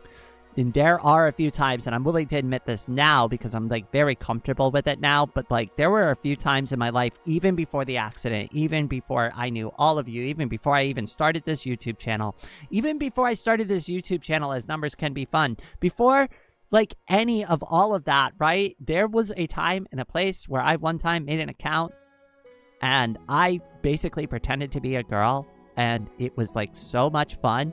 And the amount of like guilt that I was racked with by like even pretending for a couple of hours to just be a girl, like I remember walking away from that like conversation talking to myself, and I'm like, you're a sicko, like you've just lied to these people, right? Like you're a monster, this is evil, like you're not really a girl, right? And like the one brief time I allowed myself like an opportunity to like explore that feeling, like my own like self-hatred like took a hold of it and basically shut that down. And I ended up deleting that account and just kind of pretending it never existed, and I never did that, and that wasn't me. And that was just like, I must have just lost my mind that one day, right? Must have just gone crazy that afternoon and did all of that crazy shit, right? And it wasn't even really that crazy. Like the conversations I had with people were just like the kind of conversations I have with all of you today, right? I just wanted to see what it was like. Oh God, that was so long ago though. I really wish I walked away from that with different conclusions, but like it's a lot of those kind of like, I really wish I knew somebody other than my sister, because I wasn't comfortable talking to my sister about it, even though like that would have been the obvious answer, right? But like if I knew anybody else, I probably would have turned to them and asked them probably more questions, right? But like the conclusion I walked away with myself was like, nope, that was super weird, and you're weird for doing it. That was years ago, and then I just been in denial for so long after that, like for so many years, and like I really like kept upping the ante on like the masculine behavior. I grew my beard out. I didn't even really like having a beard. Just everybody was just like, wow, your beard looks so good. You look so manly with a beard, right? And like I get comments like if I'd shave my face, and they'd be like, huh, you kind of look like a girl, or you kind of like have a baby face and stuff like that. So like I'd go like super hard all in on the beard, have like this big gross disgusting beard, right? And like I'd go to the gym all the time, constantly weightlifting, constantly like doing all these like really crazy diets just so I'd be like in shape and like have like muscles. And I never really got very big, right? Like I did all this stuff and put all this effort and energy into all of these things, and it's just like it was for everybody else. It wasn't even for me. I didn't even enjoy doing any of that stuff. I didn't enjoy the food I was eating to like get into shape. Like, I wasn't in the gym because I wanted to be healthy. I wanted to be in the gym because I wanted people to, like, believe I was something that I really wasn't. And the denial for me was, it just kept getting worse and worse and worse and worse. And after the accident, that's when I really started to like self-reflect. And there was one drawing I did. And I remember showing it to one of my friends. And I made a drawing. Actually, I can pull it up on stream. Give me a second. I'll pull it up for you. It's on my Ko-Fi. I'll show you the drawing I did. This is the drawing that broke my egg, broke my mind, like kind of cracked everything open for me, right? And it's not the best drawing, right? So it's some of my earlier work, so keep that in mind too when we're looking at it, right? But I'll show you. Okay, here it is. Pull it up on screen now. So this is a drawing that I did back when I was Numbers Can Be Fun. You can see the date on it, 9/20/2024. So I did this drawing because I left my old job because I was working way too much. Obviously, like, I have a lot of disabilities now, right after the accident. I tried for a very long time to stay working at that company, but it was too much stress. The expectations were too high. It was too, like, higher level manager to, like, you know what I mean? Like, I was stuck in that position, and it was just way too much for me to handle. So eventually, I left that position, hoping that I could find, like, part-time work that better fit my disability, which is kind of how I got into the situation I'm in now, right? But anyways, I drew this, and I did it as a representation to be like, yes, I'm going out on my own. I'm going to be free. I'm going to, like, do things in my life that are going to fit me properly. And I ended up showing this drawing to somebody, to one of my friends. And I told them, like, what the theme about it was. It's like, I'm going to change everything. I'm going to break away from, like, all of that. And they're like, great drawing. This is a good drawing. But why are you a chick? And I was like, what? And they're like, why are you a girl? And I'm like, well, that's Ame. She's a live streamer, and I'm a live streamer, right? And it's like, don't you have your, like, robot avatar? Or, like, your guy avatar that you drew, right? It's like, nope. I used a goddamn girl to represent my desire for change. And when that clicked with me, when, like, that was pointed out to me that I did that, I crashed out really hard. That, like, for the rest of the day, I was crying. I was really emotional. I was extremely confused. I didn't even know why I did that. For all the reasons I did use her to represent myself, I mean, that's just, like, that's what ended up happening. I think I got so lost in, like, what she represented and how she looked and how, like, cute and pretty this was going to be that I didn't even realize I was using a girl to represent, like, what I actually desired. And that's what really made me realize, like, oh crap, oh crap, oh crap. I might actually be trans. Sorry, that was really long-winded, but I hope that was, like, a thorough explanation of, like, how I eventually realized I was lying to myself, how I realized I was in a lot of denial, and how eventually a simple piece of artwork that I drew for myself ended up being the reason why my egg finally cracked open.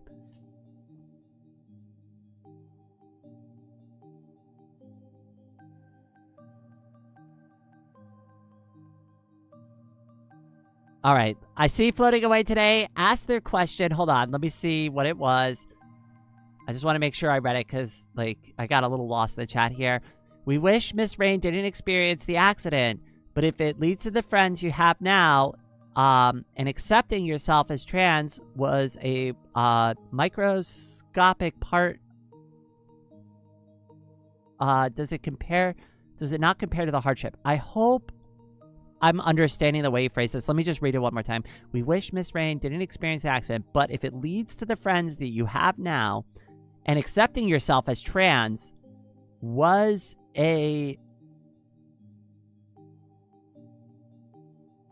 that part worth it or not? That's what I think you're trying to say. Does it not compare to the hardship? I'm going to try to answer that question, this is what I have to say about it. For all the bad stuff that has happened as a result of the accident, I am glad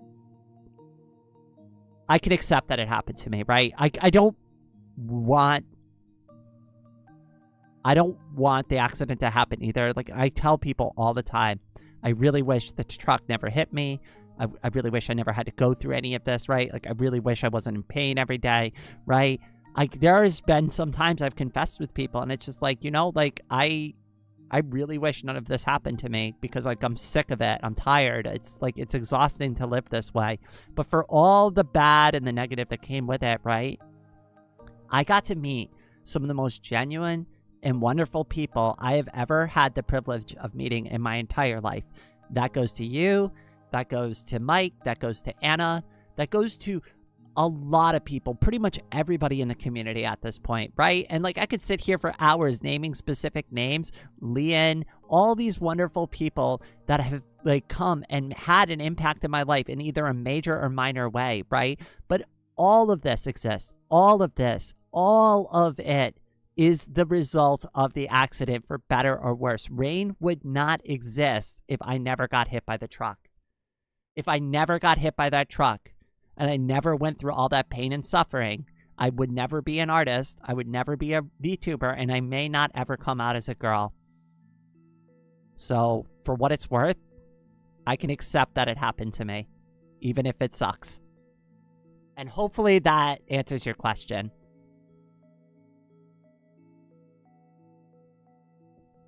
Paragon! I gotta admit, I got a bit worried about rain. Aw, I appreciate that. Was there something that you were specifically worried about? Hopefully I can quell your concerns a little, especially now that I'm here on stream. I hope you've been doing all right. You seem better. I'm getting there. Hope I can get there. I hope so too.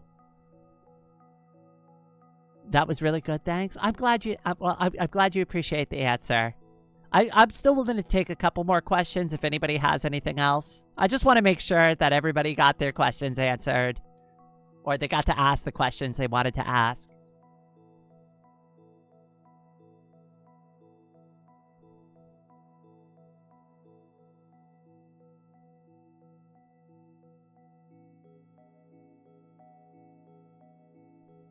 I mean, you did say something about your chronic pain, and it was kind of worrying. Yeah, I know. I'm sorry. I really don't want to cause anybody any, like, undue concern when and that's why I'm very careful about, like, how I vent things.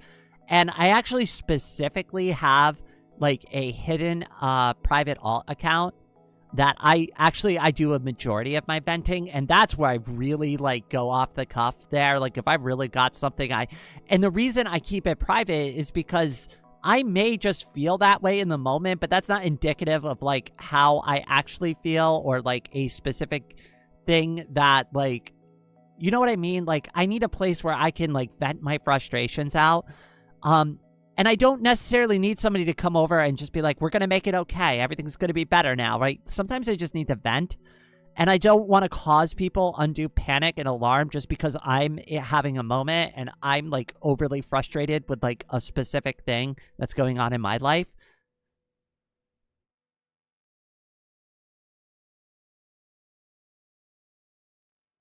That helps. Thank you, Miss Ray. Knew it. I thought I picked up the vibe. I just, like, I wasn't 100% sure, but I'm glad we ended up being on the same page there, cutie.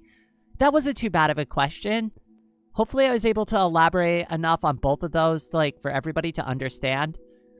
Because I know, like, both of the explanations of those kind of got a little long-winded.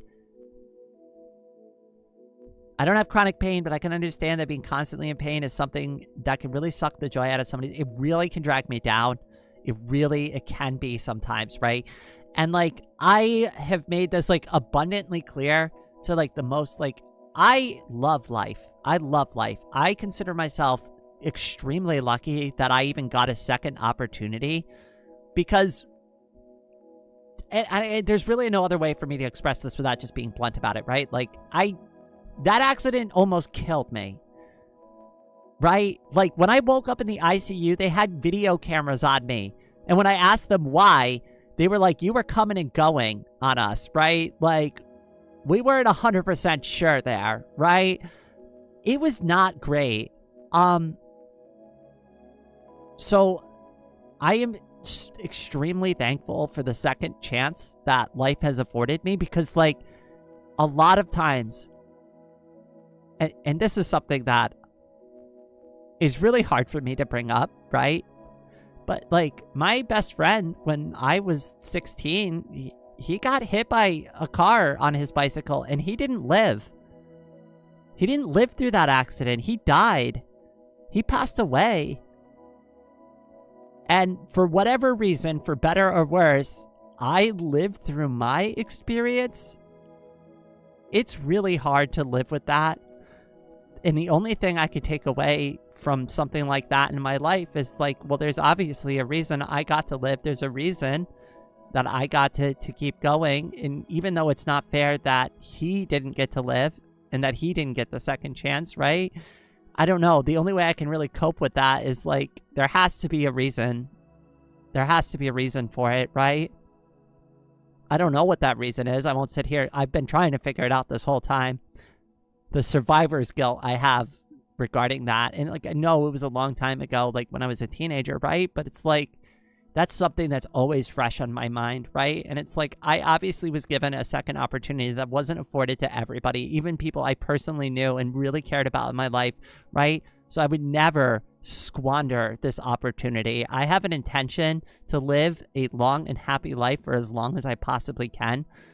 But it also is hard. It is hard to live like this. It is hard to live with these problems sometimes. And it can get overwhelming. And, you know, I do the best I can to come out here, to have a good time, to be as genuine and as positive with all of you as possible, despite how bad I feel, despite all the things that are dragging me down that day, all the things that like cause me pain and suffering, right? Because I want the world to be a better place. I want this to be a happier place. And I want you all to find the strength to overcome the issues in your life, right? Because if I can do it and I can get through all of this bullshit, right?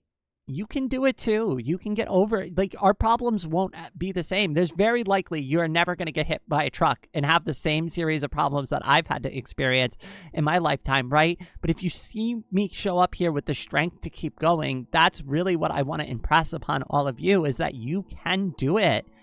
There's no reason to give up, right? If I'm coming here every day and putting a smile on my face and trying to be happy and friendly and give everybody hope, right? Like, that's maybe the reason why I got to live. Maybe that's the reason I got my second chance. I don't know if that's really what it is, but I don't know. If I have to invent a reason, that's a good enough reason, right? I guess.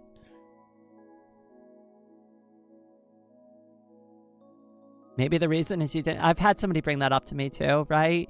You know, maybe some God took some pity on me, right? And they're like, you poor thing. You've been living a lie your whole life. Second chance for you. I don't know if it really works that way, right? I will share one more thing. Ocean the Protogen, welcome to the stream. I see you there. I drew a Protogen mask once. I've been meaning to draw some Protogens because I think they're really cute, but I just, you know, I forgot the content. You're fine. You're fine. Welcome to the stream, cutie. I got one more drawing I'll share. It's very personal, right? But, you know, I think if there's any, like, good time to, like, really dive in and discuss it, this would be the right live stream to go over it with. And also, sorry, I'm getting a little emotional, right? But, like, don't worry, they're happy tears. I'm happy to be discussing, but it is, like, it does get a little, like, especially when I'm talking about, like, my friend from a long time ago, right? It's so unfair that they had, like, something so similar that happened to me, happened to them, and they didn't get to live. They didn't get to live. And there's a lot of times where I've thought in my mind, it's like, I really wish, like, the situation was kind of reversed, right? Like, maybe they should have got to live, like, a long, happy life, and I didn't, right? Like, could we trade places? Because they were a really good person, too, and they deserved it. They were going to be a singer. And they were good. They weren't, like, the best, but, like, they probably could have done something with that. And, like, what did I go on to do with my life? I pretended to be, like, a dude bro. And then I had no friends. Right? Well, I mean, obviously that's not true anymore, right? But like that's kind of like how I felt about it at first. Hopefully I expressed that correctly. But one last drawing to go over. This is another abstract art piece. And this one is regarding the accident and the near-death experience that I have.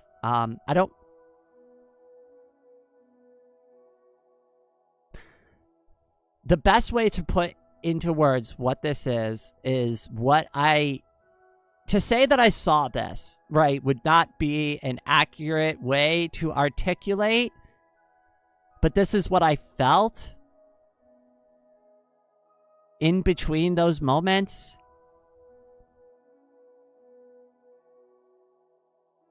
And I can't explain it.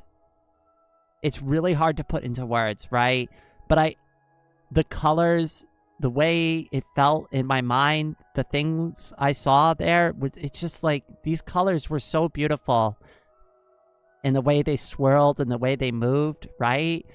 And who the hell knows what it is, right? I mean, I lost a lot of blood. During the accident, right?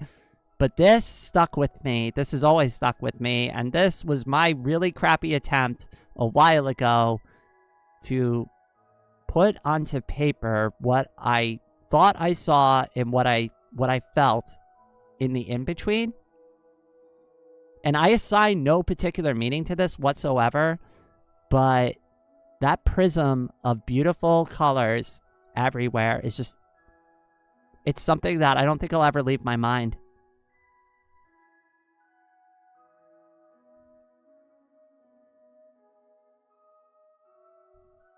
Looks like an eye.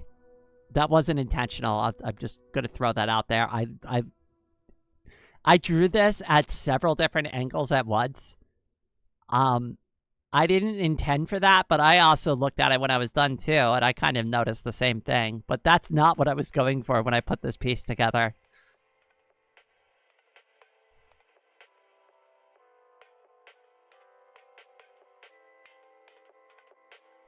Manly masculinity is just normalized cruelty. There is no loyalty or friendship there because to those people, love is weakness. I've got a lot to say about that, but it's mostly like commentary about the military. I'm kind of shocked nobody asked me any questions about being in the Marine Corps.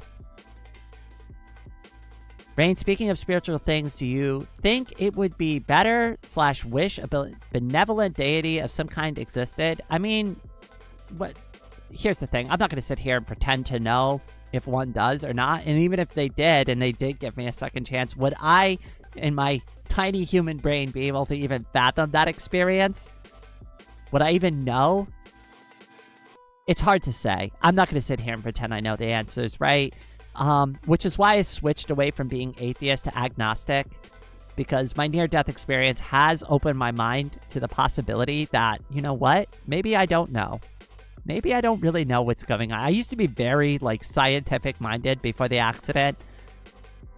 And now I'm a little bit more flexible on those types of thoughts. But I really wish I knew. I don't know. I really don't know. I'll be honest. I sit there and I watch a lot of, like, PBS Space Time. I watch physics videos. I've looked for answers in science. I've read up about a lot of different religions, right?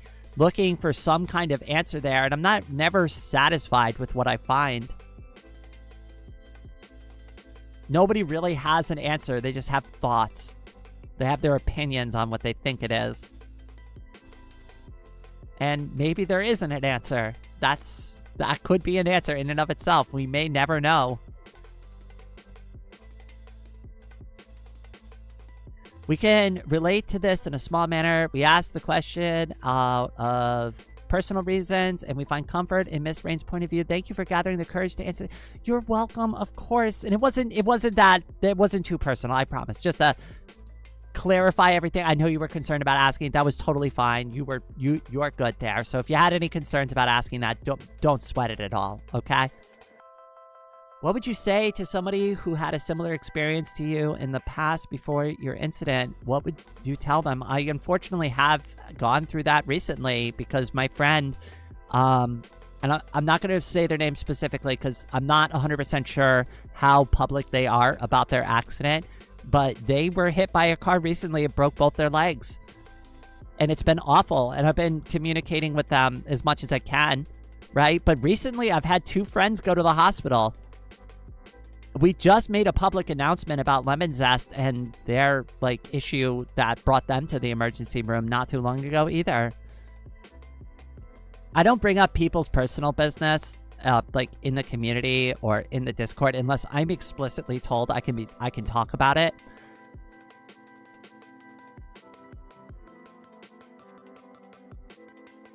Like, it's just a respect thing.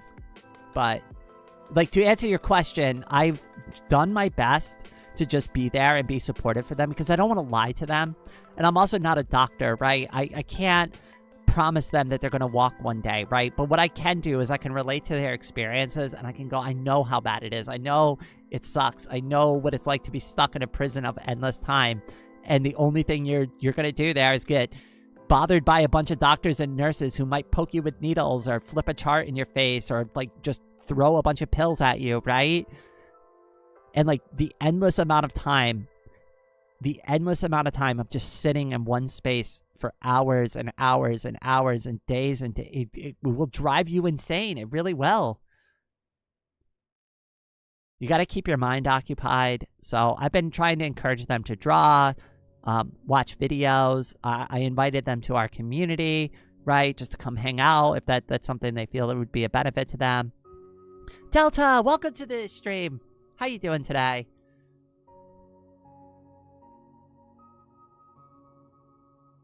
Honestly, I think I don't know is the only correct answer right now. I mean, I'm not going to sit here and lie to you and be like, I mean, too many of these. There's way too many, like, cults out there where, like, the person is like, I have all the answers. Drink my Kool-Aid. Become part of me, right? Like, and it's like, no. I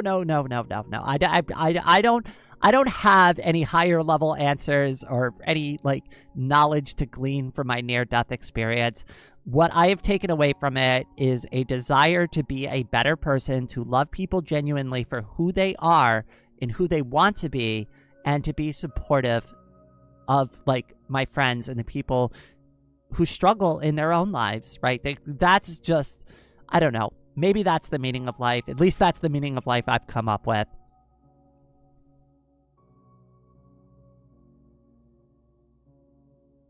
Science is more practical than religion, but in the end, we are just a mortal race. We can't know everything, and I hate how both can act like we do. Yeah, I used to be a little too rigid about science, right? I'm glad I've, like, kind of fit in the middle now where I identify as agnostic, where I'm like, I'm open to it. I'm open to these ideas. I want to learn more. Oh, I was talking about identity. Oops. If you look for, do you want me to, like, readdress that then? Or do you want to, like, re-ask your question so I can take a second stab at it, Nugget? I'm sorry about that. If you look for the meaning behind life and you miss the forest, that's actually really well said. What is meaning anyways?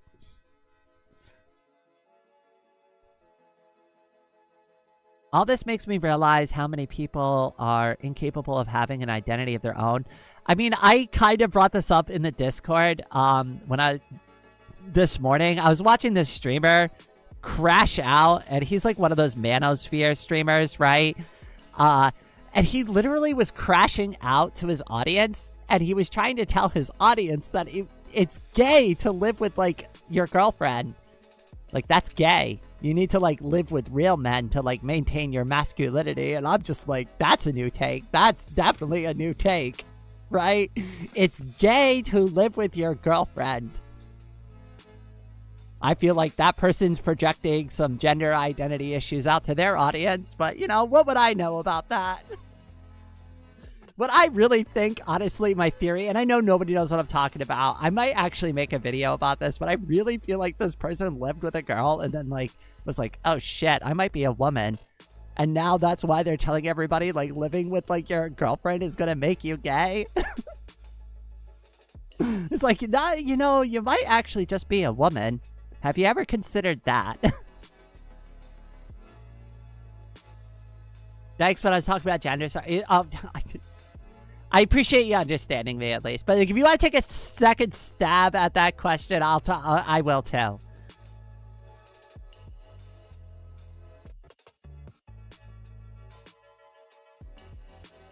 All right, hold on. I'm trying to get caught up on chat because now I'm falling really far behind. Rain, on a lighter note, what thing are you older than? For example, I'm older than YouTube. Well, I'm definitely older than YouTube. I am older than... Hold on, wait. I gotta check the date on this. I'm older than the original Doom game. I am older than the Super Nintendo.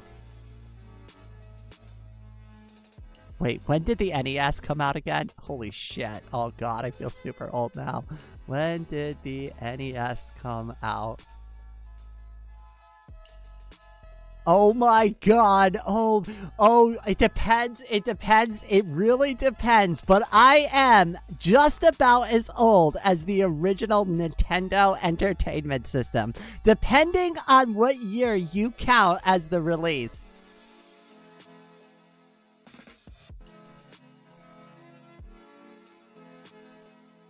Okay, hold on. I'm jumping around just to make sure I get to the questions.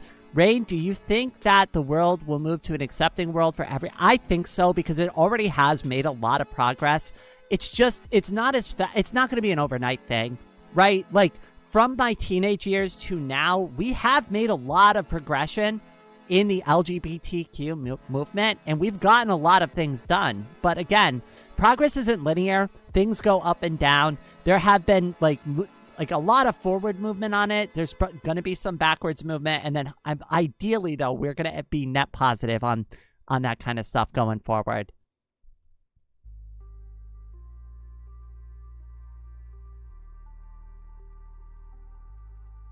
Sorry, your answer was nice anyway, but the question was, what would you say to somebody who had a similar experience to you in the past before your incident? What would you tell them? And you said, just to get the right context here, you said it was a question about, I was talking about gender. Okay. Okay, so this is regarding gender and gender identity, right? I just want to clarify before I take a second stab at this. What would you say to somebody who has a similar experience to you, like with the over masculinity and like the try-harding and like the... I just want to make sure I'm like on the right point there before I speak about it again. Like the pretending like I'm not a girl. I'm not a girl. Like I'm definitely a dude, right?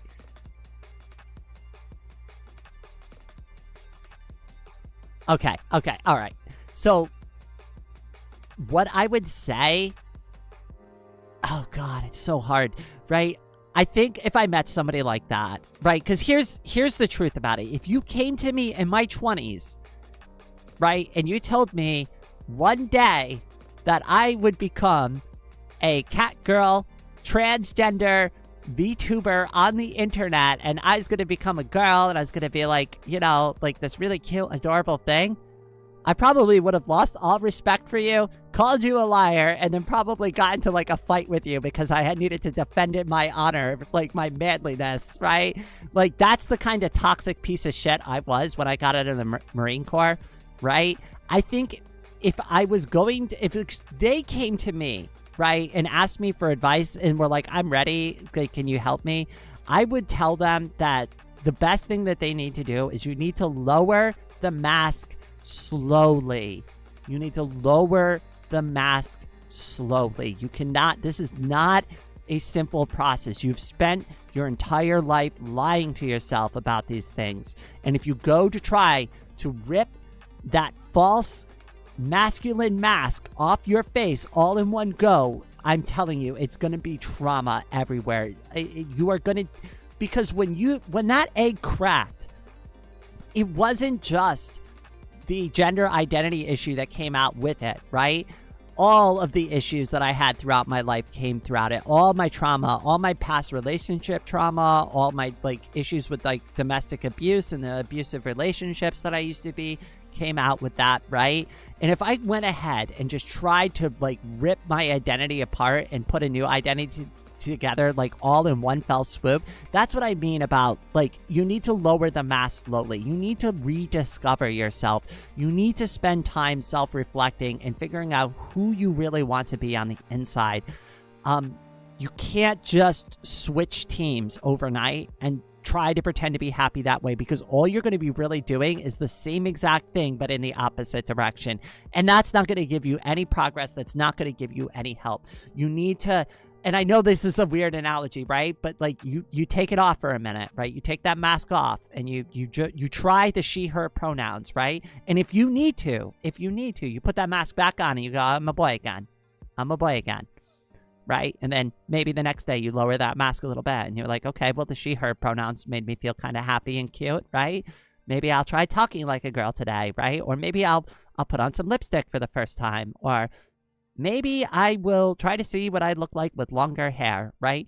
But like the temptation for me to just like kind of switch everything all at once, I think if I did that, if I think I just ripped apart my old identity and ripped apart that mask and just tried to, I'd just be pretending to be a girl, kind of like with the same problems that I had before. Hopefully that is closer to the answer that you were looking for. Well, not looking for, but you know what I mean. Like, hopefully that hits on the topic that you were talking about. Like, that's the right way to articulate that. Thank you. Yeah, I take it slow. Take it easy. This is... Think about this, right? You are crafting the identity, the true you, right, for the very first time in your life. So if you're anybody like me who spent like half your life being in denial and trying to fit in with everybody else and just doing all the things that they said like made you look good and made you cool, right? You gotta figure out like what you really truly care about. Like, what are your real... Like, here's like a thing that I had to like actually come to terms with. What are my real favorite colors? I used to tell everybody orange, red, and gold were my favorite colors. You know what my real favorite colors are? Purple and pink. I've been lying to people about like what my favorite colors are. I used to tell people I didn't like baked goods. Oh, sweet things. Nope, that's not for me. Those are for girls. I like beef jerky. I like steak. I like beer, you know, like I had to really think about like what I actually enjoy and like what I just like made up and like pretended I actually liked. And there are things that I can carry over from my old self and they're worth keeping, but like a lot of it is like just projection and stupid bullshit I made up along the way and just convinced myself I liked it because that made me fit in better with everybody else.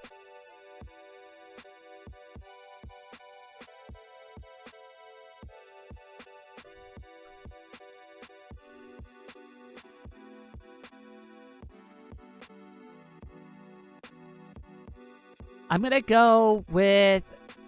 Can I go with Themo? Because that username's kind of hard to pronounce. Welcome to the stream. How are you, dear? I don't follow you a lot. I knew of you because of Luanti, and I hope you're feeling... Aw! Was it the Luanti video, the original one that I did from a while ago? Or did you happen to catch one of the streams? I'm glad you're here, and thank you so much. I appreciate that. It's always nice to hear from people that, like, kind of lurk every once in a while, and it's like, it's not, because like I only see the view count, right? So I know somebody watched it, right? But unless they leave like a comment or anything, I don't actually know if they enjoyed it or how they found me or anything like that. So it's nice to hear from you, and thank you. I really appreciate it. Is it okay if I like beef jerky? Absolutely, but that's what I mean, right? Like the answers that I had picked were like just answers I was using to project like this false sense of masculinity about myself, and they weren't really things that I actually valued or actually liked or cared about. I was setting up a persona to convince people, and I hate to say this, but like I did a really good job of that. Everybody was convinced.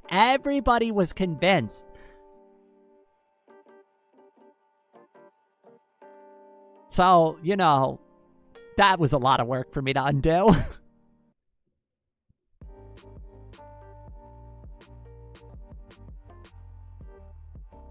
I indeed don't see it. I don't know if I really should. Sounds like a privacy disaster. Wait, what? That must have been for something else. I'm sorry.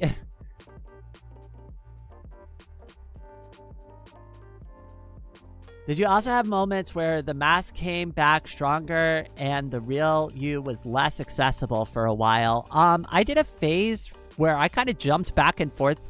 Like, sometimes I'd even jump it back and forth, like, within the same day. I'd be like, I'm actually this now. And it's like, no, actually, I preferred the girl. Let's go back to the girl. The girl was I was feeling the girl more, right? Like, I'm feeling girl mode more, right? I even had somebody, like, ask me because they were aware that I was transitioning. And they're like, you're switching back and forth on your Discord accounts a lot. Are you doing okay over there, sweetie? And I'm like, not really. Not really, right? It's very confusing, especially because at that time, like, I wasn't even out on the channel yet. This was all private. This was all stuff that I was, like, keeping very hidden. Like, I wasn't even coming out to, like, some of my trans friends. I'd come to, like, maybe 2 or 3, like, other of my friends who were part of the trans community at the time. And they were the only ones who knew. Everybody else just thought Rain was a new chick that just showed up one day, right? I didn't tell them I was numbers can be fun. They found out eventually, right? But I didn't, like, go in there with the intention of telling anybody anything because I didn't even know if I was trans fully yet. Like, I knew there was something there, right? But, like, you know, like, it wasn't, like, I knew when I first started using the she, her pronouns from, like, day one. I knew that I really liked it, that there was something there. I thought I might have been, like, NB or gender neutral. No, I mean, like, it was girl. It was girl. It's definitely girl.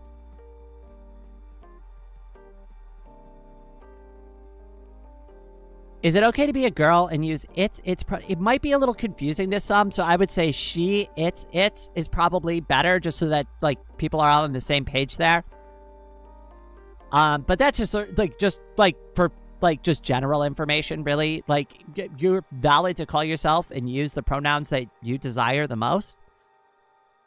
But if you're, like, speaking on, like, an informative level, right, it would not be a bad idea to put she, it, and just, like, make sure that it's implied that you're female so that they don't go with, like, the other pronoun there by accident.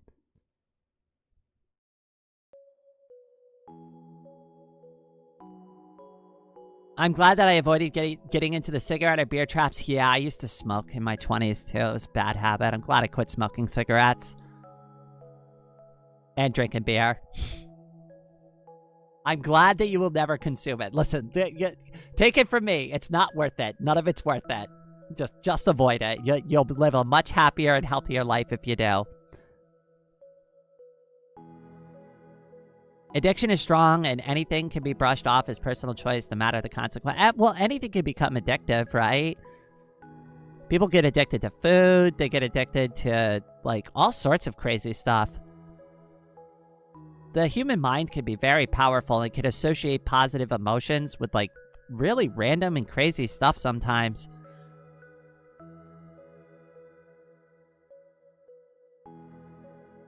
How have I been live for 5 hours? Would you like to know a little bit about my super comfy setup that allows me to live stream and sit finally for, like, once super comfy, and I'm able to finally do these live streams for, like, as long as I do them now? I took some of the money that was donated, and I have this, like, really pink, fluffy plush chair. And I sometimes rotate around. So, like, when I'm on, like, break, sometimes I'll get out of that chair and maybe I'll sit in my wheelchair for a little bit because it's more comfy. And then I'll get back in the plush chair and stuff like that. But I have a lot of different, like, sitting positions I can get into that keep me comfortable. Whereas before it was a little harder to do that because I'd just be sitting in one thing in one position. And I'd get stiff, I'd start feeling pain, it'd eventually become uncomfortable, and it would, like, kind of cut the stream short. But now I'm super comfy, especially with, like, this plush chair. Oh my god, this thing has been a game changer. I could sit in it because it doesn't actually have a bottom. I'm kind of just, like, floating in it, like floating in a soft pink cloud. It's really nice.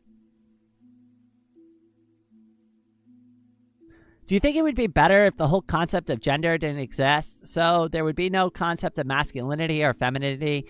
I think that these, like, I'm kind of conflicted on, like, saying yes or no there because I think that as a culture, we have designed these things originally, and they did make some kind of sense for a time. But, like, I really want our species to, like, kind of evolve our thinking and go that more of, like, gender is kind of a choice, right? It's a choice, right?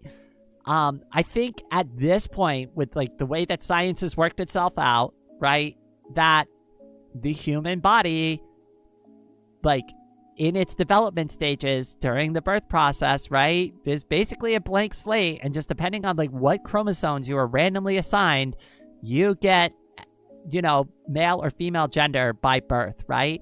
But I think, honestly, with, like, the way things are and the way that, like, the human mind works, right, I really do legitimately believe that it's a choice, that you have a choice, right? And it's okay to be born in the wrong body and be like, wow, I got a really bad roll on that, right?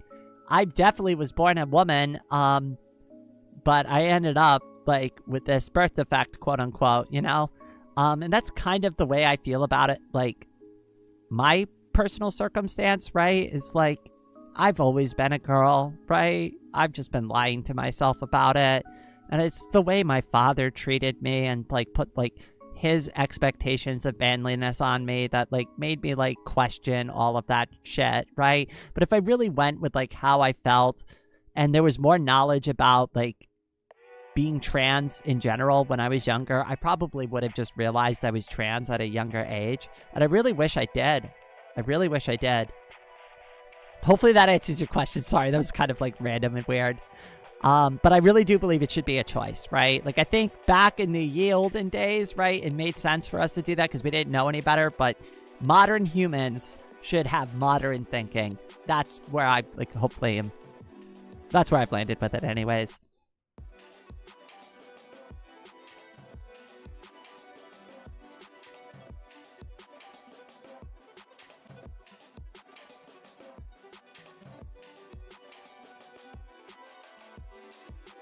Yes, I want to know about the setup. I also have the ability to get up and stretch safely in my room. But what I would really like to get for my bedroom, because this would be nice, I want to be able to stand up sometimes and stretch and, like, put my weight on my good foot. But what I really want to get for my room is one of those, like, wheelchair, like, you ever go to the bathroom and you see all those, like, handlebars on the walls and stuff, like, for gripping onto, and you can, like, I want one of those right next to my desk, so I have something to hold onto securely that's not the desk. That way, if, like, anything happens, I fall over or something, I don't take the entire desk and pull it on top of myself, because it's not exactly the safest thing to hold onto. But it would be nice to get up and, like, kind of stretch and have something safe in my bedroom to, like, grip onto, so I don't, like, just tumble over. And a standing desk would be nice, so I can raise and lower the height, just to kind of depending on, like, what I'm working on. That would be nice for my setup. Actually, speaking of Persona 5, why not try and play it? I have a recommendations channel now where you can submit games that you want to suggest to me to play on live stream. And that's going to be an easier way for me to keep track of stuff going forward, because I can pin those comments in that thread and, like, just always go back to it. So it's like, I don't know what to play. Oh, you know, Paragon recommended this game a couple months ago. Ah, great. I'll play that now, right? That's my idea there.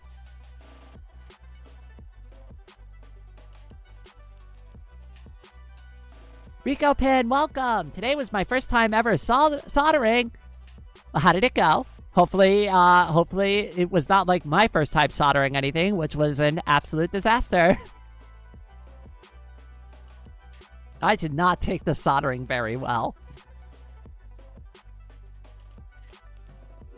Rain, I have a question on wheelchair usage. I want to ask on tips on using a wheelchair because I broke my leg on accident and I have to use a wheelchair for a month. Okay, so if you're somebody who has to use a wheelchair temporarily, there are a couple of pieces of advice I can give to anybody about, like, just regular movement in a wheelchair. Let me pull open Krita real quick. I'll get a fresh page going here so that you can kind of see, because I need, like, to draw a little example here for this to work. Okay. All right. Let me get back over to my main screen.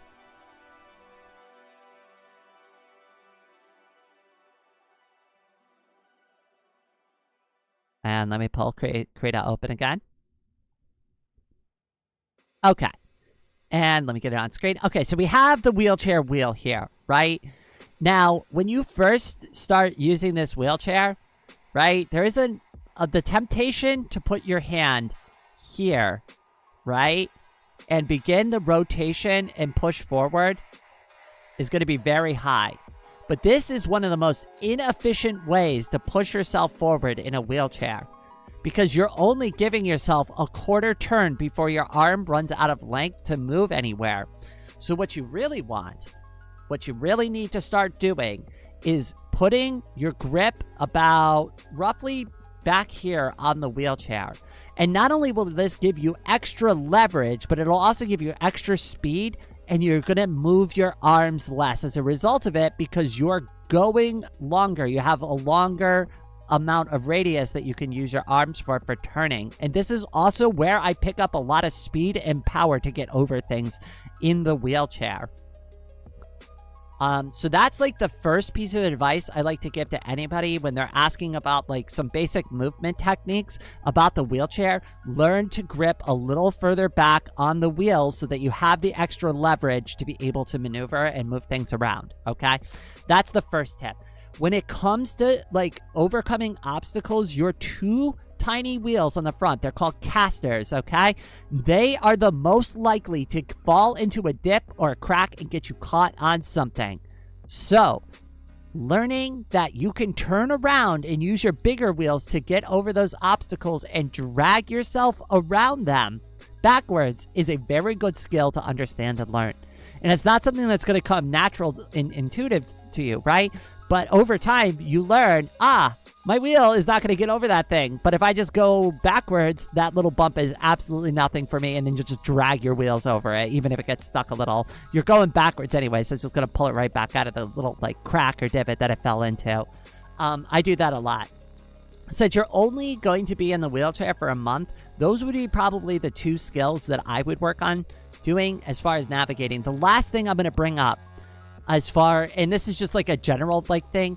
A lot of people ask me about this and they're like, how do I move things around, right? Like, so let's say I don't have a choice, right? I don't have like a cup holder or anything, right? I've got a big old glass of water I want to bring to my bedroom. How do I bring my glass of water with me to my bedroom and also push forward on the wheelchair? Because now I only have one arm. One of my hands has to hold the glass at all times, right? So here's the actual factual technique that I use, right? What I do is I simply hold the glass and I push with one hand, which is going to turn you a little bit to the left or the right, depending on which wheel you push, right? And then I just do a small push. Then I trade hands and I push with the other tire. And I just do one wheel at a time until I get forward to where I need to go. And yes, that is difficult. And yes, I do spill stuff all the time, right? But that is how I actually move things around. It is very difficult to be able to put things in your lap. I very much appreciate that I've added a cup holder to my wheelchair. It takes a lot of that problem solving out of the equation. But every once in a while, for like coffee and stuff, like I have to hold the cup still. Plates of food, I still have to hold that, right? Like you can't always put like a paper plate, for example, right? If you put a paper plate of food in your lap, it's just going to spill the second you move. It's not sturdy enough to like actually hold anything. I've also learned, like, when I go out to restaurants and stuff to order, like, food to go, so I can just shove it in my backpack and just carry it to the table instead of having to jungle, like, a weird tray or a plate or something.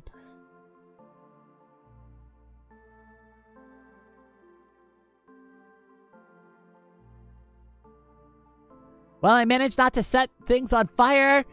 I had to solder sensors for a project for my students. Interesting.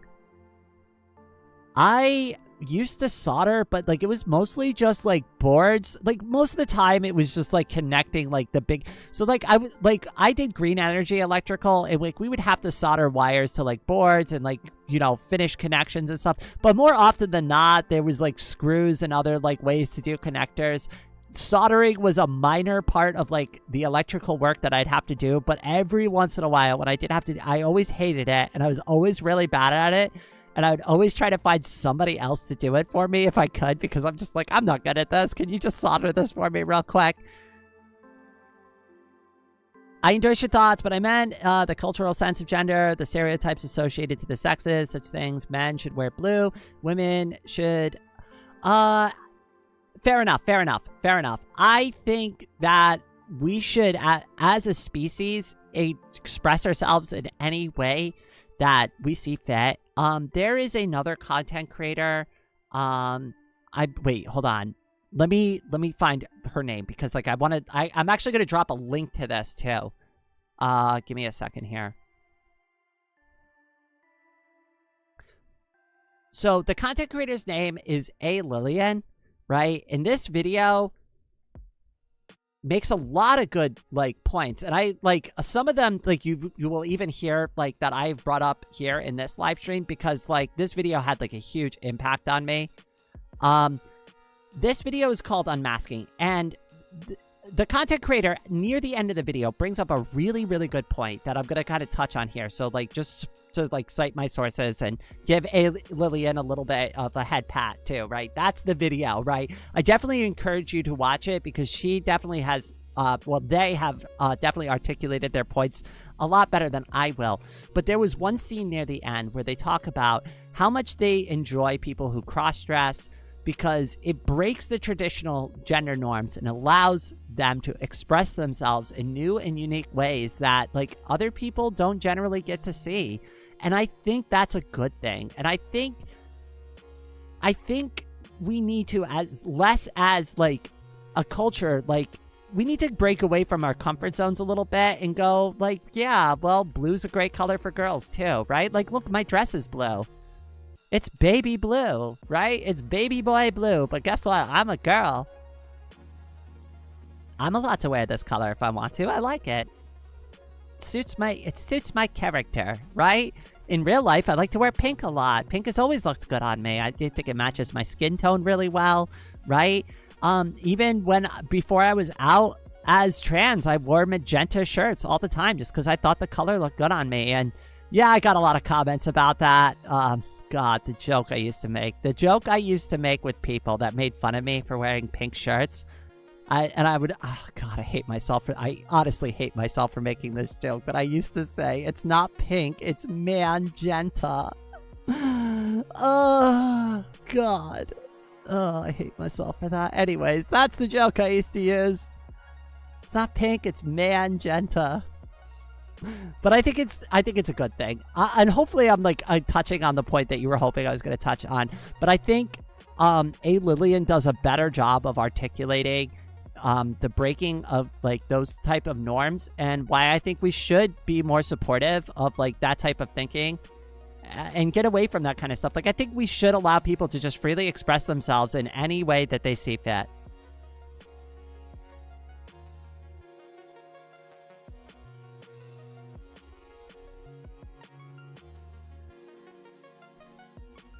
Purple is a royal color. I like purple. Purple's a great color.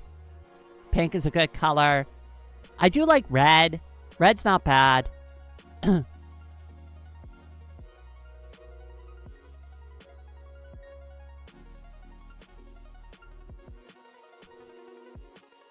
Okay, here's the first rule about wheelchairs. Don't ever bring your wheelchair up to a set of stairs. You are gonna get stuck instantly. That is like what it, all right, so I actually, and this is something when I was in the hospital, there was two things that they taught me during my physical therapy, was how to get used to using the wheelchair and how to hop on one leg with a broken hip and a pair of crutches, how to get up and down stairs without falling over and re-breaking my hip. Those were the two things that they focused on so that I can actually get up and down functionally a set of stairs. Unfortunately, it took a team of 3 professionals to teach me that skill. I don't know if I can help you out with that. It took them at least a month of physical therapy for me to learn how to use the wheelchair, like completely use it, and also learn how to like kind of hop around with my broken hips and foot.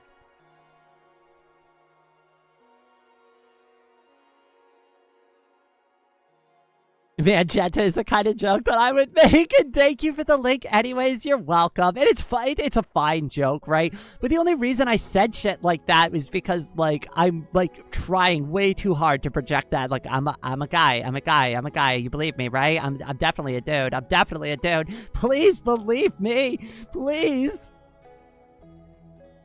You know, it's more like for those reasons, right? Like, I never, like, would use girl characters in video games because I didn't want people to think I'm a girl. So I always, like, use, like, super big, jacked, like, really ripped dudes. And then, like, I'd see my friends playing as girls, and I'd be like, why are you playing as a girl? And I'd be like, I don't know, because she's hot. It's better than looking at a guy all the time. Isn't that kind of gay? And I'm like, it's not gay. I'm just being honest about, like, who I'm representing myself as. But, like, I don't know. It seems kind of gay to be staring at a guy's ass the whole time, but you do you.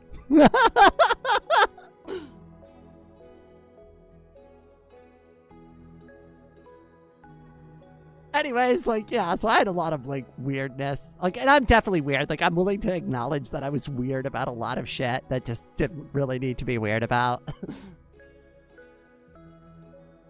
How do you get unstuck? Well, I wouldn't know. I gotta know the logistics of how you even got stuck in the first place. If it's just your leg, I would recommend that you use your butt to get up and down the stairs, and use your good leg to help, like, move you up and down. As far as, like, how I used to have to do it, I used to have to hold the banister, have a crutch under my opposing arm. I'd have to keep my leg bent.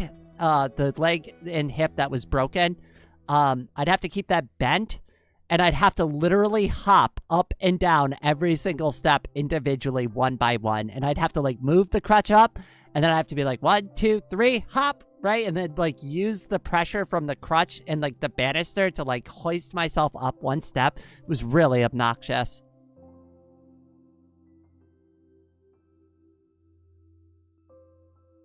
Also, I like playing with female characters, too. They are more attractive to me. Right? And that's the answer that makes sense, right? I think that's the answer that most, like, guys would go with. And, like, I came to a completely different conclusion. I'm like, no, I've got to represent myself as the manliest man around here, right? I can't let anybody get confused and think I'm a girl. That'd be so weird, right? That'd be so weird. I don't know. Like, I can't do that. I can't let that happen. I have to let everybody know I'm a man.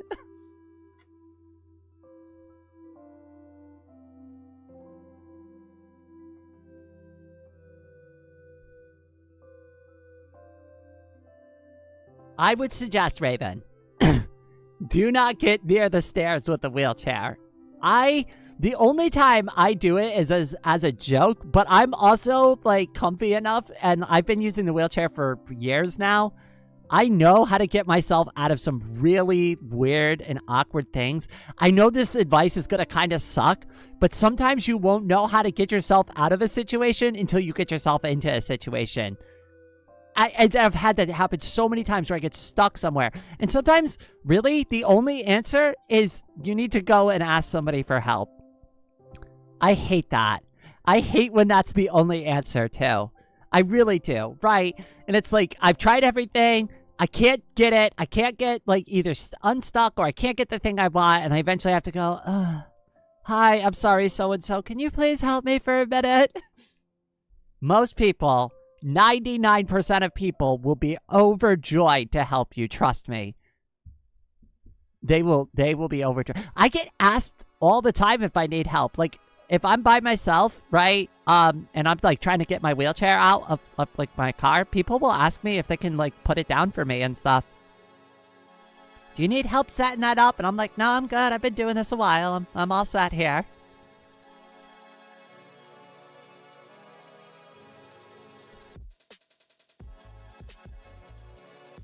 Okay, all right, wow, okay. It's almost been 5.5 hours, and I said an hour and a half ago, I was only going to do 45 more minutes. Okay, so this is where I'm going to end the stream. I think this AMA went pretty good. I hope everybody got an opportunity to ask a question that they wanted, and hopefully I was able to answer it in a way that made sense, or at least made sense to you. Um, I do want to say a special thanks to everybody who has been really supportive recently, especially today, especially with this stream. Nobody, like I brought this up at the beginning of the stream, nobody has to donate, but when you do, it really has a major impact on me, on my day to day, and my ability to be able to come here and spend time and be able to make all this wonderful content with all of you. So from the bottom of my heart to yours, thank you. But with all of that out of the way, thank you all so much for joining me for this live stream, and I hope everyone out there has a wonderful day.